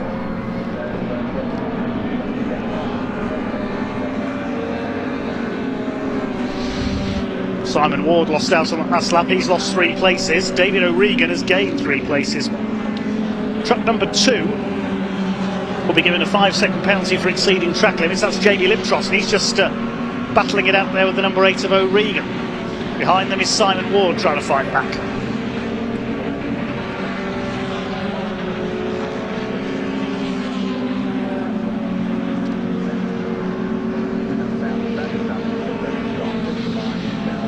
There is Jamie Liptrot. He'll pick up a 5-second penalty. 1 too many track limits warnings for him. He needs to get 5 seconds clear of the car behind him, so the penalty will be irrelevant. It's certainly not currently.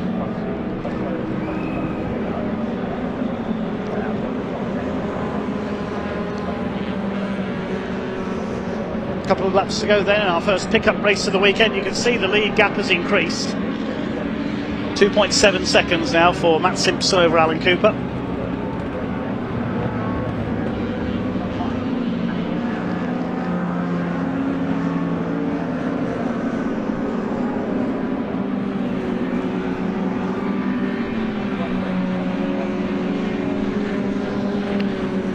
We're in the closing stages now of this First of our pickup truck racing championship events this weekend. Is David O'Regan going to be the next to pick off Simon Ward, who started so well up there in 4th place? He's down to 8th now.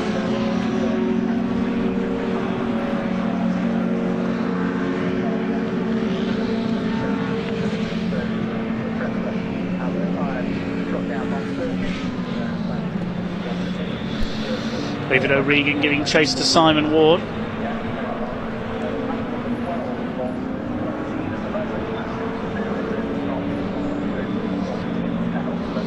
Still Dale Gent up there in 4th position.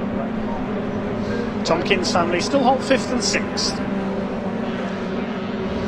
So not quite the frantic slipstreaming we've seen in the past here at Donington for our pickup truck racers. The lead gap increases this time to 4 seconds.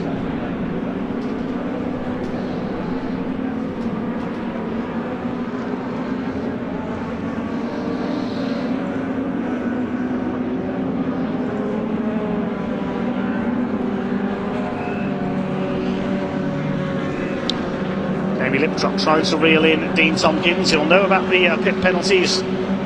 Crew or spotter may have told him.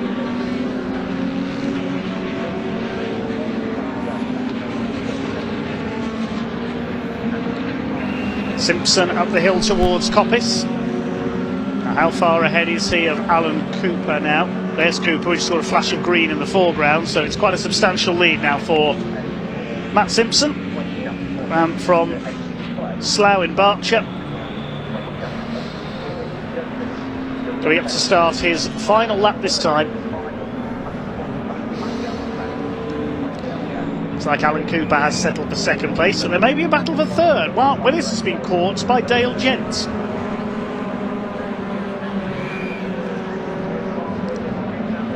Still Jamie Liptrot unable to do anything about Dean Tompkins ahead of him. 6th and 7th. Dale Gent up the inside in as well. Mark Willis turns in, there's contact. Just bounced off each other there.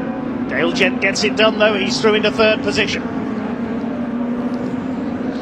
Can Mark Willis, the veteran campaigner, fight back in the 65? Simpson and Cooper are away up front. As the pack swings its way through the old hairpin, there's Michael Smith. That's to make a pit stop early. He's got Aaron Thompson on his tail.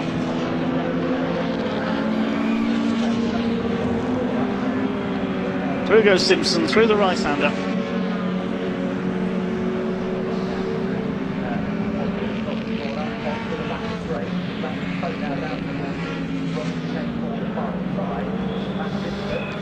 Well, Matt Simpson will try and move himself up from 8th place in the points. Now, first of 4 races here at Brands Hatch at Donington this weekend. He won at Brands Hatch earlier in the season, and now he wins at Donington. Matt Simpson, your clear winner in pickup trucks race 1. Alan Cooper 2nd, and Dale Gent just holds off Mark Willis for 3rd. And then a whole gaggle of cars cross the line for 5th. Paul and Dean Tompkins 5th and 6th.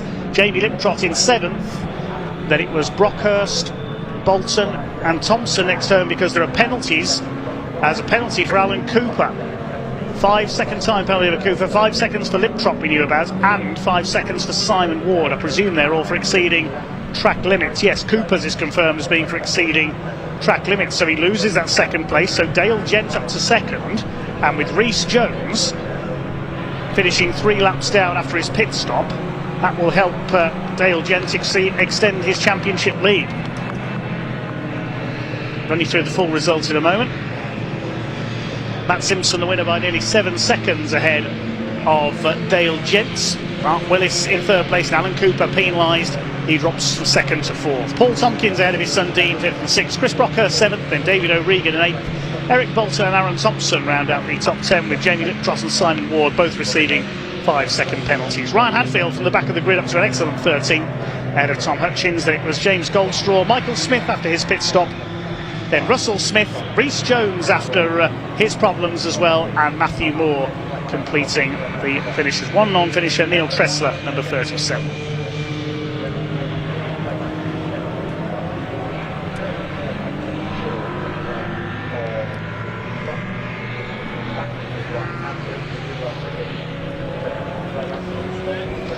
Okay, that concludes the first race for the pickups. Second of them scheduled for the end of today. And it's the race that previously took place, scheduled to take place at Thruxton.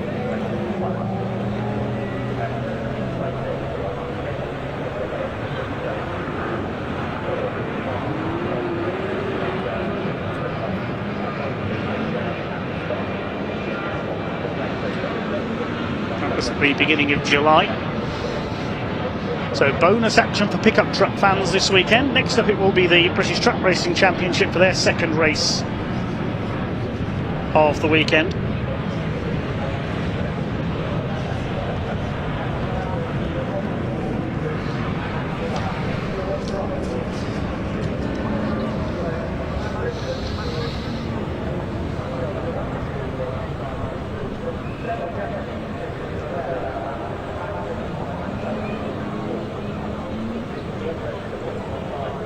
Okay, let's head down to Parc Fermé with Ian Waterhouse to talk to our podium finishers.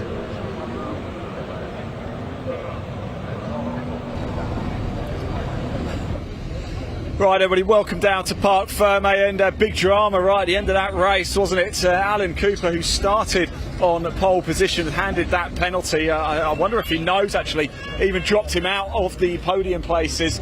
Let's go have a word with him. Alan, it was quite a race. I'll let you get your helmet off, sorry, I was just jumping in there, but yeah, congratulations to Matt Simpson. He got the win. In the end, Dale Gentry was registered in second place, Mark Willis in third. Let's have a quick chat with Alan, because it was a dramatic finish, Alan.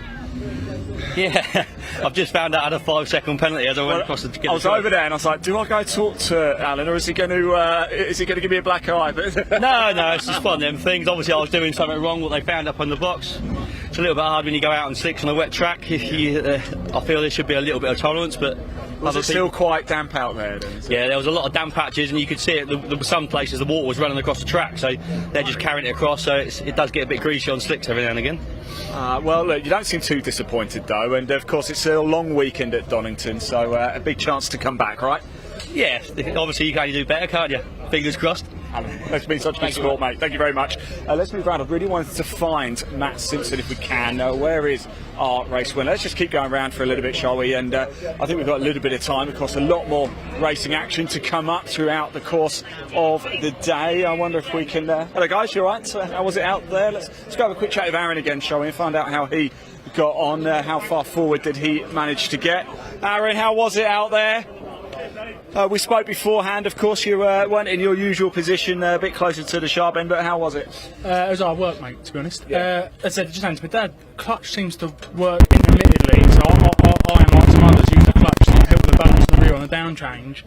And so we go for it once, but it takes well, go for it a second time, I feel it jump in the gear, and as soon as it does that, you start, as America, wheel hopping, with the rear axle's trying to lock, so just trying to hang on to it then. None of my gauges were working, so I couldn't tell when to change up gear. So you were driving blind almost. And I'm watching the best race I've ever seen, 3 car lengths in front of me, just desperate to get there, and I just didn't have it on them. I just spoke to Alan Cooper, and he said it was still quite wet out there. Oh, I don't know what he's driving, mate, it's bone dry. But so, to be fair, he's a lot further up than me, so maybe he's on better lines than I am, I don't know. But no, I found it fine. I think he's just trying to show off. He likes going sideways, doesn't he? It's an excuse. Aaron, thanks so much, mate. Good luck for the rest of the weekend as well. Sorry, I'm going to just turn us around and head up here, see if I can find our winner, see if we can have a quick chat up this end if we can. Right, chaps, how was it out there? It was alright, to be fair, at the start, yeah. It looked like quite a battle, though. You weren't allowed to get away, were you? No, you can't get away. You've got to be concentrating all the time, yeah. You must be delighted, though, right? It's alright, yeah. Yeah, hopefully we get better in the next one. There you go. Thanks for talking to us. There we go. You wouldn't think it was fighting right sharp in there, Matt Simpson there. So a lot more racing action to come. We've got race 2 for the British Truck Racing Championship. That's about to come up here. Convoy in the Park 2023 here at Donington. Dave, back to you.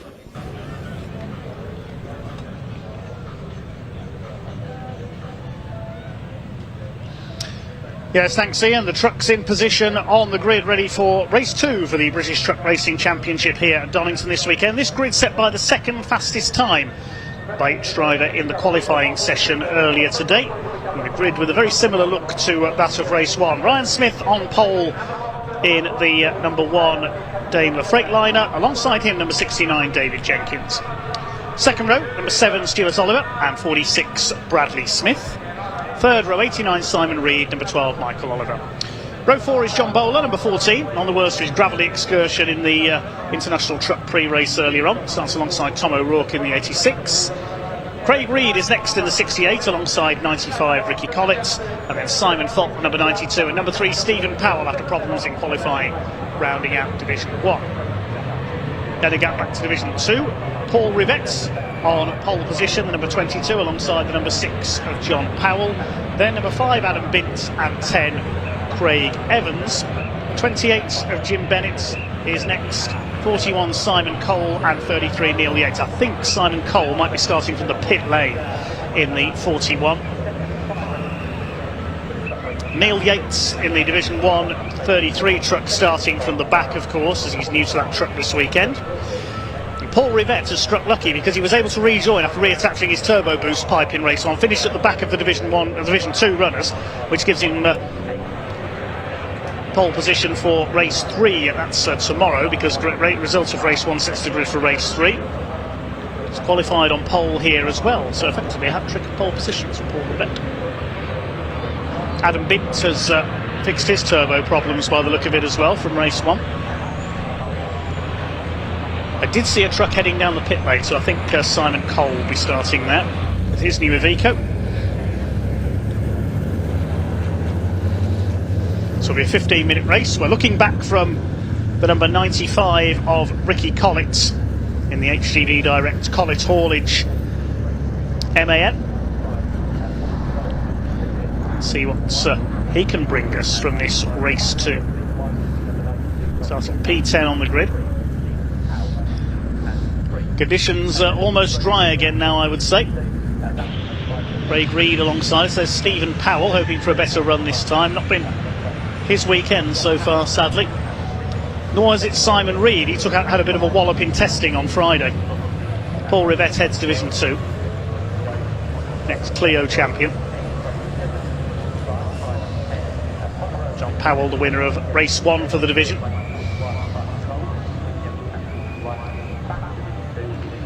Ryan Smith now with 9 wins for the season. Can he make it double figures in this second race of the weekend? David Jenkins still looking for his first win of 2023. Stuart Oliver has won 3 times this year. Bradley Smith yet to take his first win in his MAN.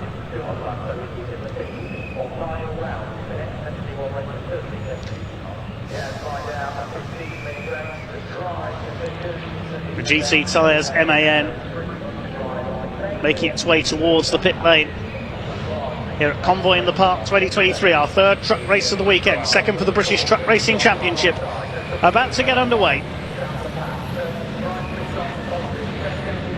Revs beginning to rise. He's near 1,000 horsepower engines. Power starts to come on, and here we go. Down towards Redgate for the first time. Ryan Smith gets away well, so does Stuart Oliver on his tail. Ricky Collett trying to get up the outside. Smith will just about have the advantage into the first corner. Michael Oliver caught in the middle slightly there, further back, and John Powell around the outside, leans on Paul Rivett's contact there. Powell's going to run out wide over the curb. A bit of contact again between the two of them. They bounce off each other. Surprised that at least one of them wasn't sent spinning. Something flew off. I don't know whether that was from Rivett or Powell. And side by side further ahead, John Bowler and Ricky Collett. So a bit of a frantic start to this one. Paul Rivett's smoke off the left front of his truck. I wonder if he's had a tyre let go there. Let's have a look. Yeah, he's going off. It's the rear tyre, not the front. Yes, I think he's got a puncture there, Paul Rivett. So is that going to be another pit visit for the 22s? There was contact there, definitely. And I wonder if John Powell's wounded as well. Yes, he's slowing down. So they're both wounded as a result of that contact. Yeah, Paul Rivett, you can see him sliding about there. There's the punctured tyre, damaged rear wheel. And he's going to be heading for the pits. I wonder if that truck's dropping fluid as well. John Powell we saw slowing up as well in the number 6, so they've both come to grief as a result of that collision. There's John Powell at the back. Okay, we'll pick up the Division 1 leaders as they cross the line. Ryan Smith's got the lead ahead of Stuart Oliver and David Jenkins. We've seen that before. We'll see what's happened to John Powell, hopefully, as well. Over the line they go. Here comes David Jenkins having a look for second place. Stuart Oliver closes off the door on him into Redgates. It's Daimler Freightliner, Volvo, MAN at the front. Bradley Smith in fourth, then Simon Reed, Michael Oliver. Looks like Ricky Collett up to seventh. He's got away well, our camera truck. Down the Craner curves they go, and they're not letting Ryan Smith get away here. And Stuart Oliver is not letting David Jenkins get up alongside him. Out of the old hairpin they go. Here comes Jenkins again. He's determined here. He's still yet to win in 2023. And a spinner, that's Neil Yates. Kept it off the barriers this time, that's at Redgates. And he gets it going again. They're right on the back of Ryan Smith here. Normally we see Ryan start to charge away at the front, but he's not able to get away this time. Has he got the setup wrong, or is there a slight problem for the number one? Jenkins is so much quicker than Stuart Oliver. Look, coming off into the exhibition straight. Oliver's leaning on him. Oh, look at this, they're pushing each other onto the grass. Whoa, there's a bit of needle creeping into this, and Jenkins has lost out to Bradley Smith and Simon Reed. Jenkins is going to be angry at that. That was like motorised rugby down the straight there, the way they pushed each other across onto the grass. And now, oh, what's going on here? Now Michael Oliver's hit David Jenkins. This is more like saloon stock car racing. Oh, David Jenkins is certainly going to be angry if he wasn't before. Here comes Ricky Collett now in the 95. Closing up on Simon Reed now in the 89. That's for what is now fourth position. Now, has Paul Rivette headed for the pits? No, I think he's still going. Okay, things settle down again. Then it's Smith from Oliver. Well, we said Ryan Smith wasn't getting away, but that bit of push and shove has allowed him to get away now. Through go the rest of Division 1. Who's leading Division 2? It is still Paul Rivette, according to my timing screen. Well, I don't think he is. Well, he's still going in the 22. Is he still at the front of Division 2? Yes, he is. I thought he'd dropped back. But no, it is still Rivette from Binton Evans in Division 2. With that damage to the wheel, I really thought he would drop away. That's good driving by Paul Rivette. He's keeping it going. I thought he'd got a punctured tyre, but no, it's holding up okay. Adam Binton second, a better run from him. No turbo problems this time. Ricky Collett at the front. Michael Oliver pushing again.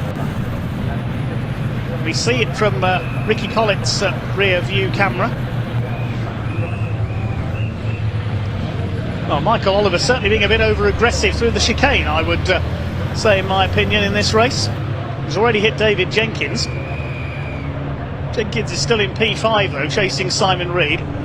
There's Craig Reed under fire from John Bowler in the 14 and Stephen Powell in the number 3. So Collett heads this group. This is for 6th position because Jenkins has got away a little bit in front of them. Now we just see the Morris Lubricants banner in the foreground.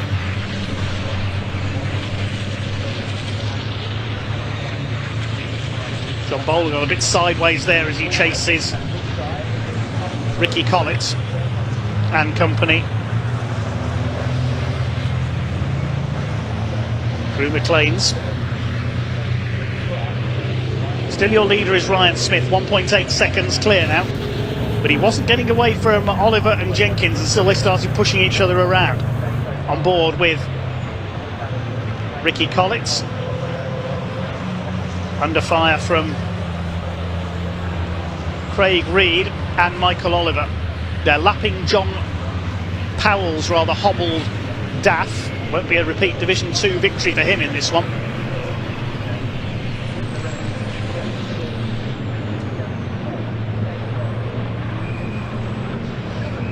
Over the line they go. They mentioned Simon Cole was in the pit lane. Unfortunately, he failed to take the start. He went back into the paddock, I can tell you, the 41. He did come out of the assembly area, but didn't start the race, unfortunately. So more problems, sadly, for Cole. Ryan Smith leads by 2.3 seconds. 1:26.729 his quickest lap of the race. Then Stuart Oliver, Bradley Smith up there in third. The best he's had this year is a second at Bruxton last time out. But trying to usurp him from a podium place here is Simon Reed in the 89 in the Iveco. Here they are at McLean's. David Jenkins behind them.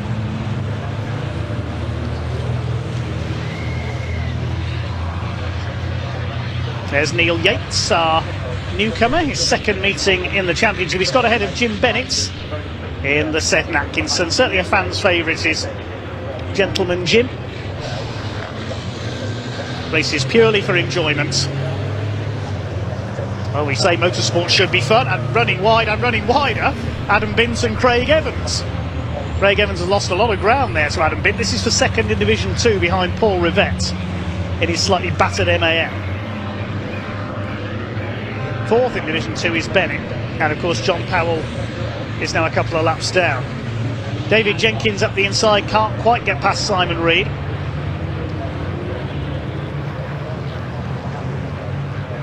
Through towards the Craner curves they go once again. We're just past half distance. There is Adam Bint. Now, how far behind Paul Rivette is the Volvo White Aerodyne? Crosses the line just over 3 seconds back. David Jenkins all over Simon Reed. Then we've got the next group, Collett, Michael Oliver and Craig Reed.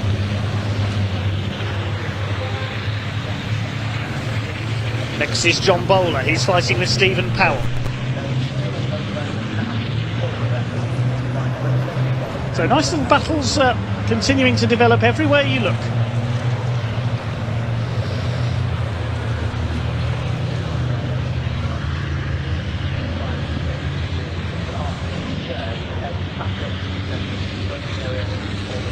Still your leader is Ryan Smith from Stuart Oliver. 2.2 seconds is the gap, but Oliver has now got the fastest lap of the race, 1:26.247. Let's see if he improves that this time through. You can see it's drying out there because everybody virtually has recorded personal bests on the last lap.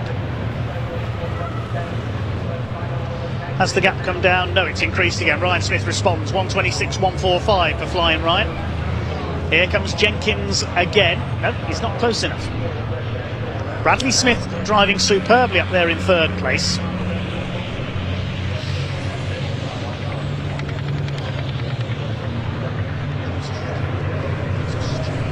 Side by side further back, Craig Reed and Michael Oliver almost leaning on each other. Can they get side by side down the Craner curves?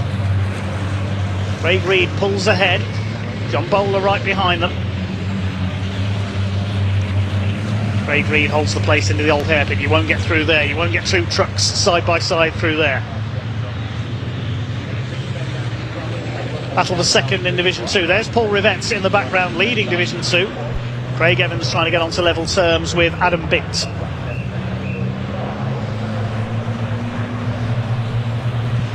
Still this battle for third in Division 1 races on. Bradley Smith's run a little bit wide there coming off Coppice. 5 minutes to go. Oh, Jim Bennett slowing. Is he slowing up just to let the quicker runners through there, though? I think so. Down into the chicane.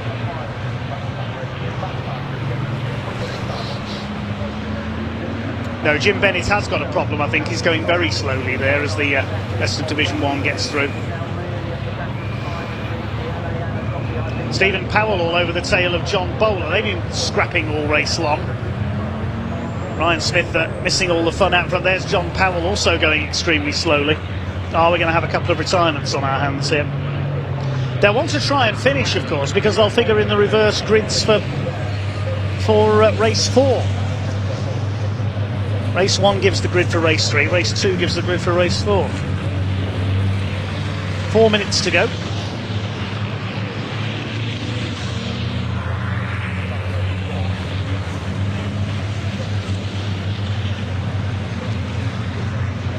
Is that Adam Bint? Is he having the same problem as before? That looks like it's, yes, black smoke, and he's slowing up again, I think.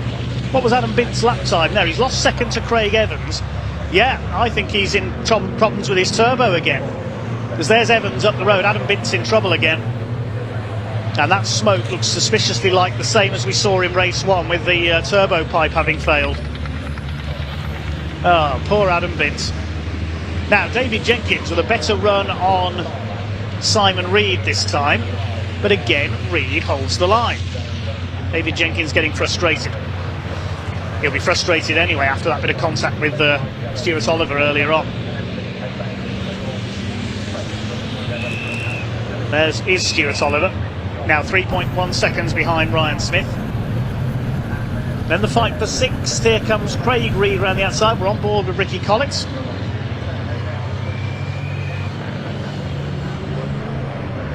Michael Oliver, Stephen Powell has got ahead of John Bowler behind them, up into 9th position. Tom O'Rourke behind. We've not seen much of Tom O'Rourke so far this weekend. Small gap behind him for Simon Faulkner. A little bit of a lock up there possibly from Ricky Collins. Here comes Craig Reed right on his tail. The fastest lap of the race for Ryan Smith, 125.955. He's under the 126 bracket.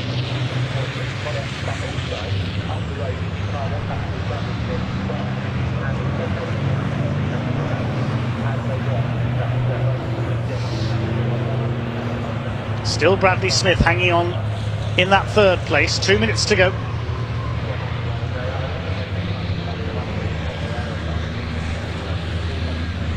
This time David Jenkins hanging back because Simon Reed is having a go in turn at Bradley Smith for that 3rd place.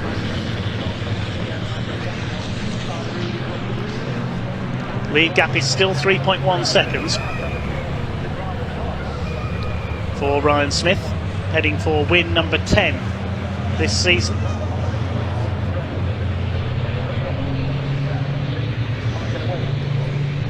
Paul Rivette, it'll be win number 5 in Division 2 if he hangs on in front, despite that knock early on in the race.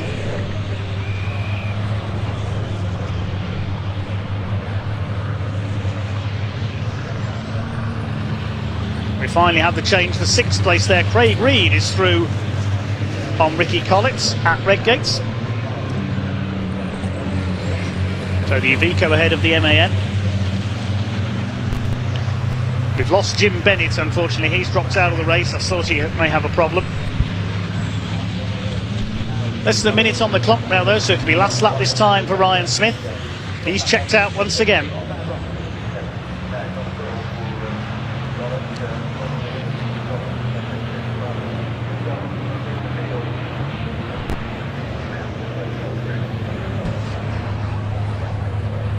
Into the chicane. He's got John Powell ahead of him there in his struggling MAN. Now, can Stuart Oliver close back up again on the final lap? Well, he has a little, because Ryan Smith was briefly delayed by that back marker, and there's another back marker there, Adam Binns. This is exactly what Stuart Oliver wants. He took a second out of Ryan Smith on that last lap, so this is not over yet. Paul Rivette still leads Division 2. He's nearly 10 seconds clear of Craig Evans now, with Adam Binns having slowed. Here's the battle for 3rd, still Bradley Smith holding on.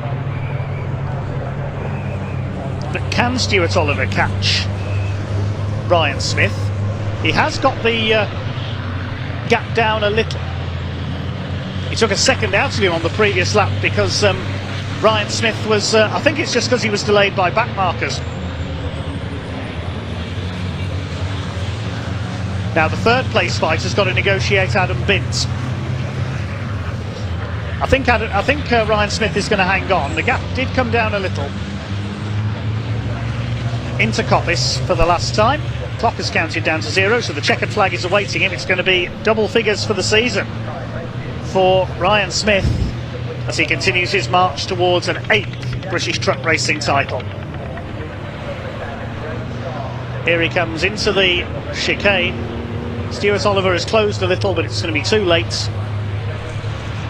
Ryan Smith will win it ahead of Stuart Oliver. Across the line they come now. What's going to happen for 3rd place behind them? And indeed for 6th. Here's the 3rd place fight. Bradley Smith has hung on all the way, and he takes 3rd ahead of Simon Reed and David Jenkins, but only just. Who's going to be 6th? Here he comes. It's going to be Craig Reed. Good run by him. The rest of them come across the line. 7th place goes to Ricky Collins, just ahead of Stephen Powell. And who's going to be 8th? It's yes, Powell is 8th. Tom O'Rourke 9th, I should say, ahead of Michael Oliver and John Bowler. Yes, Bowler struggling in the closing stages. A bit of smoke from his truck as well. Yes, his last lap time 11 seconds slower than his quickest. Meanwhile, in Division 2, a bit of a race of attrition for them. In P13, it is Paul Rivette who is going to take win number 5 for him this season. Despite that first lap collision with John Powell, there is Powell a few laps down. Paul Rivette takes the win. Craig Evans will come over in second, and third in Division 2 will be Adam Binns. Ryan Smith taking the win. Stuart Oliver closed in the closing stage. He's got the fastest lap of 1:25.950. Bad luck Jim Bennett, he's parked up on the Melbourne Loop, a non-finisher.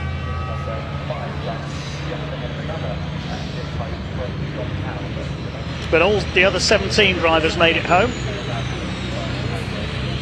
Okay, provisional result then on British Truck Racing race number 2. Ryan Smith the winner by 1.9 seconds ahead of Stuart Oliver. Bradley Smith on the podium in third, having held off Simon Reed and David Jenkins all the way.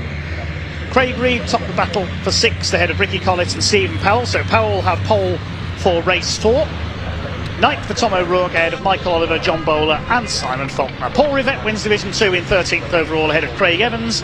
Then Neil Yates was 15th, Adam Bint slowing in the closing laps, he was 16th, and John Powell a couple of laps down, the final finisher. Jim Bennett's the only retirement.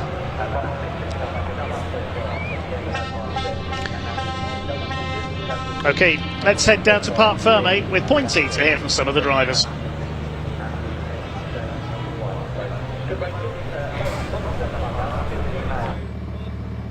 Well, what a fantastic result. We had some serious bump and tickle going on in that race, but second race of the British trucks here at Donington Park saw a good result for Ryan Smith, of course, as we would expect. Stuart Oliver in the second place, some fantastic driving from him. He really pushed it to the limit. And then behind him, yes, that's right, ladies and gentlemen, the young Bradley Smith taking his first podium of the weekend, first of many perhaps, only time will tell. We'll wait for some of the drivers to get out of the trucks because I know it takes a little while to unhook them all.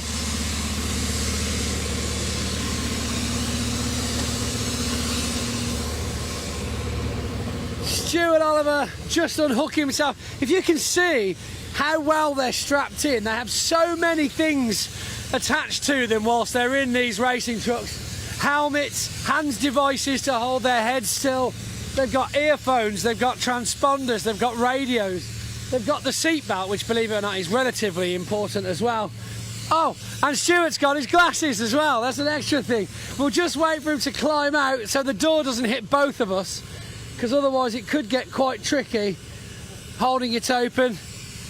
And Ryan Smith's got himself out as well, ladies and gentlemen. Right, Stuart Oliver, what a drive that was. Yeah, that was good, that. I knew that, I didn't think Dave and Ryan were as friendly as what they are, but obviously they've kicked off a bit of a relationship where they're playing together, and that nearly ended in tears there with Dave trying to T-bone us off, but I survived and he came off worse, so we'll see what happens. Indeed, yes, we saw that. It could go either way, the scrutineer's decision, so we'll have to wait and see. Don't hold your breath, you never know. Ryan, come on in. Thanks for that. I owe you one. Quite the experience for the viewers at home. We saw some close shaves there, but you know, again, very clean race. No red flags for you guys. And how was the track condition out there after we've had a bit of wind? Well, I went majorly defensive because Arnie come on radio and said Paul Rivette's dropping diesel or something. I think it turns out it's water, but strange race really, because first part Stuart was all over me because I was cautious of the second part. I went a bit and got a 3.6 second gap, and then the second part of the race we come to a little bit of back markers, and I knew he got the gap down to 2 seconds. So he did start hunting you down that second half of the race. And we was playing fast. He was getting the fastest lap I was, so he was going back and forth. And you know, when you're out in front and you know track conditions are all right, and you kind of push a bit more for lap, and you do. But no, we were a good race really. It gave me a good start really, because I got a bad start, and I was just like, all of a sudden you're like, oh, I give him another 1,000 odd horsepower. I'm accelerating all of a sudden. Yeah, that was lovely. I'll take that. Rubbing's racing, just depends what side you're getting rubbed on. That's the thing. And we beat the weather, so I think we're in some rain, and Listen. No, stay positive. Rain's not coming, it's okay. Fun starts tomorrow, don't it? Reverse grid, so let's Oh, yes, that will be true. Reverse grid tomorrow, which will place you where? Let's go on the fact you've just finished second. 7 and 7, wouldn't it be? For both races. 7 and 7, oh my goodness. So that'll be quite an interesting battle. Yeah, that's when. And to have Ryan behind you as well. Absolutely, yeah. Well, I'll be alongside him probably, and that's when the. No, he'll be behind stops you. And he'll be behind me, he'll be behind me. That's right. We just need to make that last a bit longer and happen more often, but no, it should be good. Tomorrow will be good. Fantastic. Well, Stuart, well done. Congratulations. Great race. Great finish for the day for the Division 1 and 2 trucks. We've still, of course, got one International Truck Prix race left, and as they quite rightly said, it does appear to be starting to rain over here at Parc Ferme. Can I see Bradley Smith? He's completely disappeared. He's not in his truck. Here he is. Get him to come to me. Nothing like getting the truck in the background. Number 46, Bradley Smith. Congratulations, sir. How do you feel? Oh, it's good to get a podium. First race weekend there, and even better after last year's disaster. So. Indeed, I think they owed it you by then. Yeah, so we had a 4th and a 3rd today. Couldn't be happier. Good for the sponsors. Good turnout here. Raining now, but it's been a good day. Yeah, I think we're all just going to run for cover if anything like earlier on happens again. We'll all be soaked down to the bone. Yeah, definitely. Big downpour, but it's good. It dried for our race. Brilliant racing. It was the best race ever. Craig Reed was all. Simon Reed was hunting me down. It's usually Craig, but it's Simon this time. Yeah. And you two were on top of each other for so much in that race. I felt I was looking at my camera more. I was looking forward to see what he was doing, but I learned so much that racing. Good racing. Trucks are all in one piece, so happy. Truck in one piece is how we like to keep it. Well, Bradley, massive congratulations. Can't wait to hand out your first trophy of the weekend later on. Bradley Smith, ladies and gentlemen, the rain's coming down now, so we're going to leave you to it. I'm going to hand back to Dave in the studio to see what more racing action we've got for you just before the last international race of the day here at Donington.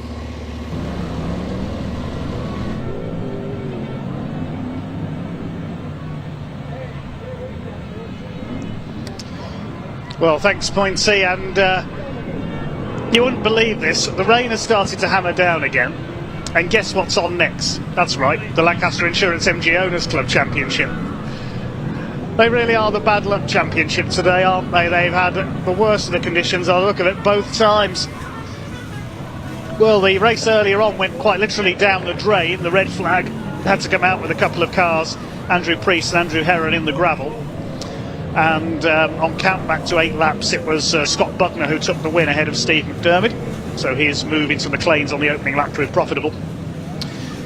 But the second race, the grid set by the second fastest qualifying time for each driver, with the exception of a couple of cars who have changed drivers. 4 races to go here today. We've got the MGs coming up next, followed by the Avon Tyres Image Wheels Intermark Silhouettes, the International Truck Prix, and then finally the Pickup Truck Racing Championship. But the MGs are on their green flag lap, and they probably can't believe their luck as the rain comes down again the second they come out of the assembly area. So we'll have a look at the grid in a second for our intrepid MG Owners Club racers.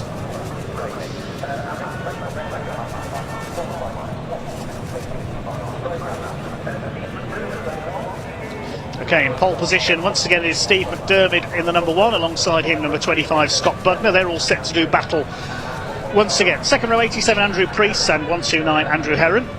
Then the first of the non-ZRs are the 2 MGFs on row 3, Simon Kendrick and Stuart Plotnick.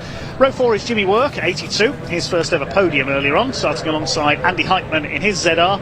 More ZRs on row 5, James Wade and Phil Walker. Remember Phil Walker's flying start in race 1, and he ended up in P3. Row 6 is the ZS of Darren Leonard and Anthony Bates in the Maestro. 7th row, number 80, Phil Dicker and 3 Adrian Olsen in their ZRs. Row 8 is the first of the classics, Will Sharp alongside David Amflitz, hopefully no repeat of their collision in the first race. Row 9, Chris Millard and Carl Bates in their MGBs. Row 10, Ashley Barnes and Rob Fisher. And at the back, 2 cars that have changed drivers. Car 6 is now driven by Nigel Woolcott, who's been racing MGs for many years. And alongside him in car 50 is Gary Puxty, taking over from John Diffie and Peter Hesh, respectively.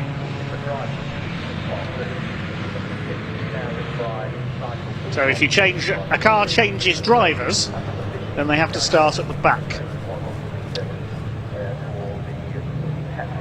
A beautiful rainbow over the infield here at Donington Park. And who's going to win the pot of gold at the end of it from our MG racers? This will be a 20-minute race. Let's hope this shower passes through quickly and the circuit isn't too wet.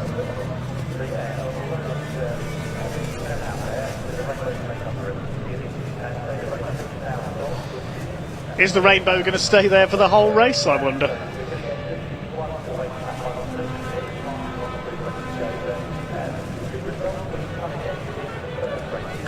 Look at that, the car's even coming through underneath the rainbow at the chicane. Great bit of artwork by our cameramen there. The 4 ZRs lead them up to the grid, then the 2 MGFs. There's Jimmy Work and Andy Heitman. Phil Walker, James Wade. Leonard Bates. Phil Dicker, Adrian Olsen. Then the classics towards the back.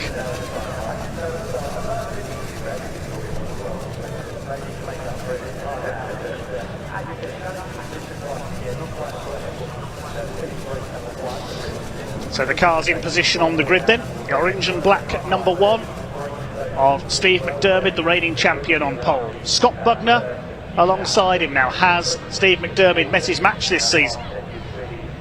87 Andy Priest, the black and yellow car on row 2 alongside the blue and red machine of Andrew Herron. Then the 2 MGFs, the 2 Tiger liveried machines. The orange one is Simon Kendrick, the white one Stuart Plotnick. 20 minutes the distance, the red lights are on and off they go. Decent start by the 2 front row men, decent start by Simon Kendrick, moving through on the inside as well in the MGF. Another slightly slow start by Andrew Herron, one of our newcomers to the championship. It's McDermott who leads from Bugner. Kendrick trying to force his way up the inside of Andy Priest to try and take 3rd place, and Andrew Herron's been shuffled right back. You can see there he's right down with the classic runners, so a terrible start for Andrew Herron, unfortunately, from 4th on the grid. He's down to about 12th or 15th place. Down the crane as they come in the sunshine. Thankfully the rain shower passed through quickly. It's tricky to tell the cars apart in the glare of the sun there as they come down the hill. There's Adrian Olsen, we can see the number 3. There's the maestro of Anthony Bates as well, but it's McDermott who leads from Bugner in 2nd, Priest 3rd. As they start to sort themselves out. Is that Andy Heitman up there in 4th place? If so, he's got a flyer. And McLean, yes, it is Heitman. He's got away superbly. Simon Kendrick 5th, Stuart Plotnick side by side with the number 22 of James Wade. Jimmy Works dropped back a little as well in the 82. Certainly left himself some work to do. There's Adrian Olsen, Phil Walker, Anthony Bate. There's Jimmy Work in behind the maestro, as the rest of them make their way through. Down the exhibition straight they come into the Roberts chicane. McDermott from Bugner. Can he turn the tables from race 1 when he'd taken the lead when Scott Bugner slid off, but the result was taken back to the lap before.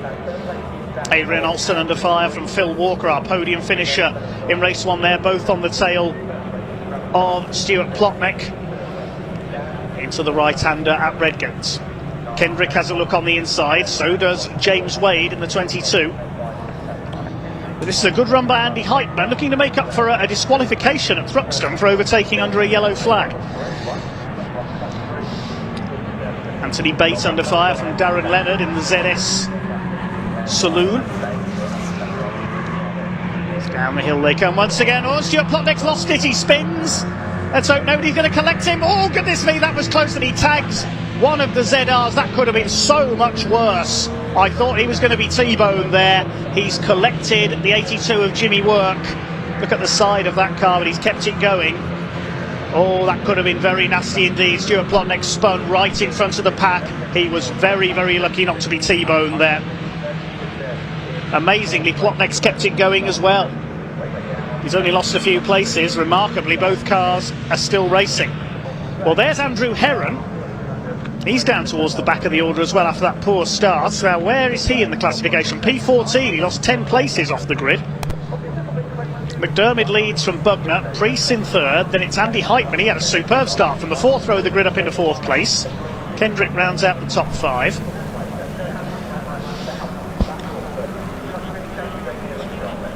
Now we'll have a look and see if either of those cars involved in the incident pull into the pits this time through, or whether they are able to keep going as the leaders cross the line to complete their second lap. Classic Class is being led by Will Sharp, up in 11th overall. Remarkably, Stuart Plotnick, he's just gone past my commentary box, has escaped that without too much damage, as we see the battle for fourth heating up there between Heitman and Wade. So it looks like everybody has survived. Yes, Jimmy Work is at the back of the field. I'm not quite sure if he's still going. We'll wait and see. Steve McDermott under fire. Here comes Scott Bugner up the inside into Schwantz Curve. He's going to be on the outside though for the right-hander at McLean's. He went up the inside there earlier. Is he going to go all the way around the outside of Steve McDermott? That's brilliant from Scott Bugner. I can't remember the last time I saw an overtake round the outside of McLean's corner, never mind for the lead of the race. That's brilliant from Bugner. He is certainly a devil-may-care driver, Scott Bugner, at the wheel of this ZR. And now Steve McDermott's got to fight back, but look behind them. Andy Priest is up with them now in the 87. These three have pulled clear of the Heitman and Wade battle for fourth position into the chicane. And battle is joined between these two once again. This has been the rivalry of the season for me on BARC TV. It's even eclipsed Stuart Oliver, David Jenkins and co. Here they come then up towards Red Gates, 3 laps completed. Andy Priest keeping pace with the two leaders. Bugner, not surprisingly, at the fastest lap of the race, 1:29.079. Here's a battle between some of the classic runners further back. That's the number 50, driven this time by Gary Puxty. Here's MG Midget taking over from Peter Hesch. He's at the back of the field at the moment, chasing down another MG Midget, that of Ashley Barnes. There's Stuart Plotnick. Look at the rear end of his car. That's escaped quite lightly, that contact with Jimmy Work. Just bent the bumper and smashed the rear light.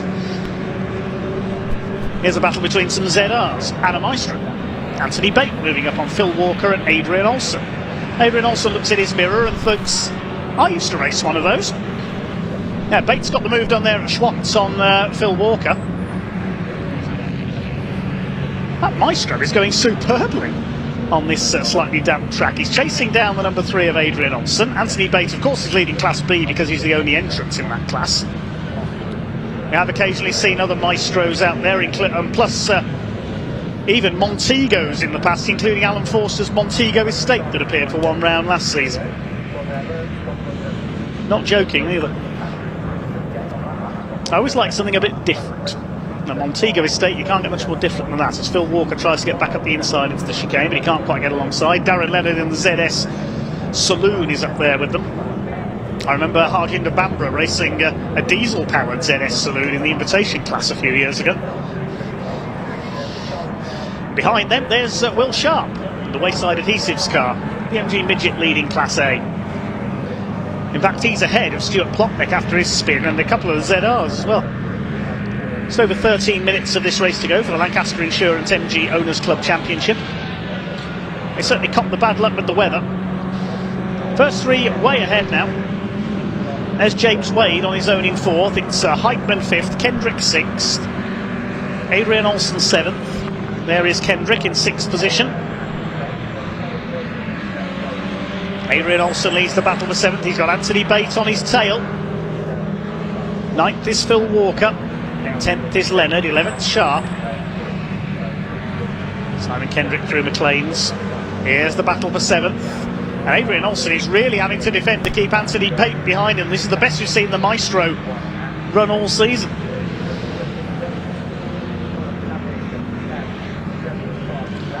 Five laps completed by our leaders. New fastest lap for Scott Bugner, 1:26.468. So the track is drying all the time. Anthony Bates has lost out there to Phil Walker, the ZR, quicker in a straight line down the exhibition straight. The 83 moves ahead. And there's Darren Leonard. Just over 12 minutes to go. Here come your leaders, and Steve McDermott is caught back up to the back of Scott Bugner.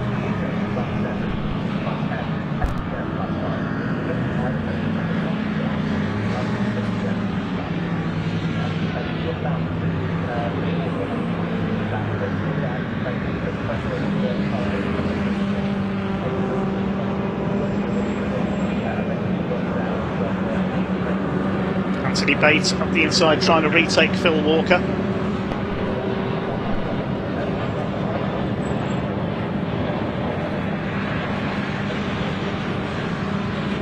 Still Scott Buckner, your leader.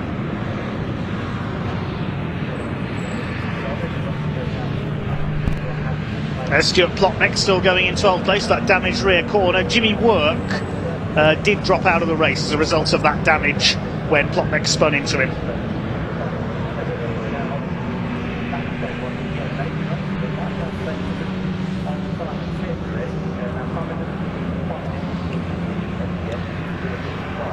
Into Redgate, and Steve McDermott is right back up with Scott Buckner now. Well, no surprise, he's just done the fastest lap of the race, but McDermott at 1:25.905. Meantime, here's our Class A leader, Will Sharp, well up in among the modern cars. He's ahead of Plotnick, he's ahead of Heron, and he's ahead of Phil Dicker as well. Second in Class A is David Amphlett, and it's Carl Bate, number 71 in third. Gary Bate races Caterhams. Olsen and Walker have got ahead of Simon Kendrick now, and Bate down the inside as well. It pushes the MGF almost out of the way there. I think Simon Kendrick now have a problem. Trying to fight back. 76 of Darren Leonard is in there as well, the ZS Saloon. Yeah, Simon Kendrick is dropping back. Leonard made a bit of a mess of the Craner curves there, running out wide. Here's a battle in the Classic division. Number 14, David Amphlett, under fire from Carl Bate in the 71 and Ashley Barnes in the 59. This is for second in Class A. Now well behind Will Sharp, who at the end of today is likely to still be the overall leader of the championship. Most successful in the Classic division over the years is Jim Bainham, of course, with his famous MGB, the car raced by Lewis Saunders, the young gun at Thruxton. Hopefully we'll see Jim back out in that car someday.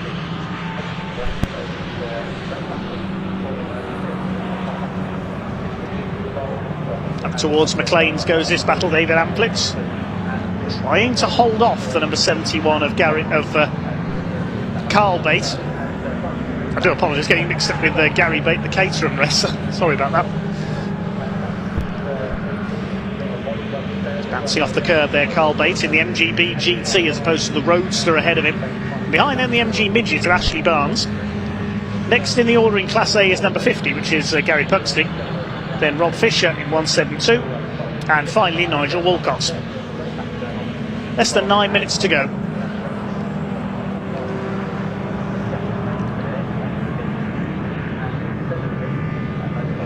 Buckner leads by half a second over McDermott. Andy Priest 2.5 seconds back in third. Still this battle of the Bs for second in Class A continues. Missed the explanation earlier. A is for Abingdon in Oxfordshire, where these cars were built. Here come the leaders. Scott Buckner from Steve McDermott. Still their duel goes on. It has done all season. They've lapped number 6 of Nigel Walcott in the MG Midget.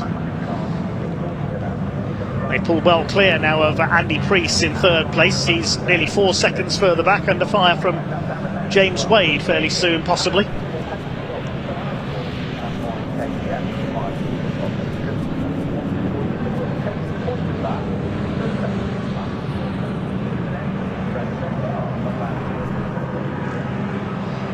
Here's the battle between Adrian Olsen and Phil Walker. This is for P6 now.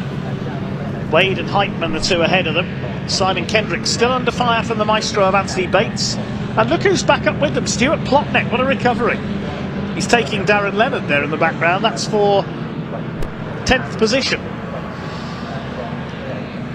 Phil Walker still fighting away with Olsen. And still these two MGBs going for it. Here comes Carl Bates on the inside. Oops, what's happened to Simon Kendrick? He's had a lose through the top of Hollywood. One of the ZRs goes around the outside. It's Andrew Heron. Will Sharp in there with him as well. And Will Sharp goes past Simon Kendrick. Down into the old hairpin. Can't see any damage to the 42.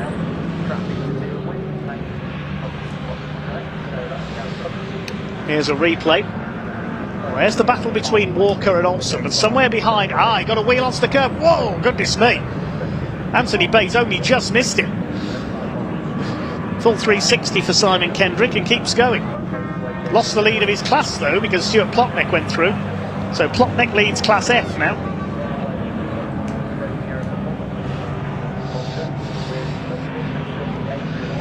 So just over 6 minutes to go. Adrian Olsen still working to hold off Phil Walker for P6.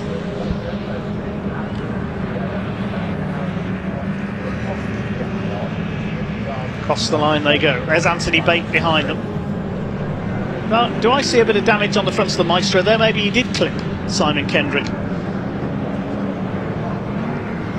Maestro leading Class B.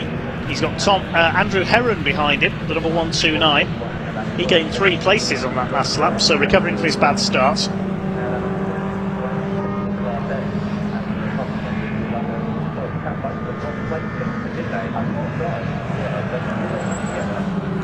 Down the hill they come into the old hairpin.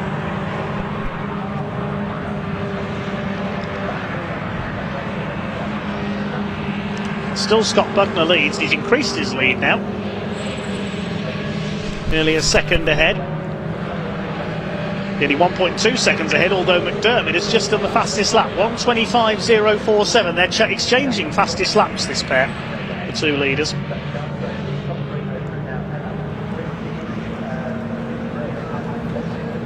Still this battle goes on. There's Will Sharp. He's got Phil Dicker in the number 80 car, the man from Poole in Dorset behind him. Sharp won't mind if the ZR gets through because he'll still be comfortably leading his class. Where are your leaders? See, the gap has increased a bit.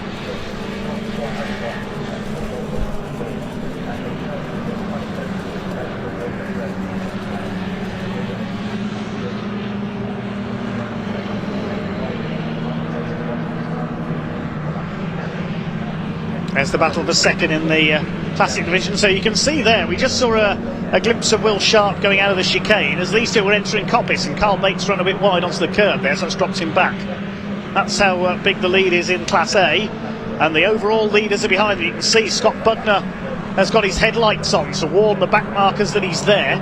He does not want to be held up, because if he is, Steve McDermott will be right on him. Speaking of right on him, he almost got up with him there.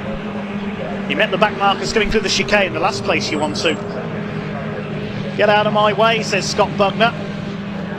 Oh, and David Amflett's not seen him there. Look, he's going to have to jink to the inside. McDermott trying to get through as well. He just leans in wide there. Excuse me, says Scott Bugner. Oh, I've got a race to win.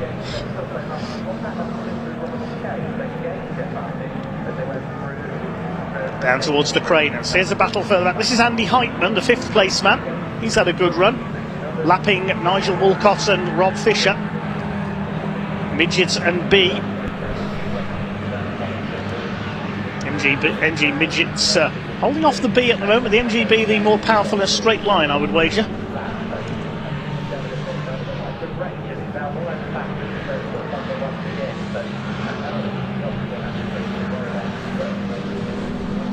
Side by side they go round Redgate corner. Yes, the MGB does pull ahead.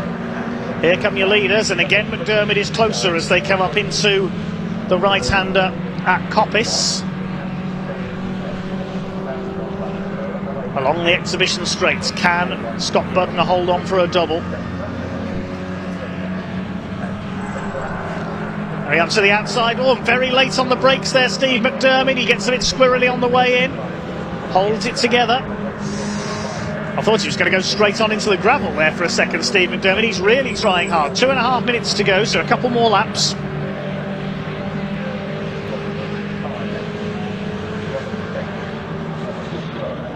Into Redgate they go once again.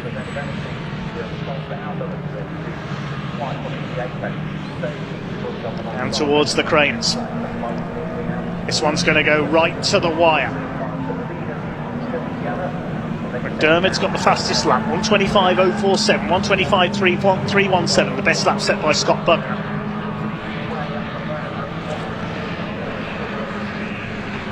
Starkey's Bridge up towards Schwantz Curve. This is where McDermott has been stronger in the second half of the lap. Into the right-hander, lifting a wheel there Scott Bugner through the right-hander at McLean's. Climb up to Coppice.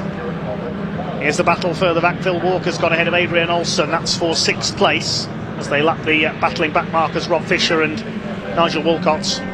But the leaders will be coming down to the chicane very shortly. Are we going to see Steve McDermott? He's in the slipstream. Are we going to see him make a move? It'll be last lap this time. He goes to the outside, trying to feint his way around the outside. They're side by side on the entry to the chicane. No, you don't, says Scott Bugner. This has been one of the duels of the season in any championship between these two. Into the last lap. Can Scott Bugner hang on for a double? Well, we thought the rain was going to ruin it again, but it's stayed away by that brief shower right at the start. And the MGs have once again served up some wonderful racing here at Donington this weekend. Down to the old hairpin for the last time. McDermott is probably going to have to leave his attacking move until into the chicane. He's going to have to stand on everything as he goes in. Just try and throw the car past his opponent, Scott Bugner. Through McLean's, Bugner again lifting his rear wheel on the inside. Up to Coppice. Can Steve McDermott do it? Can Scott Bugner hang on? They're 14 seconds clear of Andy Priest, now in 3rd place. Here they come along the exhibition straights. Which side's Bugner going to go? He goes to the left. Is he going to feint back across to the right and try and bamboozle Scott Bugner? Yes, he is. He's going for the inside. Bugner moves out to defend, moves back across again. Is there contact? No, there isn't. He's right on his rear bumper. He's going to try and slipstream him on the run to the line. It's going to be the closest finish of the weekend so far. Here comes Steve McDermott. They're going to finish side by side. Who's going to get it on the run to the checkered flag? It's a photo finish. I think McDermott got it. On the timing screen, McDermott got it by 0.166 of a second. Well, awaits for the timekeepers to confirm that, but by my reckoning, McDermott's won it. That is perfect timing by Steve McDermott. Andy Priest comes over in 3rd place. James Wade will be 4th. Well, if anybody runs a candidates for best duel in any championship this season, it's going to be those two. Every race they've been at it tooth and nail. Further back, coming in for 5th is Andy Heitman. He had a good run. Now, who's going to be 6th? We saw a good battle between Walker and Olsen. It's Phil Walker who comes through for 6th. Adrian Olsen 7th. It should be Andrew Herron home for 8th, recovering after his bad start. He comes in for 8th. Gary Bate in the Maestro wins Class B in 9th. 10th is Simon Kendrick. Kendrick's got back ahead of Stuart Plotnick. We missed that. 11th is Darren Leonard. 12th Stuart Plotnick. And here comes Will Sharp. He'll win Class A and keep, provisionally, his overall championship lead in P13.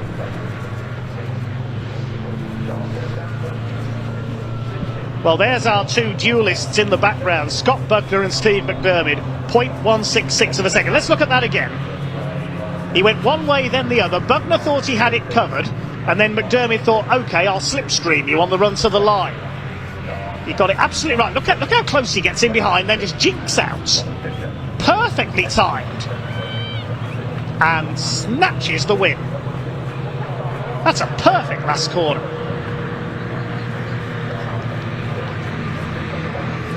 The winning margin confirmed as 0.166 of a second for Steve McDermott over Scott Bugner, and Andrew Priest further back in 3rd, his 2nd podium of the season. James Wade in 4th, ahead of Andy Heitman, then Phil Walker, Adrian Olsen, and Andrew Herron completing an all ZR top 8. Anthony Bateman's Class B in the Maestro in 9th. Simon Kendrick, the top MGF, in 10th, recovering after a spin to catch Stuart Plotnick, who was 12th behind Darren Leonard. 13th for Phil Dicker, Will Sharp in 14th place to win Class A. And then further back, David Amphlett and Carl Bates had a good scrap on the way to 2nd and 3rd in class. Ashley Barnes behind them. And it was Gary Puxty, Nigel Walcott and Rob Fisher. Sadly, we lost Jimmy Work after that collision with Stuart Plotnick. Let's head down to Ian Waterhouse to talk to our two duelists in Park Ferme.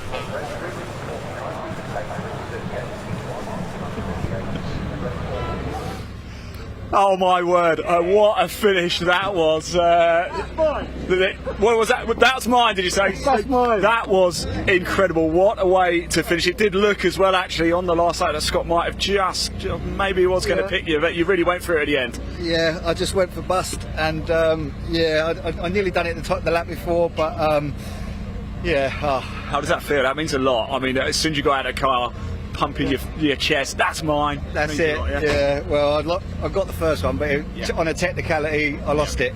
But yeah, I got that one. And if they want to get technical, I've got technical as well. That's mine. Well done, mate. Congratulations, Scott. What a race that was. Of course, dramatic finish. Didn't quite go your way, but it's still been a very good day for you. Good. Yeah. First and second, can't complain with it. Yeah. It's good points. 2 rounds to go. Elbows out, I think. Elbows out, Scott. You can see he got his out, so I'm going to get mine out now. Well done, Scott. Congratulations. Right, so I might have to step in between those two. Let's just jump down here, shall we have a quick chat with Andrew as well. Andrew, how was it out there? Right. Come to flirt with me, have you? Of course I have. Yeah. Believe it or not, we actually had a selfie earlier as well. Yeah, exactly. Yeah, so it's nice to speak to you this time after throwing it away last time. But how was it, that one though, on the podium, of course? Yeah, like mega. Like I got to speak to you last month as well, so starting to make a habit of it, hopefully. Well, that's it. I just wanted to come over and talk to you. You know, you're a lot taller than me as well. I'm liking the beard and yeah, I can't do much about that. I should probably take my Cuban heel off, maybe. Have you enjoyed the season so far? Oh, mega, yeah, absolutely. So it's first full season for me, so yeah, totally enjoying it. I'll have a pot to go home with today as well. Well done. Congratulations, awesome. Great stuff, great racing, and who knows what's going to happen for the rest of the Lancaster Insurance MG Owners Club. It could get quite feisty, couldn't it, between Steve McDermott and Scott Bugner. Keep your eyes peeled for that one. That's actually it for them this weekend. Replacing them tomorrow is the BMW Kumo Championship, so keep your eyes peeled for that. But there's still more racing action to happen here at Donington Park. It's the Silhouettes coming up next. Dave, over to you.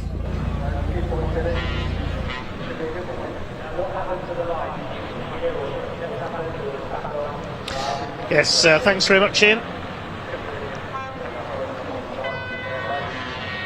It is next time for the Avon Tyres Image Wheels Intermark Silhouette Series. That's an unusual sounding name. Now, think of the cars basically as space frame short circuit hot rod style cars. So called because they're based on the silhouette of a small saloon or hatchback. It's space frame chassis, carbon fibre and Kevlar body, powered by a race tuned 2-litre custom built engine.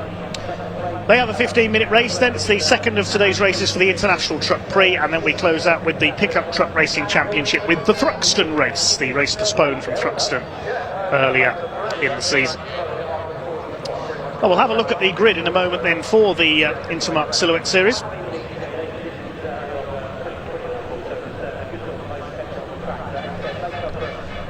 Which was fixed by a qualifying session just before we started racing earlier. One car that has withdrawn after qualifying, unfortunately, is the number 491 of Colin Smith, his Ginetta. Now, where did he qualify? Yeah, Colin Smith, he qualified 4th. Unfortunately, he has had to withdraw, had problems during the session. So he's out of this one. But there's still 3 Smiths out there, all from the same family, and 2 of them have locked out the front row. It's number 33, Daniel Smith, who is on pole, and alongside him 24, Lewis Smith, both in Mercedes SLK bodied cars. So 33 and 24, the Smiths on the front row. The second row, number 6, Ian Hales in the ex-Matt Simpson Vauxhall Tigra, and alongside him number 51, ex-BMW racer Russell Humphrey in his Tigra. Row 3, number 49, Ruben Taylor. He comes from Devon, he's in a Peugeot 206cc Coupe. And 38, Keith Whites in his BMW Z4. Been racing that machine for many years in championships such as the Welsh Sports and Saloon cars down at Pembrey. Row 4 is Richard Smith in car number 4. Richard is the father of Daniel and Lewis, who are on the front row. He's in a Mercedes SLK as well. Alongside number 14, Phil Spinks. He's in a Tigra.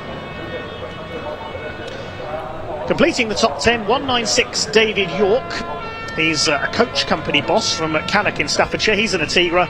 And alongside him is number 83, Scott Apriliano. He's in a Peugeot 206. Row 6, number 21, Phil Young. Mr. Cheese, as he's known, we know not why. He's in a Mitsubishi Colt, the very Mitsubishi Colt that won the National Hot Rod World Final back in 2003 in the hands of Dave Longhurst. Alongside Mr. Cheese is number 3, Paul Knight. Had a win at Mallory Park earlier this season in his Vauxhall Tigra. Row 7 is number 52, Mick Robertson. He's in a VW Corrado. Alongside 62, Lee Rogers, the ex-pickup truck racer, making a guest appearance in Brian Laram's Tigra.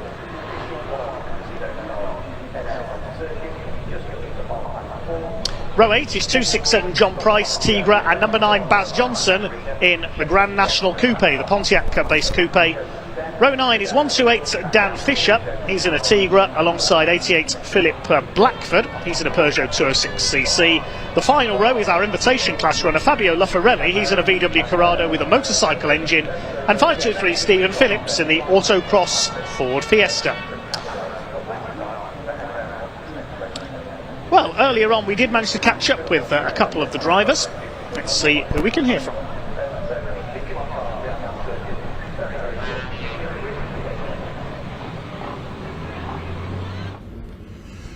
Right, everybody, welcome back to Assembly. And the weather really has been topsy-turvy. We just had that downpour just as the MGs went out. Not enough, though, I think, to really worry too many people. Coming up for the first race of the weekend, the Silhouettes, they just look so good as well, don't they? Let's have a quick chat with Philip Blackford here. We are a bit closer towards the back of the grid, but Philip, are we excited for this? Are we ready? It depends on the weather. Yeah. It depends on... I had a problem in qualifying. I had to change the clutch after qualifying.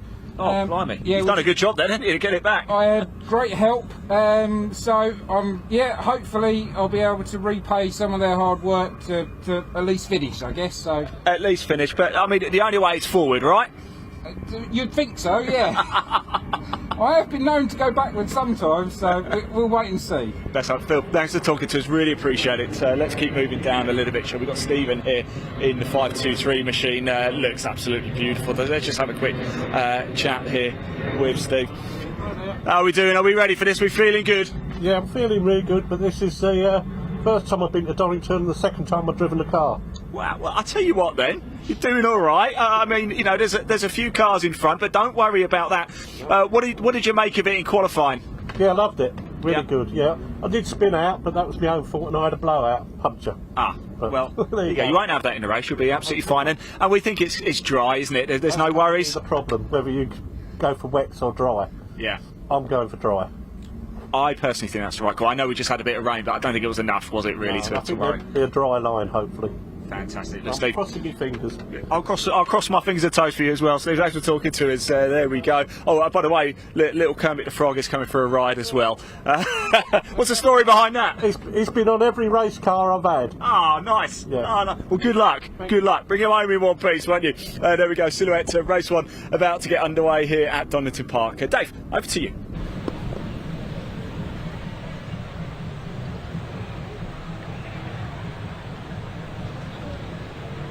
It's okay, just waiting for the cars to come out from the assembly area then. It will be a rolling start for the Classic and Modern Motorsports Club promoted Intermark Silhouette Series, sponsored by Image Wheels and Avon Tyres. Let's have a confirmation of the grid then. The Smith brothers on the front row. I remember Lewis Smith had a go in the Volkswagen Racing Cup with the Scirocco a few years ago. Ian Hales, former oval racer, along with his dad Derek, mainly in Legends cars, starts on row 2 alongside Russell Humphrey. He's raced in endurance events with his BMW E92 M3 in the past. Ruben Taylor, graduate of the short ovals of the Southwest in the 49 Peugeot. Vauxhall Tigra's the most numerous cars on the grid and the most numerous in national hot rod racing over the years as well. Some of the more unusual shapes out there, the BMW Z4 of Keith White, been racing that car for many years now. His brother Colin, of course, very successful Ginetta racer among other things, former national hot rod world champion. The cars heading out from the assembly area now on their green flag lap. Dan Fisher, incidentally, further back on the grid, the regular pickup racer, he's in Chris Ayling's Vauxhall Tigra, or the ex-Chris Ayling Tigra. Whether that's changed hands, we are not sure.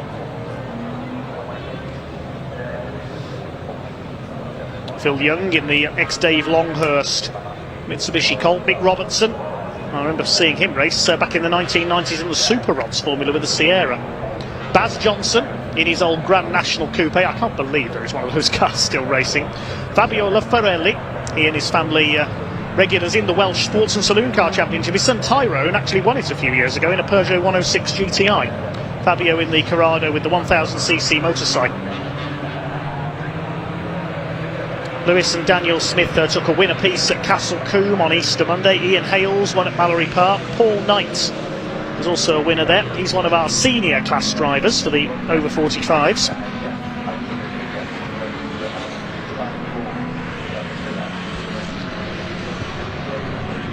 Scott Apriliano had a pole position earlier this year. The second race each weekend has a partially reversed grid.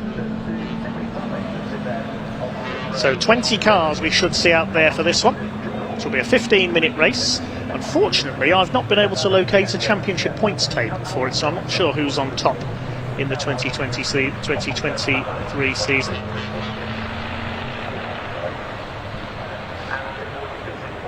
Just had an update from Rod Burley, club racing legend.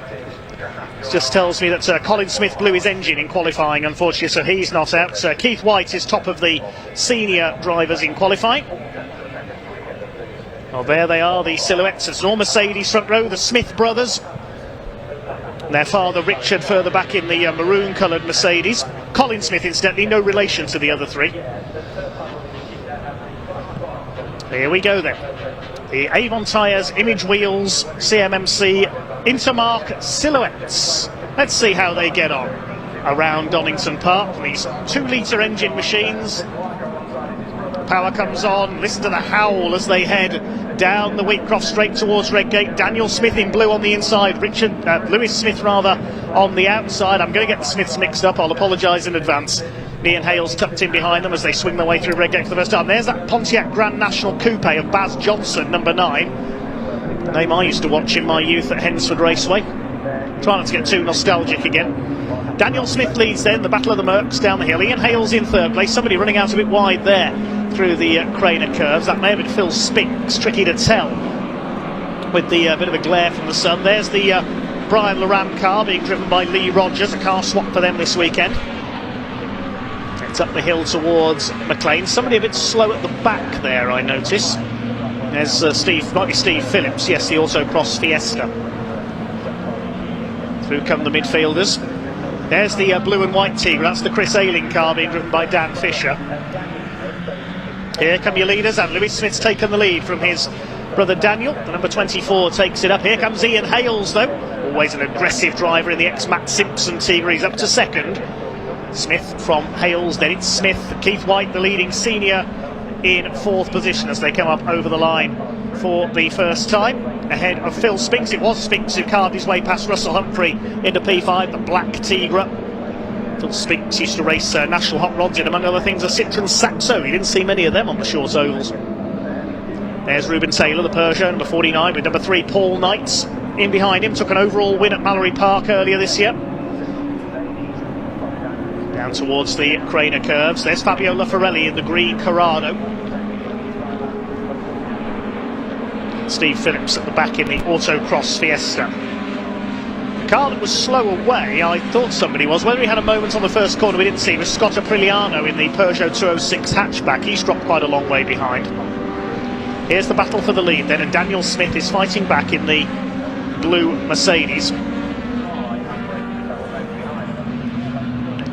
Daniel Smith is the championship leader. Thanks again to Rod Burley for the background info. Side by side, almost for second place. Smith trying to squeeze down the inside, but Ian Hales cuts across, so Smith will try and go round the outside instead. He keeps his foot in, and he goes through. Now that shows that most of these drivers are ex-short oval racers. They tend to get even closer than circuit racers do, mainly because on a quarter-mile oval, you have to get that close because there isn't room to race in any other way. Ian Hales back around the outside. Keith White's catching them there in the Beamer. Now who's completing the top 5? It's David York. He's come through well in the grey and orange Tigre. The coach company owner runs P&D York Travel in Staffordshire. Oh, the problems there. That's a spin eventually for Richard Smith, Smith Senior. He was one way, then the other. He was every which way there, and finally spun it. Goodness me, and somebody else is off. That's Reuben Taylor. That's at the Craner Curves. So it's still slippery out there, clearly. Reuben Taylor's gone off.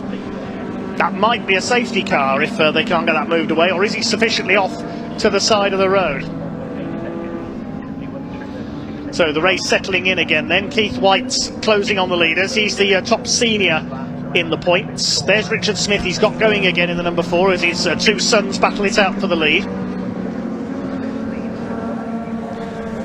There's Dan Fisher chasing Mr. Cheese, Phil Young, in the comps. There used to be a couple of those racing National Hot Rods. I think it was Jock Burgoyne who absolutely destroyed one of them in a crash at Hensford. And up the inside, was contact there.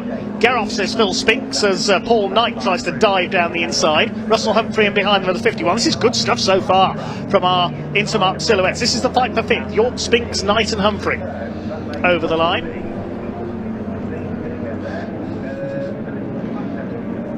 Through Redgate they go. There's yellow flags at the Craner Curves. Yeah, the safety car I think is being deployed because of Reuben Taylor's stranded car. I've just had a notification come up on the timing screen. There's the safety car is being deployed. Now let's have a look again. This is what happened to Richard Smith a little further back. He got up the inside to try and take Russell Humphrey, lost it, went one way, then the other, one way, then the other, then the other, then the other, and finally spun it. He'll be dizzy after that. Valiant effort to try and save him, though. That was more like a disco dance than a spin. Right, the reason for the safety car you can see in the background there, just to the left of the bridge. Reuben Taylor's car's in the gravel on the inside of the old hairpin.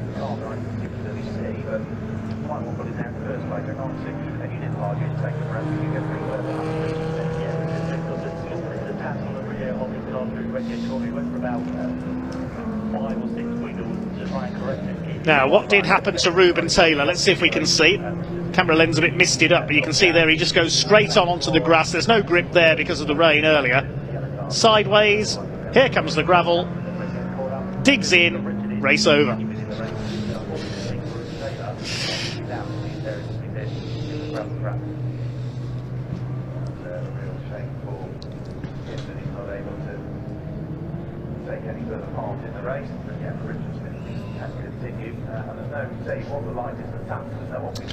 Okay, so we wait for the marshals to clear the stranded car. There's the safety car in the background. It's coming down the Craner Curves.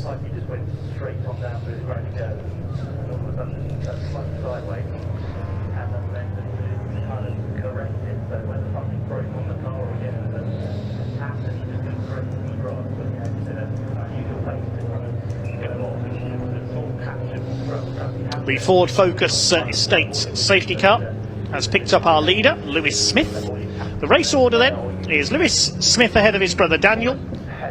Ian Hales in 3rd, then it's Keith White in 4th. He leads the senior category. Paul Knight is 5th, ahead of David York, Phil Spinks and Russell Humphrey. They were having a good scrap, those 4. Lee Rogers is 9th in Brian Laram's car. And John Price, number 267, there, the Dayglow orange and white car, rounds out the top 10. That car reminds me of the colour scheme that Gordon Bland used to race in National Hot Rods for a few years. Fabio Laffarelli, the invitation class car, is 11th. He was out at Brands Hatch last weekend in the fastest Mini in the world event. There's the green Corrado. He runs a space frame Mini with a motorcycle engine, the special saloon type car. There's that Autocross Fiesta, Steve Phillips. What an awesome looking beast that is. One of the newer designs of car for hot rod racing. And Carl Waller-Barrett did take his to the NHRPA Championship at Hensford recently, on the occasion when Scotland's Rob MacDonald won the National Championship. He was in a Tigra. Current world champion National Hot Rods Derek Martin from Northern Ireland in his Tigra, won that at Ipswich in July. There's the other Corrado, that's Mick Robertson, racing that car for many years in various silhouette events.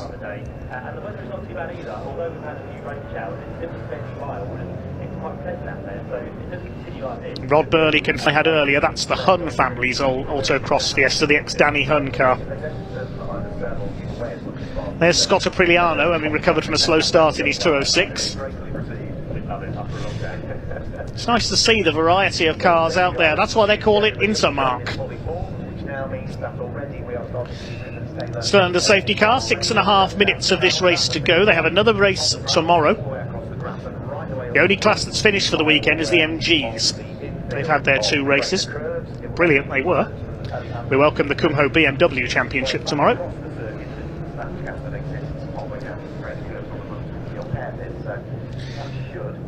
Many of these cars powered by 2V race engines. You can see their logo on the back of Mick Robertson's car.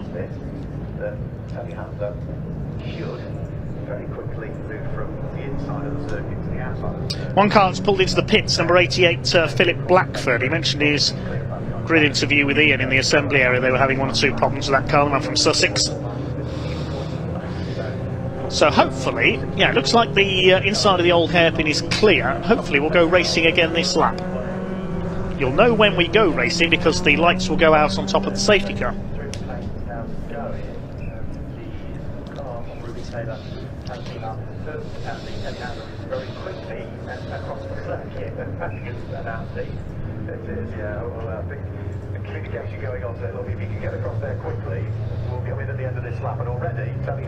We're up to nearly 350 likes on the stream now. Thank you very much indeed, everyone.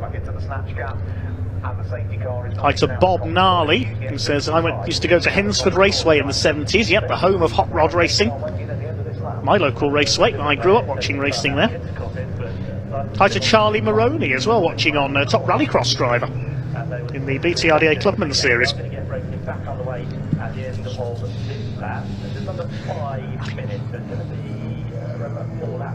These 2-litre engines, a mixture of Ford Duratec and Vauxhall red top power plants of the kind found in short oval hot rods and many other of these types of cars. Looks like we are getting ready to go racing once again then. Lights are out atop the safety car, so we're ready to resume with Lewis and Dan Smith, the 2 brothers, in front. They floor the throttles out of the chicane, and we're back underway with 4.5 minutes of racing still to go, so at least a couple of laps they will get out of this at racing speed. Keith White up into 4th position behind Ian Hales. A couple of changes further back.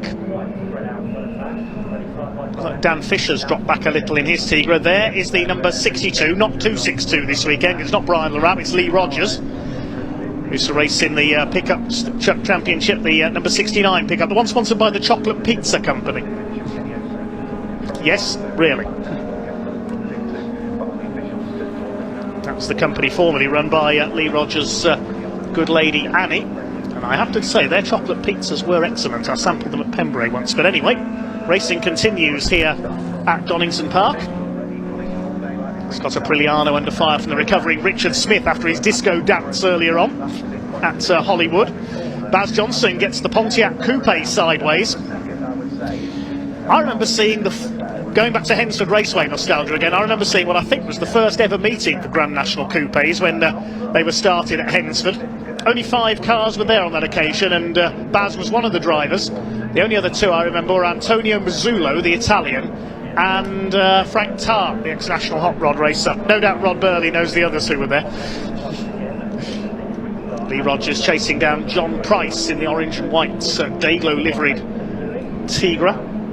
Lewis Smith has just done the fastest lap, 1:13.558. He leads by 1 second over his brother Dan.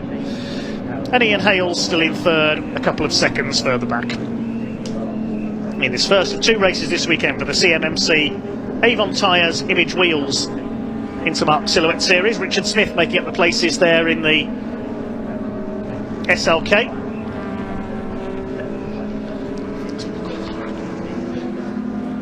Given Richard Smith's place of residence in Essex, I suppose you could call him Billericay Dicky. Ian Jury fans will know what I'm on about there. Running wide, John Price at McLean's there. This could allow Lee Rogers to attack. Up the hill, this is for 9th position. Followed by Fabio Lafarelli in the Corrado.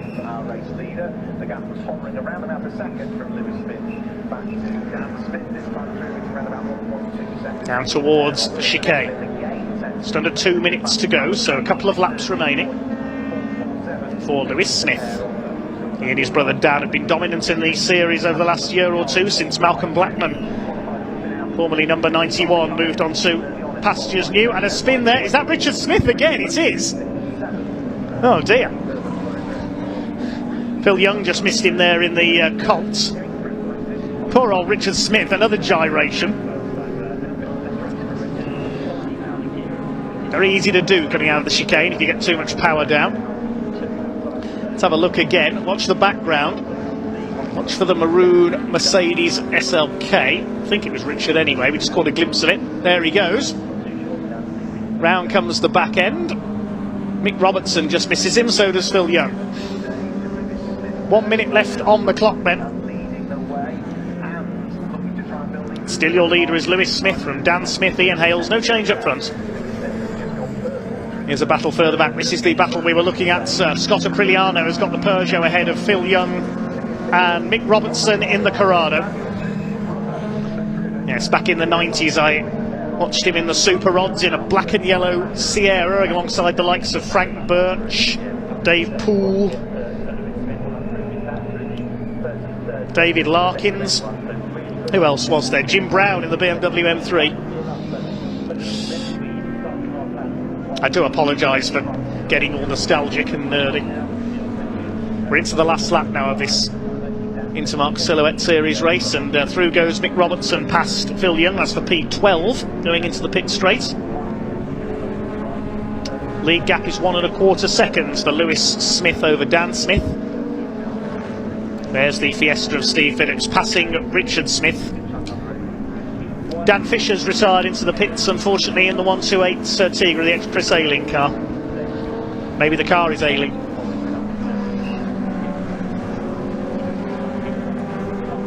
Phil Spinks being caught by Paul Knight. This is the battle for 6th. The checkered flag will be readied any moment now. Here's your leader. It's going to be a win for Lewis Smith in the number 24. Comes out of the chicane, across the line, takes the checkered flag. It's a family 1-2. Brother Dan comes over in 2nd. And they're well clear of Ian Hales in 3rd in the ex-Matt Simpson Tigra. Keith White will take the senior class win in 4th, just holding off Dave York over the line. Paul Knight will take 6th position. Oh, Phil Spinks has put it in the gravel on the final corner. I was just about to say, where's he gone? And he's axle deep in the gravel. Bad luck, Phil Spinks. So that means Russell Humphrey will take 7th. Fabio Laffarelli, the invitation class runner, is 8th. Knight goes to Lee Rogers. And Scott Apriliano comes from last to 10th after a problem at the start. Then Robertson, Young, Price, Johnson in the Pontiac Coupe. And the only other finisher, I think, is going to be Steve Phillips, because Richard Smith, after his spins, has pulled into the pits.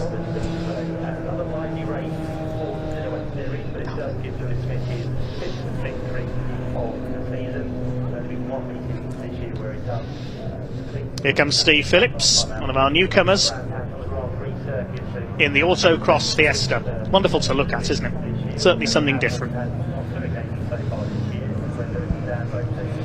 Provisional result then as follows: the Smith brothers 1 and 2 separated by just over a second, and Ian Hales completing the podium. Keith White, the senior class winner, in 4th in the BMW. Then Dave York, a good 5th ahead of Paul Knight. Russell Humphrey in 7th ahead of Fabio Laffarelli, the invitation class runner. Then Lee Rogers and Scott Apriliano round out the top 10. Mick Robertson in 11th ahead of Phil Young. Mick Robertson the 3rd of the seniors. John Price and Baz Johnson. The other finisher, Steve Phillips, who lost Phil Spinks on the final corner into the gravel. And retirements for Richard Smith, Dan Fisher, Phil Blackford and Reuben Taylor.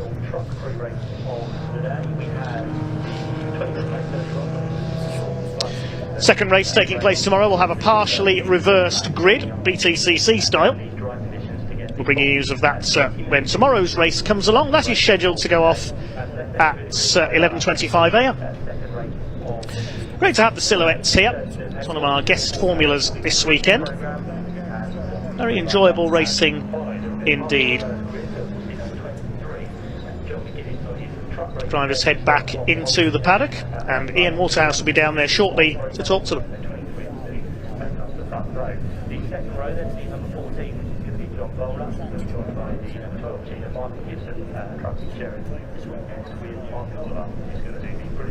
Championship, and after doing the International Truck Prix this weekend. The 14th number 81 is Mark Taylor, and have number 18 John Newell alongside, who ran the race very closely towards the end, but Right, everybody, welcome down to Park Fermin. Oh boy, the sun is shining. It's no clue we even had heavy downpour a little bit earlier. Here is Lewis Smith just behind. Let's go grab a word of him. Your race winner after that restart just managed to keep Dan at bay, didn't he? And Ian had a bit of a lonely run into third place in the end. Let's grab a quick word with Lewis. We'll let him get out first. That's how you do it. You bang the door and the door opens. That's what we like. Lewis, well done. Fantastic racing out there. It's always difficult to navigate a safety car period, but you kind of nailed it again, didn't you? Yeah, we timed that just right. We went a bit early. Back to field up, and yeah, it came out all right. How does it feel to get the big W? It was brilliant. Considering we qualified second, I didn't think we was going to have the pace, but yeah, it seemed to come together in the race. Fantastic, well done. I'll let you get your helmet off. Ian's over here as well. Let's go have a chat with Ian Hell's finished. He's parked up in second place, definitely on the podium. Let's have a chat with him. Bit of a lonely run in the end, it almost looked like for him, didn't it? Let's let him get. I'm always amazed how flimsy these doors are. I always feel like I'm going to break them, Ian, but they're quite tough, these cars, aren't they? Yeah, reasonably. How was it out there? It's good. Was I second or third? Well, I had you down as third place. Quite. After the restart, you got into a bit of a rhythm, and I never like to say lonely, but it did look a bit lonely out there. It's never boring out there, I can assure you. No, these two were just a bit too quick for me, so I thought I might as well just take a steady third. Yeah. More to come, of course, tomorrow as well. What's your expectations? Well, I'm chuffed. That's about a second quicker than I've ever been around here, really? So I'm made up. So I've done a little bit of alteration to the car, and it's really worked. So fantastic! Congratulations, well done. Yeah, a little bit, absolutely. All right, let's just move down a little bit. I believe Rob Burley actually. He texted me a little bit earlier to say he's going to be doing the draw for the grid for tomorrow, but we will catch up on that one. Right, still more racing action to come. We've got the second International Truck Prix race about to come up, and we've still got the pickups a little bit later. Their cancelled race from Thruxton, that's going to run at the end of the day today. So I'm going to hand back to Dave to take you through the action.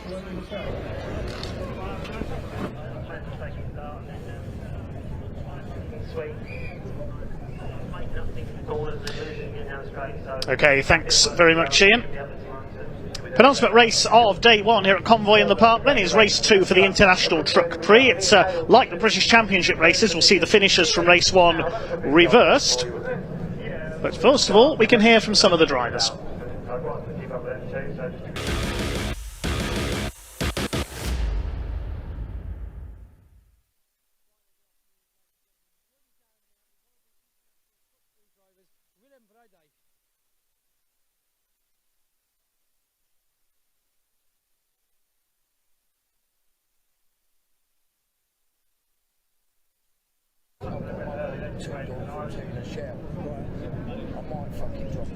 Apologies there, we've seemed to have lost audio there on our interview with the Flying Dutchman Willem Bredek.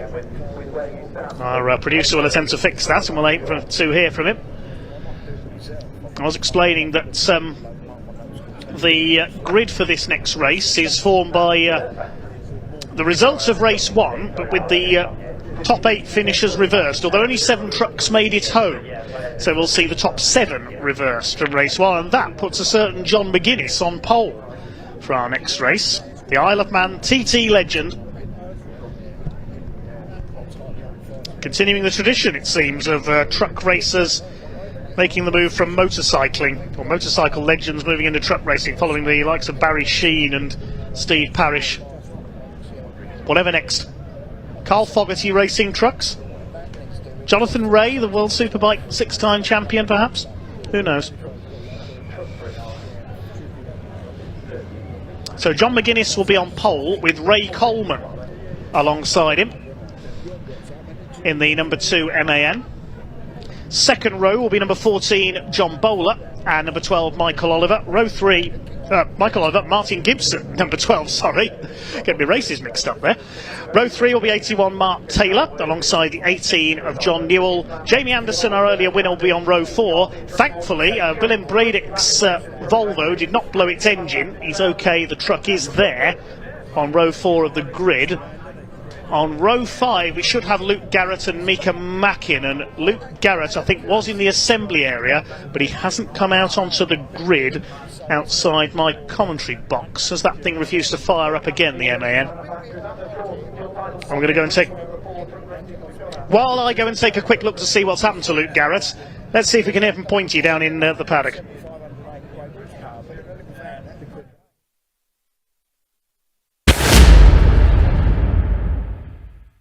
Right there, good afternoon, ladies and gentlemen. You join me down here with one of the International Truck Prix drivers, Willem Braddock from Holland. Is that correct?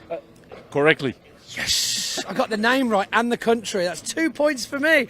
Thank you for coming over and joining us for the International Truck Prix debut. First ever time. Yeah. But not the first time you have been here, because you come to Brands Hatch. Yeah. Is it different, Donington? Yeah, it's for me a new circuit. I learn every minute. We have built a new chassis, so everything is new. But we go faster and faster and faster. And now turbo has blown up. Oof. So we have a new turbo, so I can go faster. Faster and faster. Faster and faster. Brake, do turbo, next turbo. So you can practice my name because the podium is coming. Podium is coming, and Willem is coming for the podium. That's right. And how long did it take you to get here? We take the night vessel. Oh, right. So we left Thursday 2 o'clock in the afternoon, and we'll be Friday at noon over here. Wow, so a whole day. A whole day. A whole day of driving. Yeah. Well, thank you for taking the time and making the effort. We'll leave you to get back to your turbo repair. Willem Braddock, ladies and gentlemen. Yeah, got it twice in one video. Look at that. Yes. It's only taken me about 4 years to get that down, so you're welcome. Thank you, Willem.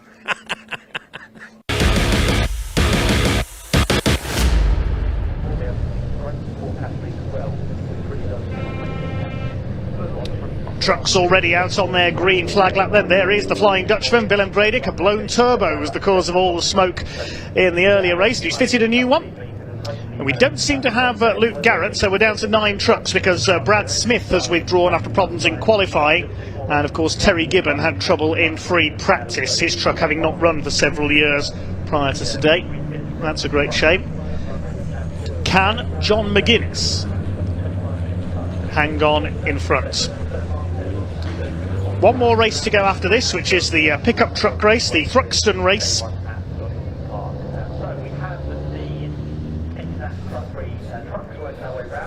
Race truck heads them round. There's Mika Mäkinen in the Sisu at the back. There's Luke Garrett, he's starting from the pit lane. The truck wouldn't fire up in the assembly area. Hope he gets away from there.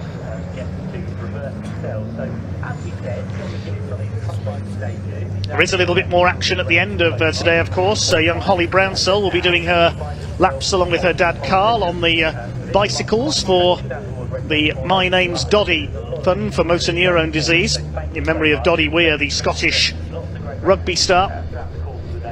Carl and Holly cycling every race circuit, not only that visited by the Truck Racing Championship, they've already this week been to Knock Hill in Scotland and to Croft in North Yorkshire. They'll be exhausted by the end of today, so we'll see them out on track at the end of today. John McGuinness, though, on pole position for this 20-minute race. Can he hang on in front in the team Oliver Scania? The Lantern Recovery MAN of Ray Coleman up there alongside him. Jamie Anderson, 7th out of 9 on the grid this time. Will be 10 when Luke Garrett joins in. Here we go then, ready to rumble with race 2 of the International Truck Prix here at Donington Park. And look at Mark Taylor, he's charged down the inside of everybody. He's on the grass, there's contact. That was Martin. Oh, there's chaos, and John Bowler's trying to bowl everybody out of the race, I think. What on earth was that all about? John Bowler into the gravel. Has he lost brakes there or something? John Newell's been caught up as well. Well, John Bowler gets bowled out. Oh dear, oh dear. Luke Garrett joins in from the pit lane and think, what the heck has happened here? So I don't know who's leading after all that has happened. It's Ray Coleman, I think. Coleman's got the lead. Well, Mark Taylor just went for broke and went down the grass on the inside. I wouldn't be surprised if he gets a jump start penalty for that. It's the number 12 of Martin Gibson in second place. Mark Taylor is third. John McGuinness down to fourth. That's completely shaken up the order because John Newell nearly got taken out of the race. John Bowler, I thought, was going to skittle everyone. Jamie Anderson's up to fifth behind John McGuinness. Forces his way down the inside there out of McLean's and throw up into fourth position. Well, a real messy start there to our International Truck Prix Race 2. Keep it cool, we've got two more of these races to come yet. Mark Taylor's charged his way through into the lead. The European Championship regular, he's got ahead of Ray Coleman. See a bit of damage on Martin Gibson's truck there as well. Taylor third to first around the opening lap, then after that blitz down the inside at the start. Here comes Jamie Anderson. He's the quickest in practice and qualifying. He's going for second here. He's already alongside Gibson. He's alongside Coleman. With a bit of luck, he could get P2 here into Redgates. Into the right-hander. Straight round the outside, and the European Championship regulars go 1 and 2. Returnee Ray Coleman third, under fire from Martin Gibson. Saw him in action last season. Now here's a replay of that chaotic start. I think it was because John McGuinness was a bit slow away. John Bowler moved across, hit John Newell, then moved back across and hits McGuinness again. That saws Jamie Anderson down the grass as well. Taylor was already on the grass. And poor old John Bowler, he was so busy bouncing off everybody else, I think he just forgot to brake. But that was... Oh, we've got somebody off. I can't see who it is, there's too much dust. Right, we'll have to work out who that is. I couldn't tell who that was. Let's have a look down the order. Well, Bowler's there, Newell's there, there's Mackinnon. So who has binned it into the gravel?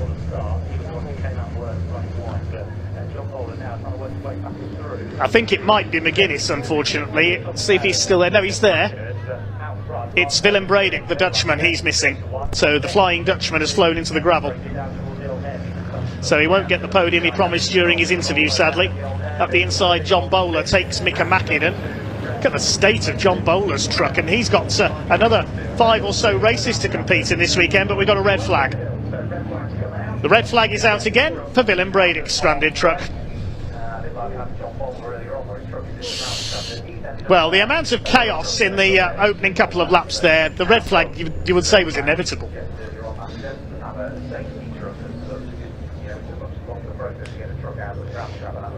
We'll try and see what happened to Willem Bredick there, if we can.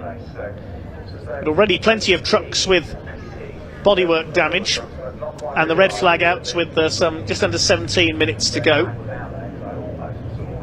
There's Ray Coleman coming under fire, but it was in the background, I think, that Bredick went off. Yeah, it's on the outside of the old hairpin. It just went spinning off into the gravel. Yeah, there he is. Lost it down the Craner curves. He said he was learning Donington, his first visit here. And the Craner curves have caught him out. Okay, red flag. With just under 17 minutes left on the clock. The trucks will be back to the grid. And we'll bring you news on a restart.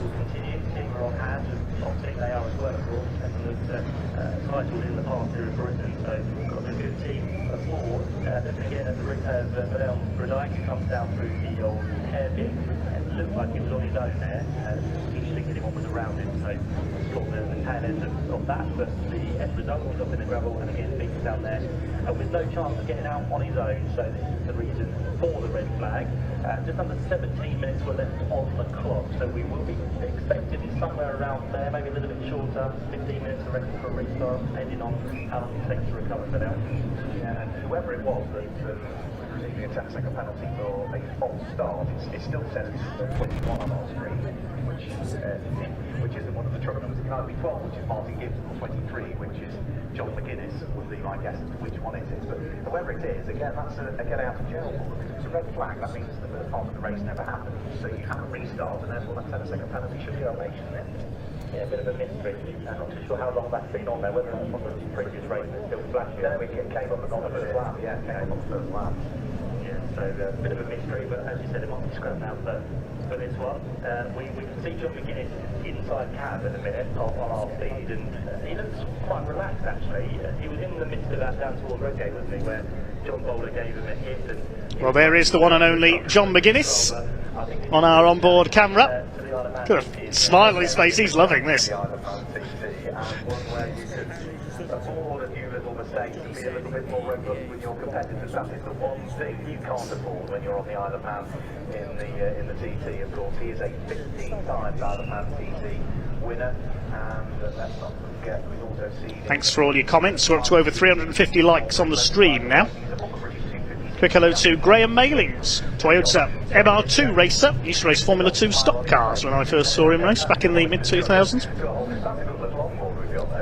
He's looking forward to the pickups later on. They come up after this, the Thruxton race.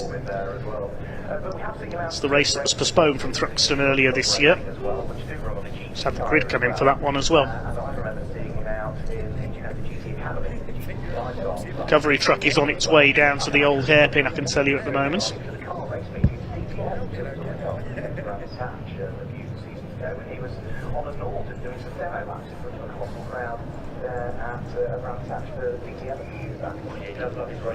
Every weekend he gets to kind of go somewhere, he'll be there.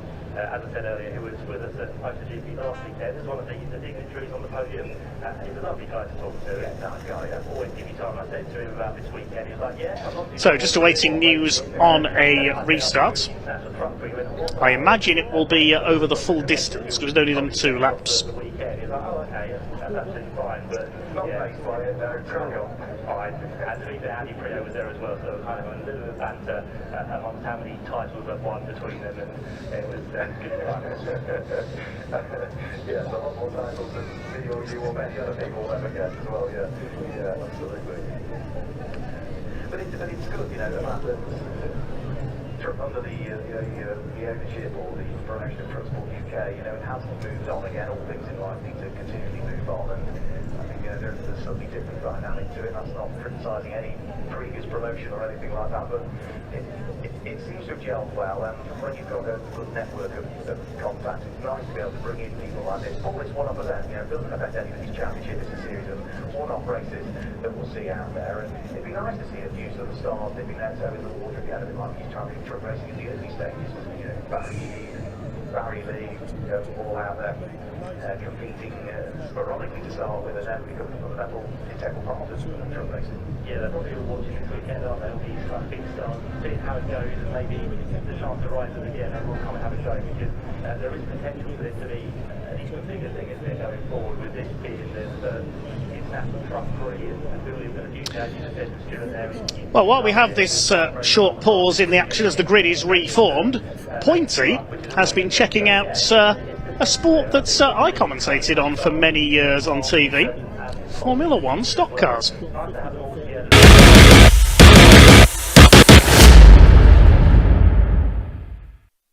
Down at the live action arena here at Donington Park for Convoy in the Park, where we welcome the brisker British Formula 1 stock car racers for the first time. Let's have a look now and watch what they get up to on our makeshift oval as they head their way out for the third show of the day. Well, you really can hear those Chevy small block engines, V8s in these custom built frames. We had a chance to catch up with those guys earlier on. Now let's watch them out on the circuit, shall we?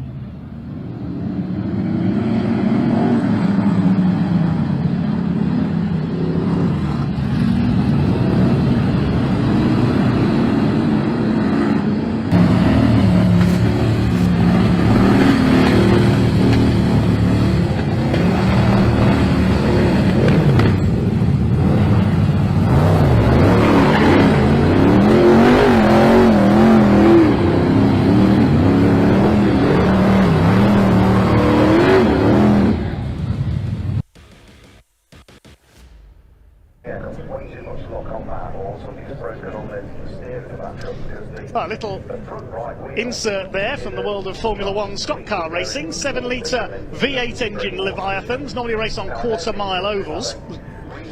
And that was a bit tame by F1 stock car standards. There's no barriers around that live action arena to let them knock 8 bells out of each other like they normally do, as we've seen recently in a few title meetings.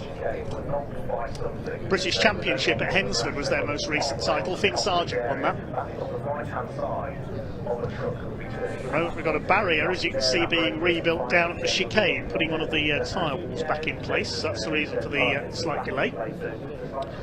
But yes, Formula One stock cars, as we heard from Sophie Clark from the BSCDA earlier on our coverage today. Their world final coming up in September. That's at Northampton Shaleway. They race on tarmac and shale ovals.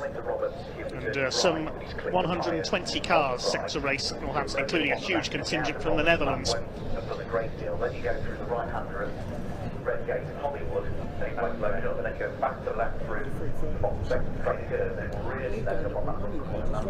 Charlie Sauder, the current world champion, will defend his title on that occasion, the youngest ever F1 world champion. The question on everyone's lips going into the F1 World Final this year is, can anyone beat Tom Harris, or will he win yet another title?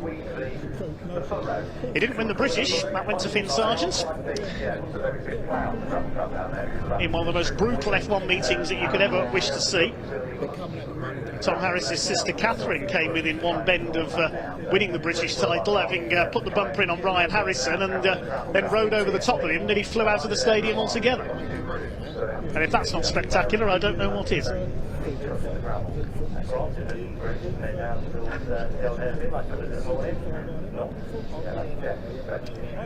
There's the trucks lining up on the grid. All the fun of the fair still going on in the background.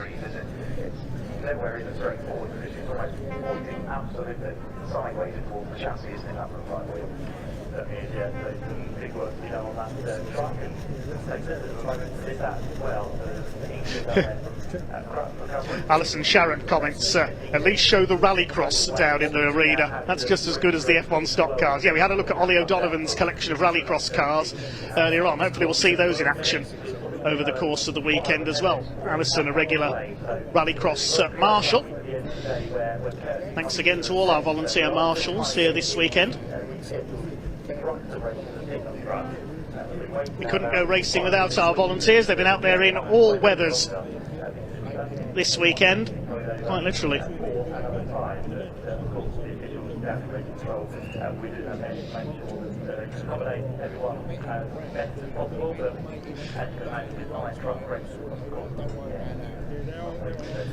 Now Marshall's currently getting the trucks back onto the grid.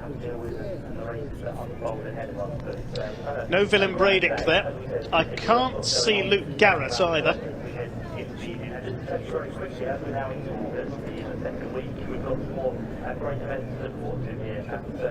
Over the next few weeks and months, because the Historic Car Championship, which is action run by BARC up in Scotland this weekend. So John McGuinness is back on pole alongside Ray Coleman, based in Ware in Hertfordshire. And spot his base of Lantern Recovery just next to the M25. John Bowler on the second row, the busiest truck racer this weekend, alongside Martin Gibson. Good to see our tyre technician back out there.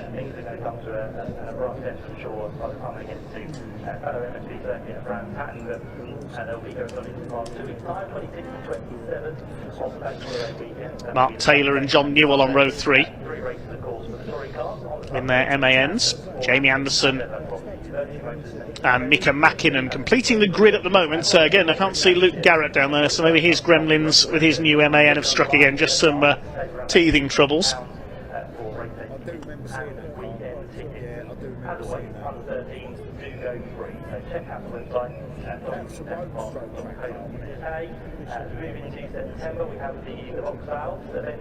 The clock showing 12 minutes for our restart, so a slightly shortened race so we can get this in the pickups in.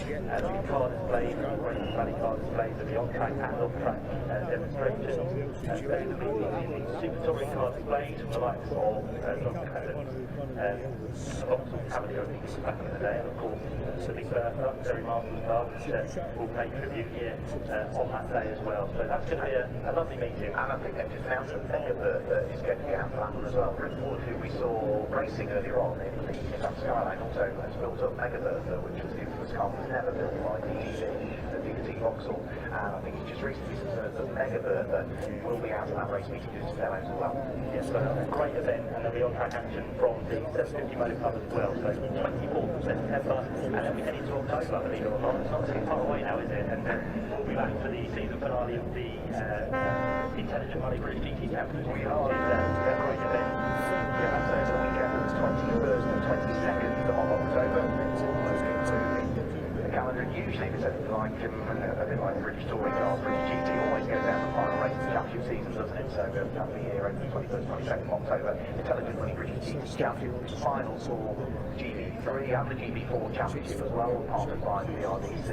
Also in the finals for most of the Ginetta Championships, whether it be the Academy, the Juniors, the GT Championship, and also, if memory serves me correctly, I think they have the final round of the caterers in that one as well.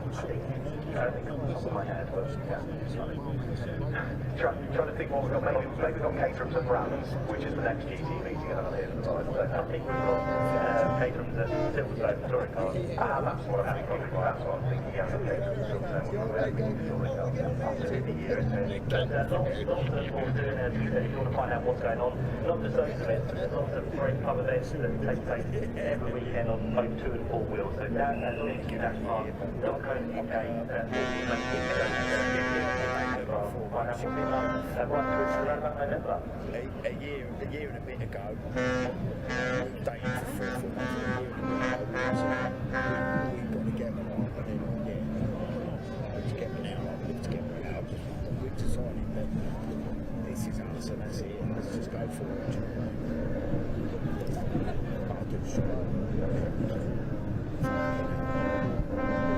Most got a different mentality.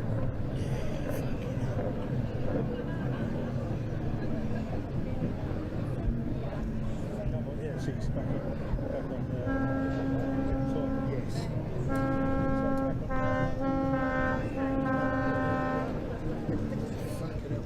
Last time you ever won. Both of you.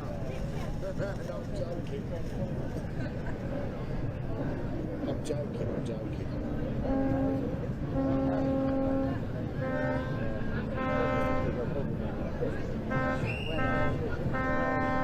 Someone was at the front door.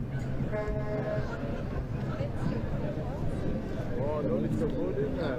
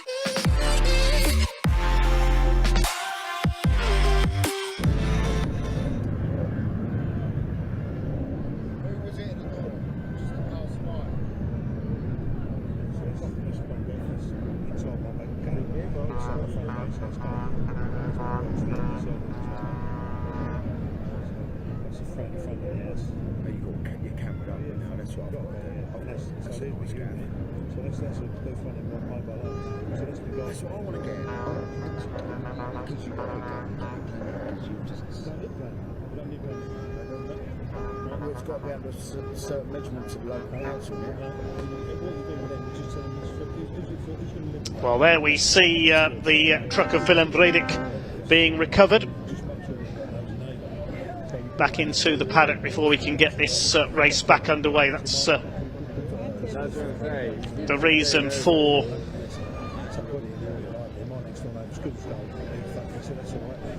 the delay here. we haven't rented it out. Then I had a couple of Polish birds that worked in the shop and they used to live there with their mum, which is good. And once this truck is off track, we'll have the reduced distance 12-minute race. The reason being that we have to fit the pickup truck race in as well. They don't want that postponed again.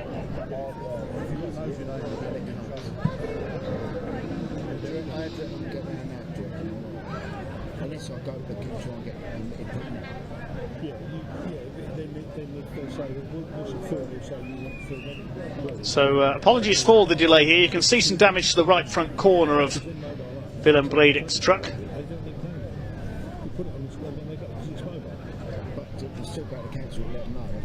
Tell them that you don't need permission. You go to the council and say, look, I've got mobile home, put it on there for your day. And you say, okay, so you don't need permission. What they say is also, just out of courtesy, tell your neighbours. That's absolutely correct. And just put it there and just keep your head down for a while. And if they ask, you say, oh yes, we're down again. And whoever goes in, you say, look, listen, That looks like the front axle broken there on the Volvo. So the change of turbo sadly only lasted just over a lap. Oh well, hopefully we'll see Willem back out tomorrow for the second leg of our International Truck Prix. They have a separate qualifying session tomorrow as well. And the schedule tomorrow kicks off with qualifying, a warm-up session for the International Truck Prix, followed by qualifying for the Kumho BMWs. Our first race is at 10:10, race 3 of the weekend for the British Truck Racing Championship. Qualifying for the International Truck Prix takes place at 5 to 12, so in the middle of the morning's races.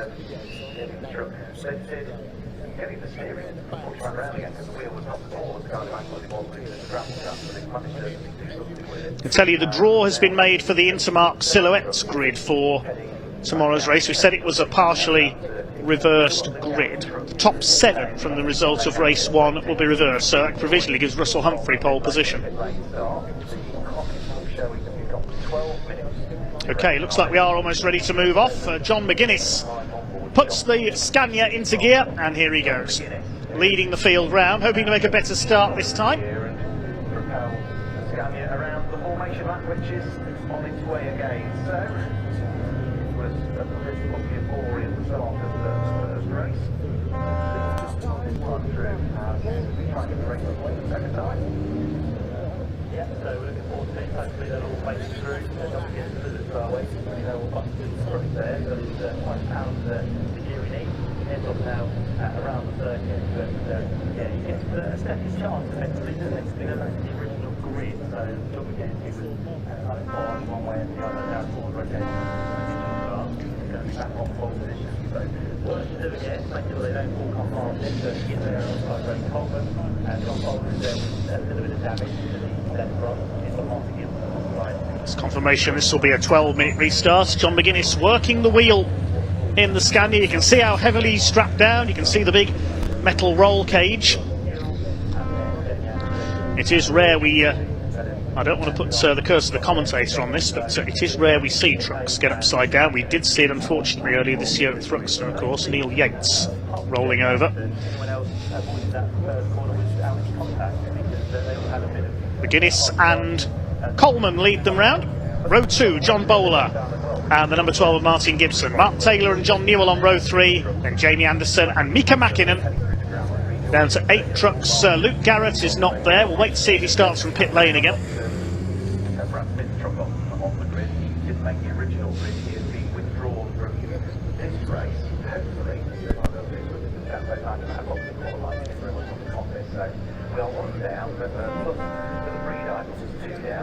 Keeping it steady along the exhibition straights.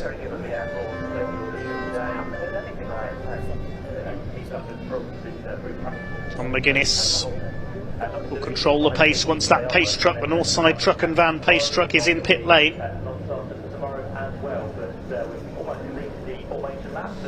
Can he get it right this time? He was a bit slow off the mark at the first running, causing a bit of chaos behind.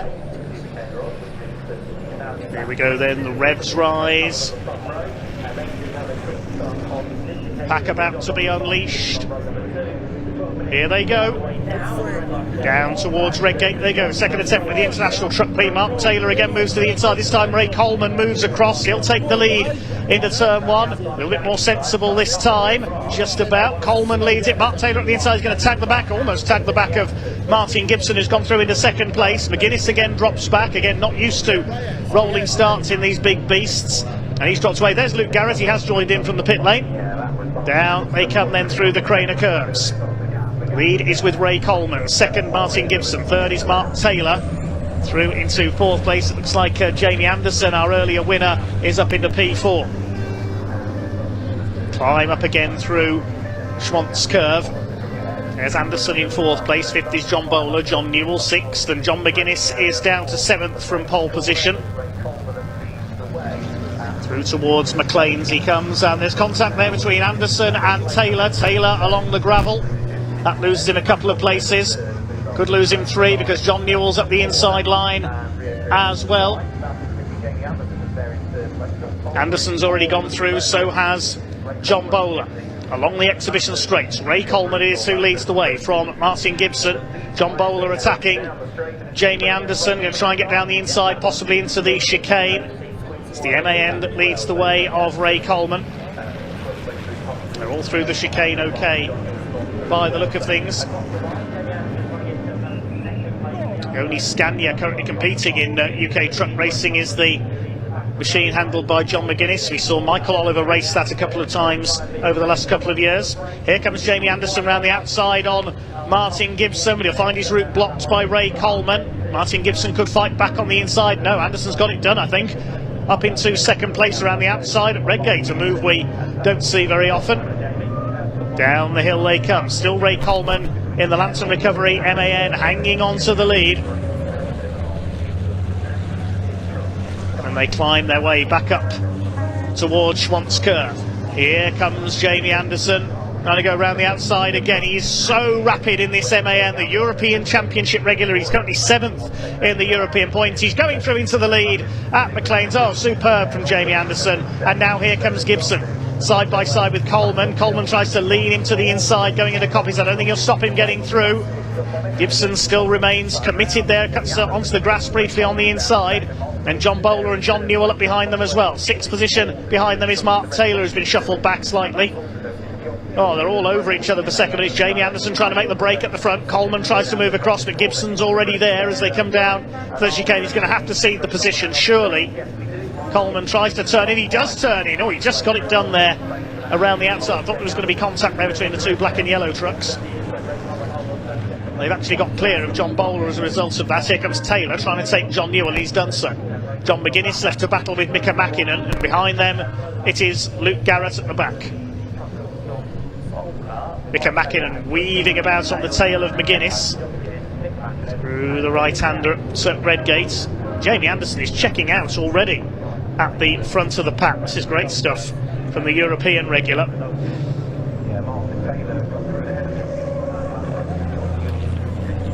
Ray Coleman under fire as they come down the hill. That's number 12 of Gibson on his tail. It's the battle for second place. But there's look at the lead that Anderson has built up already. Here comes Gibson on the outside at Schwantz curve. He'll be on the inside for McLean's. He's surely going to go through into second place past Ray Coleman on the inside, and he's done it. Gibson goes up into second place. John Newell running wide onto the dirt there, coming out of McLean's. That could allow John McGuinness in the Scania to close back in again. It was a few years back in Division 2 we last saw a Scania compete regularly. That was driven by Trevor Martin, the Wiltshire fuel dealer. To the inside comes Ray Coleman. He wants that second place back again. No, you don't, says Martin Gibson. Mark Taylor's caught this group as well. It's Newell, McGuinness, Mäkinen and Garrett.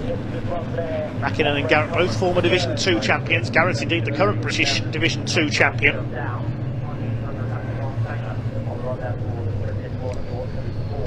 Lead gap is over 3 seconds now. Anderson is running away with it.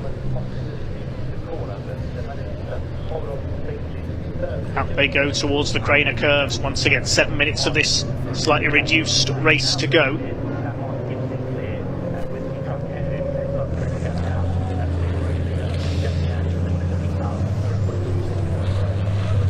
the battle for 4th place. John Bowler and Mark Taylor fighting out. I think Taylor may have got through there. It was a bit tricky to see due to the glare of the sun.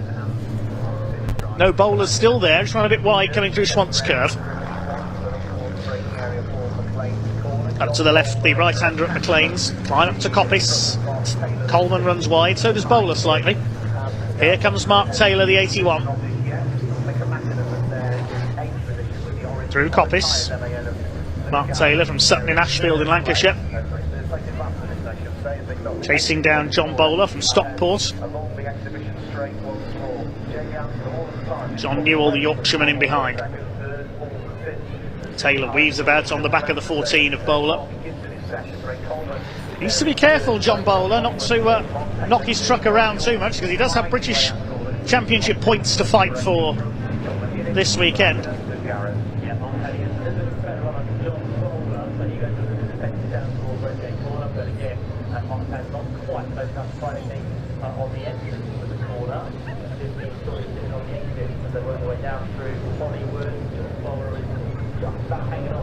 Five and a half minutes to go. John McGuinness dropping into the clutches of Mika Mäkinen slightly now, and Garrett's closed up on the fin as well in the Sisu SL250, similar to the truck that Tony Smith, Bradley Smith's father, used to compete in. Somebody's off at the old hairpin. Again, I can't see who it is at the moment. We'll have to look for who drops down the order.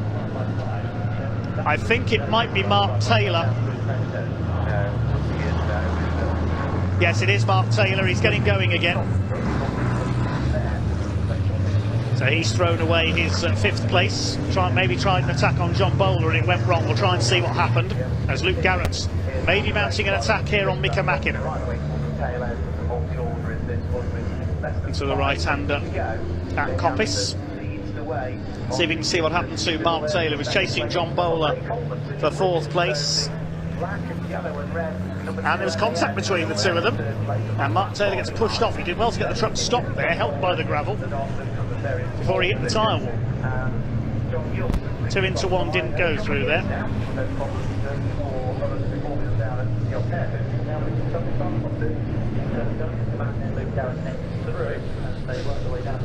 So that's given John Newell 5th place. John McGuinness is 6th.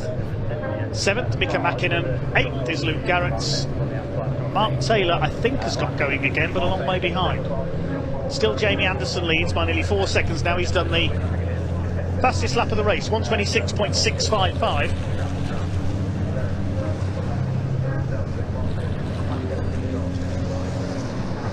Average speed of 82.8 miles per hour around Donington Park.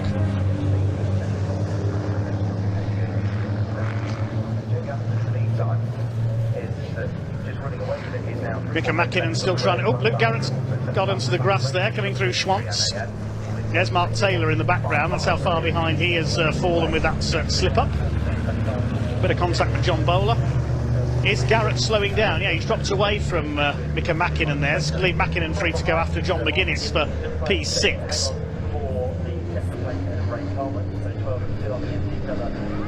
Black and white flag being shown to number 18 of John Newell. That's the driving standards flag. I imagine that's for exceeding track limits. Anderson leads by nearly 4 seconds. There he is. Gibson in 2nd. And Ray Coleman up there in 3rd and running well. In the background, yes, Luke Garrett has slowed right down. I suspect he is pit bound. There's McGuinness being reeled in by Mika Mäkinen.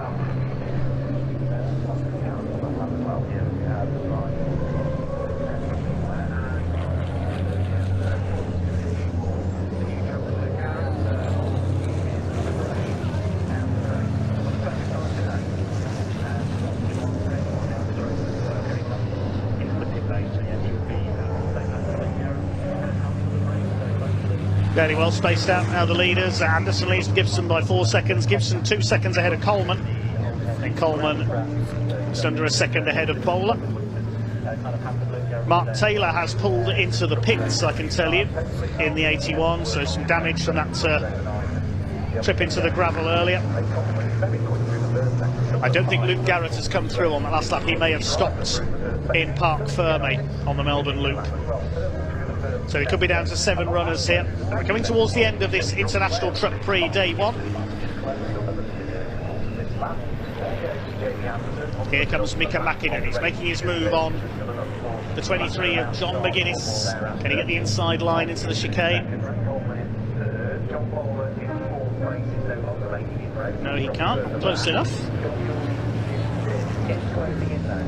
A couple more laps to go. On board with McGuinness, he heads past the pits. Down into Redgate on the brakes. He's in.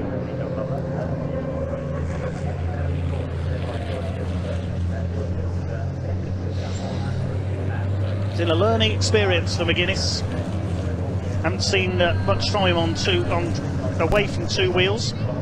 He has done a bit of 4-wheel racing in the Fun Cup, the endurance series. But Jamie Anderson is in a class of his own here in his MAN.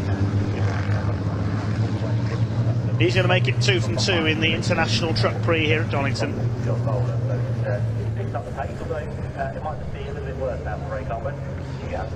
Down towards the start of the final lap. 5-second penalty for Ray Coleman, I presume for exceeding track limits. That might drop him down a couple of spots. Over the line, start the final lap. Last truck race of the day. John Newell is catching John Bowler. See in the background Mark Taylor there in pit lane. Over the line come McGuinness and Mäkinen on board with John McGuinness, the master at work. Number 23. 23 Isle of Man TT wins. You need a special kind of bravery to race in the TT. Some would argue you need a special bravery to race trucks as well. Anderson over 4 seconds clear now. Wait to see where that penalty lands Ray Coleman.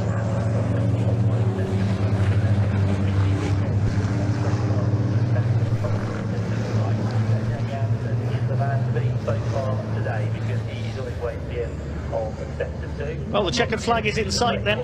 He's into the exhibition straight now.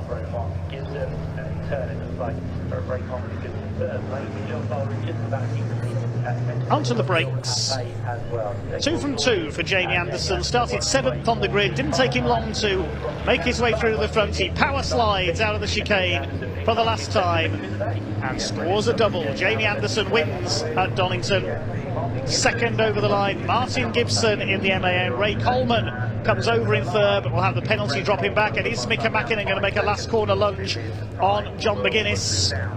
I don't think he's quite going to do it. The Sisu closes up on the Scania, the 2 Scandinavian machines. Mäkinen closes up. They're going to finish side by side, but I think McGuinness will just get there on the line by 0.1 of a second. Well, Coleman gets a penalty and John Bowler does as well. They both get 5-second penalties, so that's promoted John Newell up into 3rd place.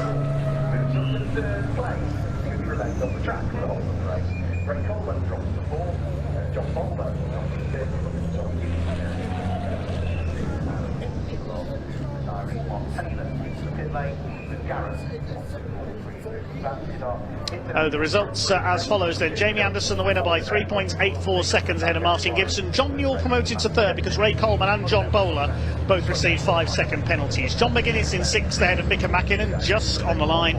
We lost Mark Taylor and Luke Garrett into the pits. So that concludes today's truck racing. Just the one race to go for the pickup trucks. And then the 3rd and final race is to be based on the point accumulated for the top 6 split. So they get that 3rd and final race in truck racing. Well, we'll wait to hand down to Pointy to talk to some of our truck racers, but it won't be long before the pickup trucks have to be on circuit for their postponed Thruxton race, because they won't want it postponed again. word that Brookston has that race has gone ahead. So the likes of David O'Regan, and who's the other one that's going to be missing? This is going to be Ryan, what's his name there, check it. Ryan Hadfield. That's worked out for Brookston, so they can't compete in this one. So we've got 18 trucks on the grid for this particular one. Also, very strangely, the way the regulation is worded for this particular championship is that what happened was regulation 3.5.4 kicked in, Matt, and for any reason. Well, thanks, Dave. Yeah, quite an interesting race. We had some serious contact in that one, didn't we, ladies and gentlemen? My goodness me. But of course, the final result is in for the second and last race of the Saturday here at Donington. We've got Jamie Anderson, second place, and a good friend of mine as well, actually, Mr. Martin Gibson. And then behind him, although he's not taken the correct place, we had John Newell and then Ray Coleman in fourth. It looks like John might have taken the scenic route on the way back into Parc Fermé there, as he is a few positions further back. Let's quickly chat to Jamie Anderson then. Yes, possibly the only person in the paddock with an air horn on your golf cart. Fantastic effort, cracking race. Did you get to see any of the contact that was going on in that race? Because there was much. No, not really. You know, we had a bit of contact on the first start. And Mark did a brilliant job off the first start. Just followed him through. Had great pace. And then second race start, you know, we had a real good go. I knew we had to move fast, especially with Mark, and we probably had a bit of contact at the back. But other than that, I was just keeping my head down, just keep plugging away. Clean air, clean track, and much better conditions than you had for your first race of the weekend. Yeah, we was touching to see whether it was going to have a bit of rain again, but and it's good for the crowd, to see that. I know it ain't brilliant about damage, but that's truck racing. That's what brings people here. It is quite popular with the crowds, it is, isn't it? And as the famous saying goes, rubbing's racing. Just when these rub, they rub hard. They do rub big time hard. Jamie, well done. Fantastic to hand you out another trophy very shortly. Thanks again. We're going to speak to Martin Gibson. Martin Gibson's first trophy of the weekend. Is he still in his truck? I bet he's gone out and wandered off. Martin! Hello, Martin! Hiya! Congratulations! Congratulations! Fantastic effort. So, first trophy for a little while in the truck racing. 2 years, yeah. 2 years? Has it been that long? Yeah. That's crazy. Oh my goodness me. So, not only are you back in your original truck, you're back on the podium. I feel like we saw this coming. I didn't this morning when I was going towards the barrier, but now I really enjoyed that. This morning I was a bit like, oh god, but that was good. Really good battle with Ray. Tried to stay with Jamie, but he's got a lot of experience now, hasn't he? I need to find it again, basically. But overall, really good. So, I mean, we've got 2 more races from the International Prix tomorrow. Reverse grid though, so where's that going to place you for the first race of the morning? Remember what? 7th. 7th, so still quite a battle to get through then. My goodness, the downside, I suppose, of finishing quite far up is the fact that the next day you finish quite far back. Well, everybody loves the reverse grids though, so it's all good. They do put a lot of effort into the drivers further back. We love to see people weaving and dodging through the slower trucks. They are slower because otherwise they wouldn't have been in the back in the first place. Exactly that, yeah. So run us through your truck then. Obviously we've got the GT tyre sponsored MAN. Now you don't just do driving for a team, do you? You test tyres on a daily basis. Well, used to. Now I run a team of test drivers. I do. Oh, I see. Promotion, is it, Martin? I'm going to say that I do a bit now and again, but they'll disagree with that. But no, we're generally car tyres, testing for OE manufacturers around the world, so it's not all bad. It's not all bad. I mean, it obviously gave you the opportunity to get into this kind of thing. You also do a bit of Fun Cup racing as well, don't you? Are you still into that? Bits and bobs when I get an invitation to do something, but that's always good to get involved in. It's such good fun. Also on GT tyres as well. So of course, GT tyres, sponsor of the championship as well, and have been for so many years. In fact, when you first got involved, it was just great to have you on board. And I believe, I don't know how to talk about it or not, but I believe a couple of the European guys have bought some GT tyres to see what they're like. So we might be breaking out in the FIA soon. Well, let's see. Never say never, never say never. But you didn't hear it from here, folks, okay? You know, national television and stuff. Martin, congratulations, fantastic.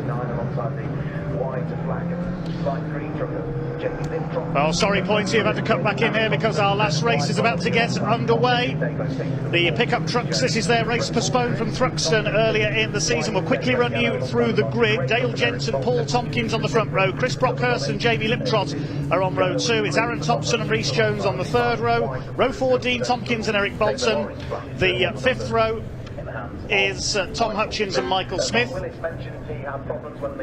Row 6 is Simon Ward and Alan Cooper. Row 7, Matt Simpson and James Goldstraw. Watch for Matt Simpson, our earlier winner, coming through. Row 8, Neil Tresler and Matt Moore. And row 9, Mark Willis and Russell Smith. We may be missing 1 or 2 from the back, but it matters not because we're about to get underway. Dale Gent, championship leader, on pole position with Paul Tompkins 3rd in the points alongside him. Excuse me, this will be a 14-lap race. We get underway with race 2 of 4 this weekend for the pickup truck racing championship down towards Redgate. Watch for Matt Simpson, the white truck in the background, trying to pull out there. Mark Willis down the outside, but it's Gent together with the number 12 of Paul Tompkins. Good start by Jamie Liptrot, tries to get round the outside of Chris Brockhurst. Rhys Jones in there as well. Paul Tompkins almost got taken sideways coming out of Redgate.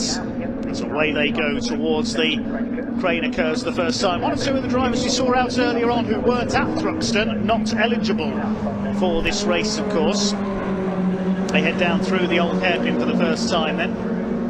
It's Mighty 3 Michael Smith, lean wide there by Aaron Thompson. Michael Smith retired from the earlier race.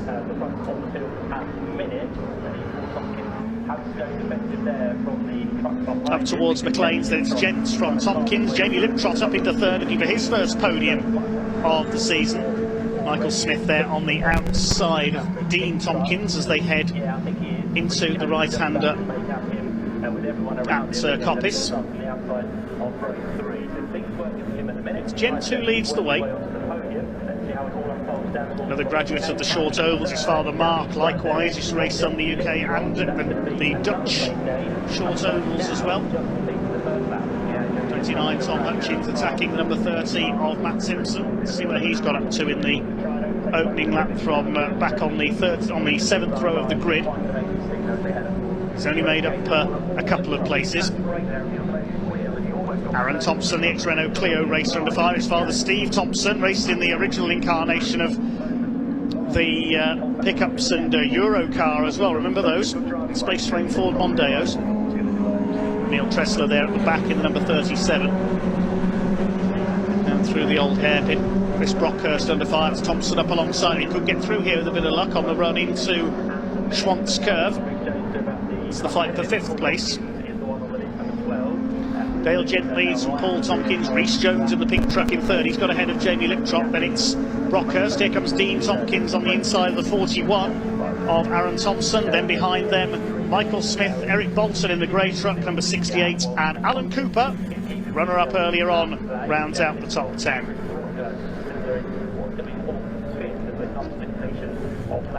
And straight they come into the chicane. Dean Tompkins to the inside. Chris Brockhurst under fire.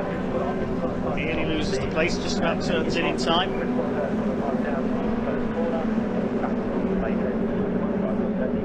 Over the line they go.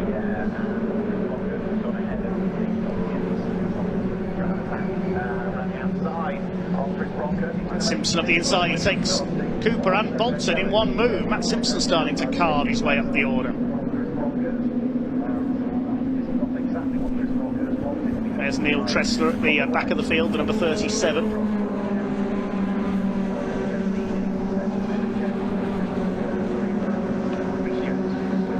Dale Gent is starting to run away at the front now. The gap was less than a second at the line, but he's pulled away since then. Here he comes, in the Dale Earnhardt look-alike. Then the next 3, Tompkins, Jones and Liptrot. Dean Tompkins heads the next group. Michael Smith, the man from Hartlepool, up the outside, the former 2 times champion. No, that's not Smith, that's Matt Simpson, I apologise. Simpson's come through quicker than I thought there. Attacking Aaron Thompson. Smith's already gone through, he's ahead. So a bit of a sort out there in the lower reaches of the top 10. Matt Simpson comes through, makes up another place. Across the line they come. 3 laps completed. Simpson up into 8th place now. There's Rhys Jones under fire for 3rd from Jamie Liptrot. Best we've seen him run so far this year.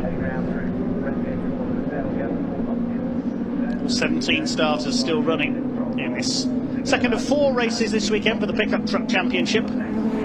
Placing the race they lost after the incident involving Neil Yates' truck at Thruxton, which meant the race had to be postponed due to lack of time.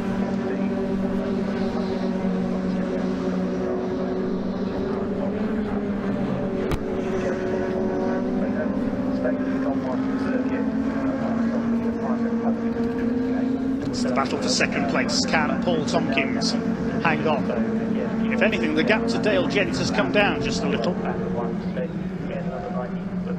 Rhys Jones, the reigning champion, trying to catch Dale Gent in the points. A non-finish for Rhys earlier on will have dented his championship hopes. Into the chicane, now Liptrot's with them as well. 4 of them to the lead very shortly, and here comes Matt Simpson and he takes Michael Smith into the chicane. Thompson up on the back of Smith, who runs wide over the curbs. Could lose in the momentum and Thompson could get ahead in the red number 41. Well, Paul Tompkins has closed right back up and he's going to try again for the lead. Chris Brockhurst goes a little bit wide there. Is Brockhurst slowing up there because Simpson just seemed to steam by into Redgates. Brockhurst in one of the Dave Longhurst run trucks. There's Mark Willis towards the back of the field, struggling a bit in this one.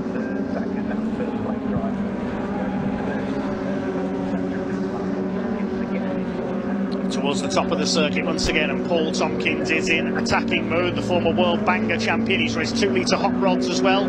Goes for the inside on Dale Gent. He's having a good look here on the run towards Coppice. Not quite. Gent defends the inside. Tompkins got to be mindful that Rhys Jones is right there. Liptrot up on the curve as they went through Coppice there. A bit of corner cutting almost. What's going to come out of this then? This is the second group. Dean Tompkins from Matt Simpson. Chris Brockhurst down to 7th. Leaders are coming through the chicane at the moment, and they'll come out and across the line as Dean Tompkins continues in 5th place. Dale Gent continues to lead, just holding back Paul Tompkins. They're in each other's slipstream. This is going to be a classic slipstreaming, drafting battle. Here comes Tompkins, has a look on the inside, not quite. Jamie Liptrot's going for 3rd on the inside, he goes through.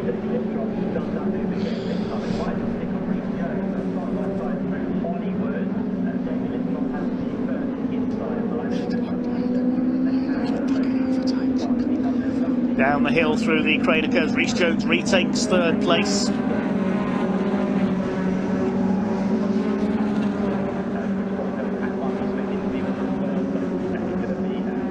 Up towards the Schwantz curve section. Tompkins staying with Dale Gent. If any one of them makes a mistake, there'll be a dramatic change between these 4 up towards Coppice. And he's slipstreaming down to the chicane this time.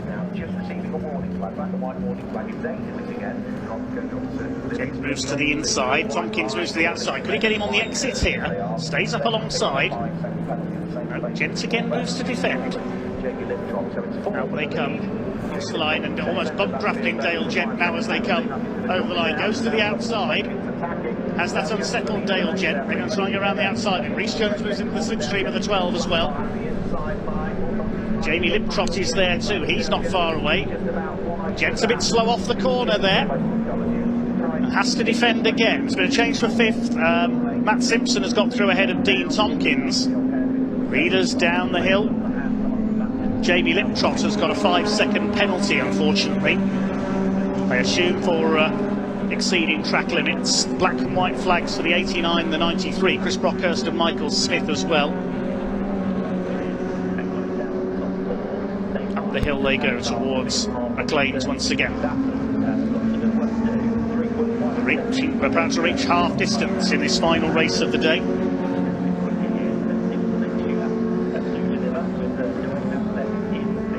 Although the race may be checkered flagged early if the curfew is reached, we'll have to wait and see. have a look. No, he's toe there, so he needs to find anything too silly. He needs to get past up ahead of himself here to try and close to get down in the championship once again, but his main focus at the minute is just trying to build this gap over the rest. Here's a battle further back. Simon Ward heading up that group for P12. Still no change among the leaders.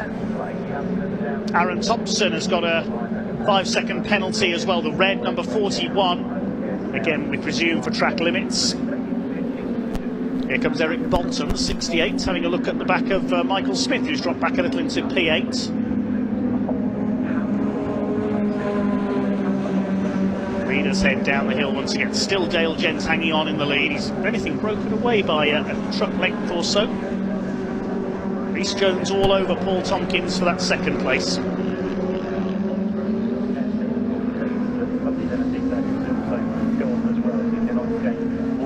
The hill to Coppice once again. Seems like Tompkins is stronger as they slow under braking. Can he get alongside? Here comes Simpson, battling it out with Dean Tompkins. They've been fighting for much of the last few laps. Simpson up the inside. Rhys Jones defending from Liptrop. Liptrop's got that penalty, so he'll drop back anyway. Across the line they go. And in fact, Jamie Liptrot has got a 10-second penalty now, so a 15-second penalty in total. Jamie Liptrot's going to drop well down the order, another track limits penalty, so he's totting up on penalties here, so he'll drop away from 4th in the final classification. Unfortunately, that's a great shame because he's been in the fight for a podium all the way through this race.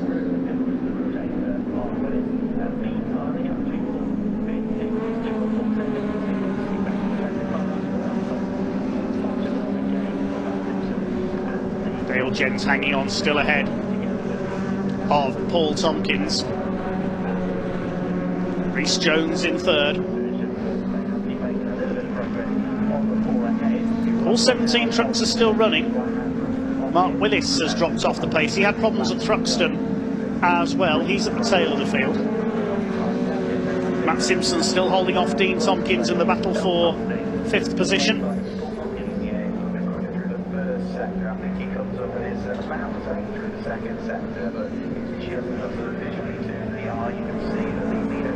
Over the line come the leaders once again. The gaps have opened up slightly. Jamie Liptrot has dropped back slightly from the top 3. Aaron Thompson attacking the 93 of Michael Smith.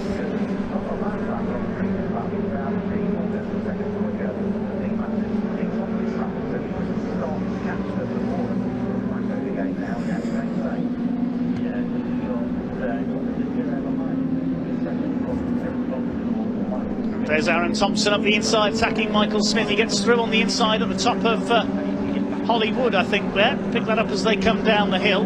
So still a few fights going on for the minor placings. Yes, he's got through. He didn't quite manage to complete the double on Eric Bolton as Smith runs wide coming off the hairpin. Dale Jens still leads by just under half a second from Paul Tompkins. He's held on in front all race long.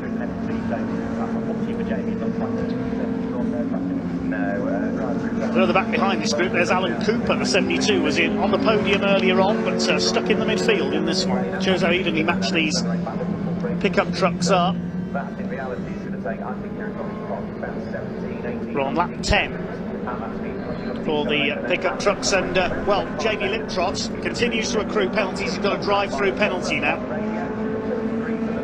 So he's now going to take a drive-through. He's round the outside. Look at this from Michael Smith. He finds his route blocked though by Eric Bolton, who was slower off the chicane, so he cuts further to the inside. He boxes Aaron Thompson in behind Eric Bolton and takes off down the outside.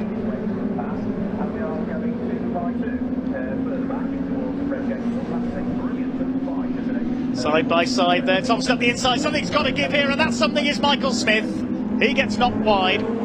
I don't think that was intentional there. It was just too many trucks going for the same piece of tarmac, and Michael Smith loses more places because Tom Hutchins has come through, so has Simon Ward. James Goldstraw has pulled into the pits of what sounded like a misfire in the number 52. And here are your 3 leaders. And here comes Rhys Jones. Yes, Paul Tompkins not attacking Dale Jent because his mirrors are full of that pink number 40, and he's forced him into a mistake. Tompkins has gone wide. Rhys Jones didn't need asking twice. He goes through. Now it's time for the two championship protagonists to fight to the finish. 3 laps to go. Here they come into the chicane. Gents, Jones, they've got ahead of Tompkins, and now Rhys Jones is going to go hell for leather to attack Dale Gent for the lead. The pit crew's willing them on from the pit wall. Tompkins fights back. Matt Simpson, meanwhile, has caught Jamie Liptrot, but I don't think he's going to catch these 3. Jones side by side with Tompkins. Here they come down the hill. Can Tompkins get back ahead here on the left-hand side? He does go through. Nothing between these two for second, but of course the more they battle, the more that Dale Gent's going to get away. Tompkins back into second place. Michael Smith fighting back, has got back ahead of Tom Hutchins. Oh, Aaron Thompson's hit problems at the chicane. Now I'd imagine he's had a spin there. Still the second place fight goes on, but this is letting Dale Gent get away. They lap the struggling truck of Mark Willis, number 65.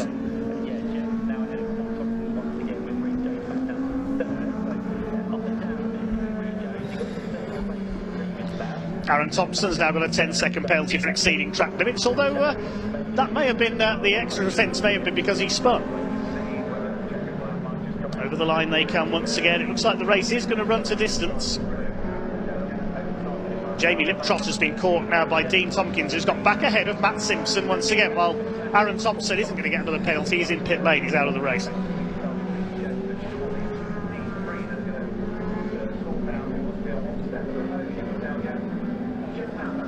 Fourth, fifth, sixth and seventh together, but Liptrot will drop down the order because he's got a number of penalties for continually exceeding track limits, we believe. There is the number 2 truck with Dean Tompkins and Matt Simpson behind. This is the second group. The 3 leaders are well clear of them now, to the tune of 3.5 seconds. They're trying to reel Gent back in again. They'll have 1 more lap to go.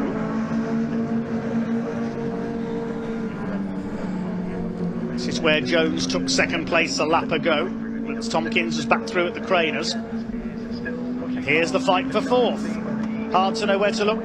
Now the checkered flag may be coming out a lap early, we believe. We'll wait and see as they come across. Leaders coming through the chicane for the final time. And yes, the checkered flag has come out a lap early. It goes to Dale Gent ahead of Paul Tompkins and Rhys Jones. So the checkered flag comes out 1 lap early as we reach the circuit curfew. So it is a win for Dale Gent ahead of Paul Tompkins, Rhys Jones, then Simpson, Dean Tompkins and Chris Brockhurst, because the multiple penalties for Jamie Liptrot have dropped him down to about 13th place.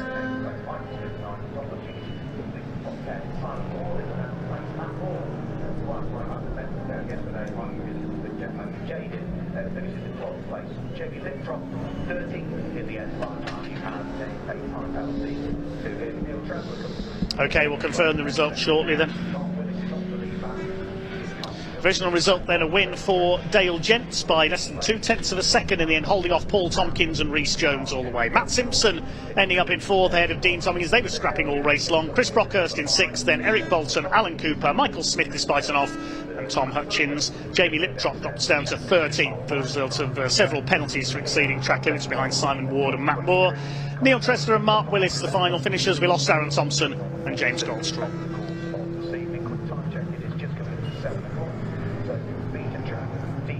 We'll hand down to Parc Ferme shortly before we sign off for day 1 here at Convoy the Park.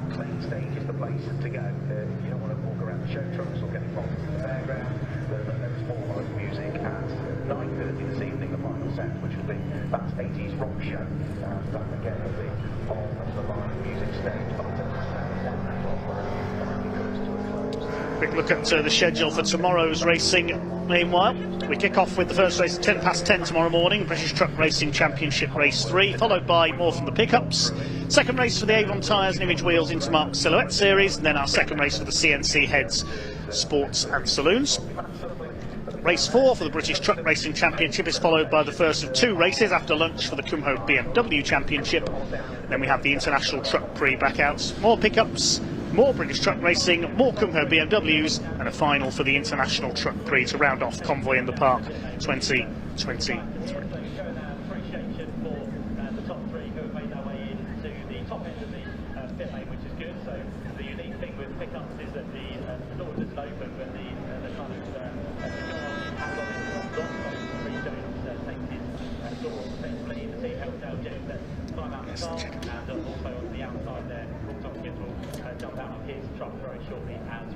Presentation once again. Barbara is on hand, I think, to do the presentation. She's the only one left down here, one looks of it, so she's the lady who's got the job to do the trophy presentation. That sounded very exuberant from whoever was headed down to the pit lane, but they have a good day so far. Well, for the final time today, we'll hand down to Ian Waterhouse in Park Ferme to talk to some of the drivers. Lucy's going to do the presentation. Are you for a company of this day? Right, welcome down everybody to Park Ferme. They do take a bit of time to come down here, don't they? I'm not too sure actually. We don't have our race winner as of yet. Somebody we do have though is Matt Simpson. We didn't get a chance to catch up with him a little bit earlier, but let's grab him now. Matt, we didn't really talk earlier, but congratulations for a little bit earlier. But how weird does it feel to be technically racing at Thruxton even though at Donington right now? I must admit, I prefer to be here because this is my favourite track, I've got to admit. So well, that showed in race 1 earlier, didn't it? Yeah, I think we ended up 4th in that one from 14. Yeah. So yeah, I just literally the others all started at the front and they all sort of worked together and get away. So, but no, really, really good, and I'm sure we'll be back up the sharp end tomorrow. Is it nice to actually get that race done now? We can put Thruxton to bed, can't we? Yeah, obviously we've had engine issues all season. You know, it sort of gets to 6,500 RPM and dies. Right. So it's been frustrating. We have tried and changed everything. And I mean, I've had the engine out 5 or 6 times this year. We've tried every electric transmission. We've tried everything, and it's definitely the best it's been all year. But it's still not quite right. Okay, well, look, best of luck tomorrow, Matt. Thanks for talking to us. Really do appreciate it. I do really want to find our race winner if we can. Let's just keep walking along, shall we? See if we can find to have a quick chat with as well. Let's go have a quick chat with Chris, shall we? We'll let him get out of the car first. How was it out there? We can put Thruxton to bed now, can't we? Yeah, that's finally sorted that one out, hasn't it? And we had a reasonably good meeting at Thruxton as well, so it's a shame to sort of cut that short up there. But yeah, it's nice to finish it off here, and yeah, we had good pace in that one. We stayed with the front runners, so yeah, happy with that.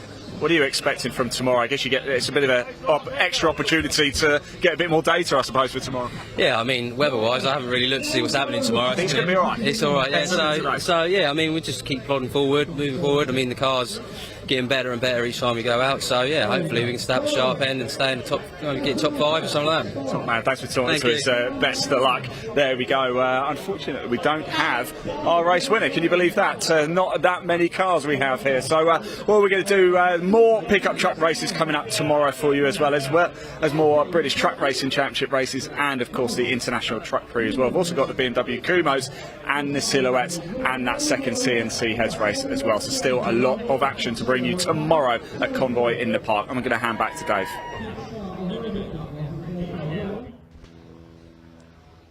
Well, thanks very much, Ian. Thanks very much, Pointy, as well, down on the ground today. That's about all for day 1 here at Convoy in the Park.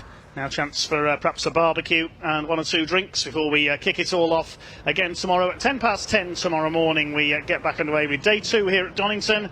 We'll see you back then, but for now, get plenty of rest. We'll see you bright and early tomorrow. Bye for now.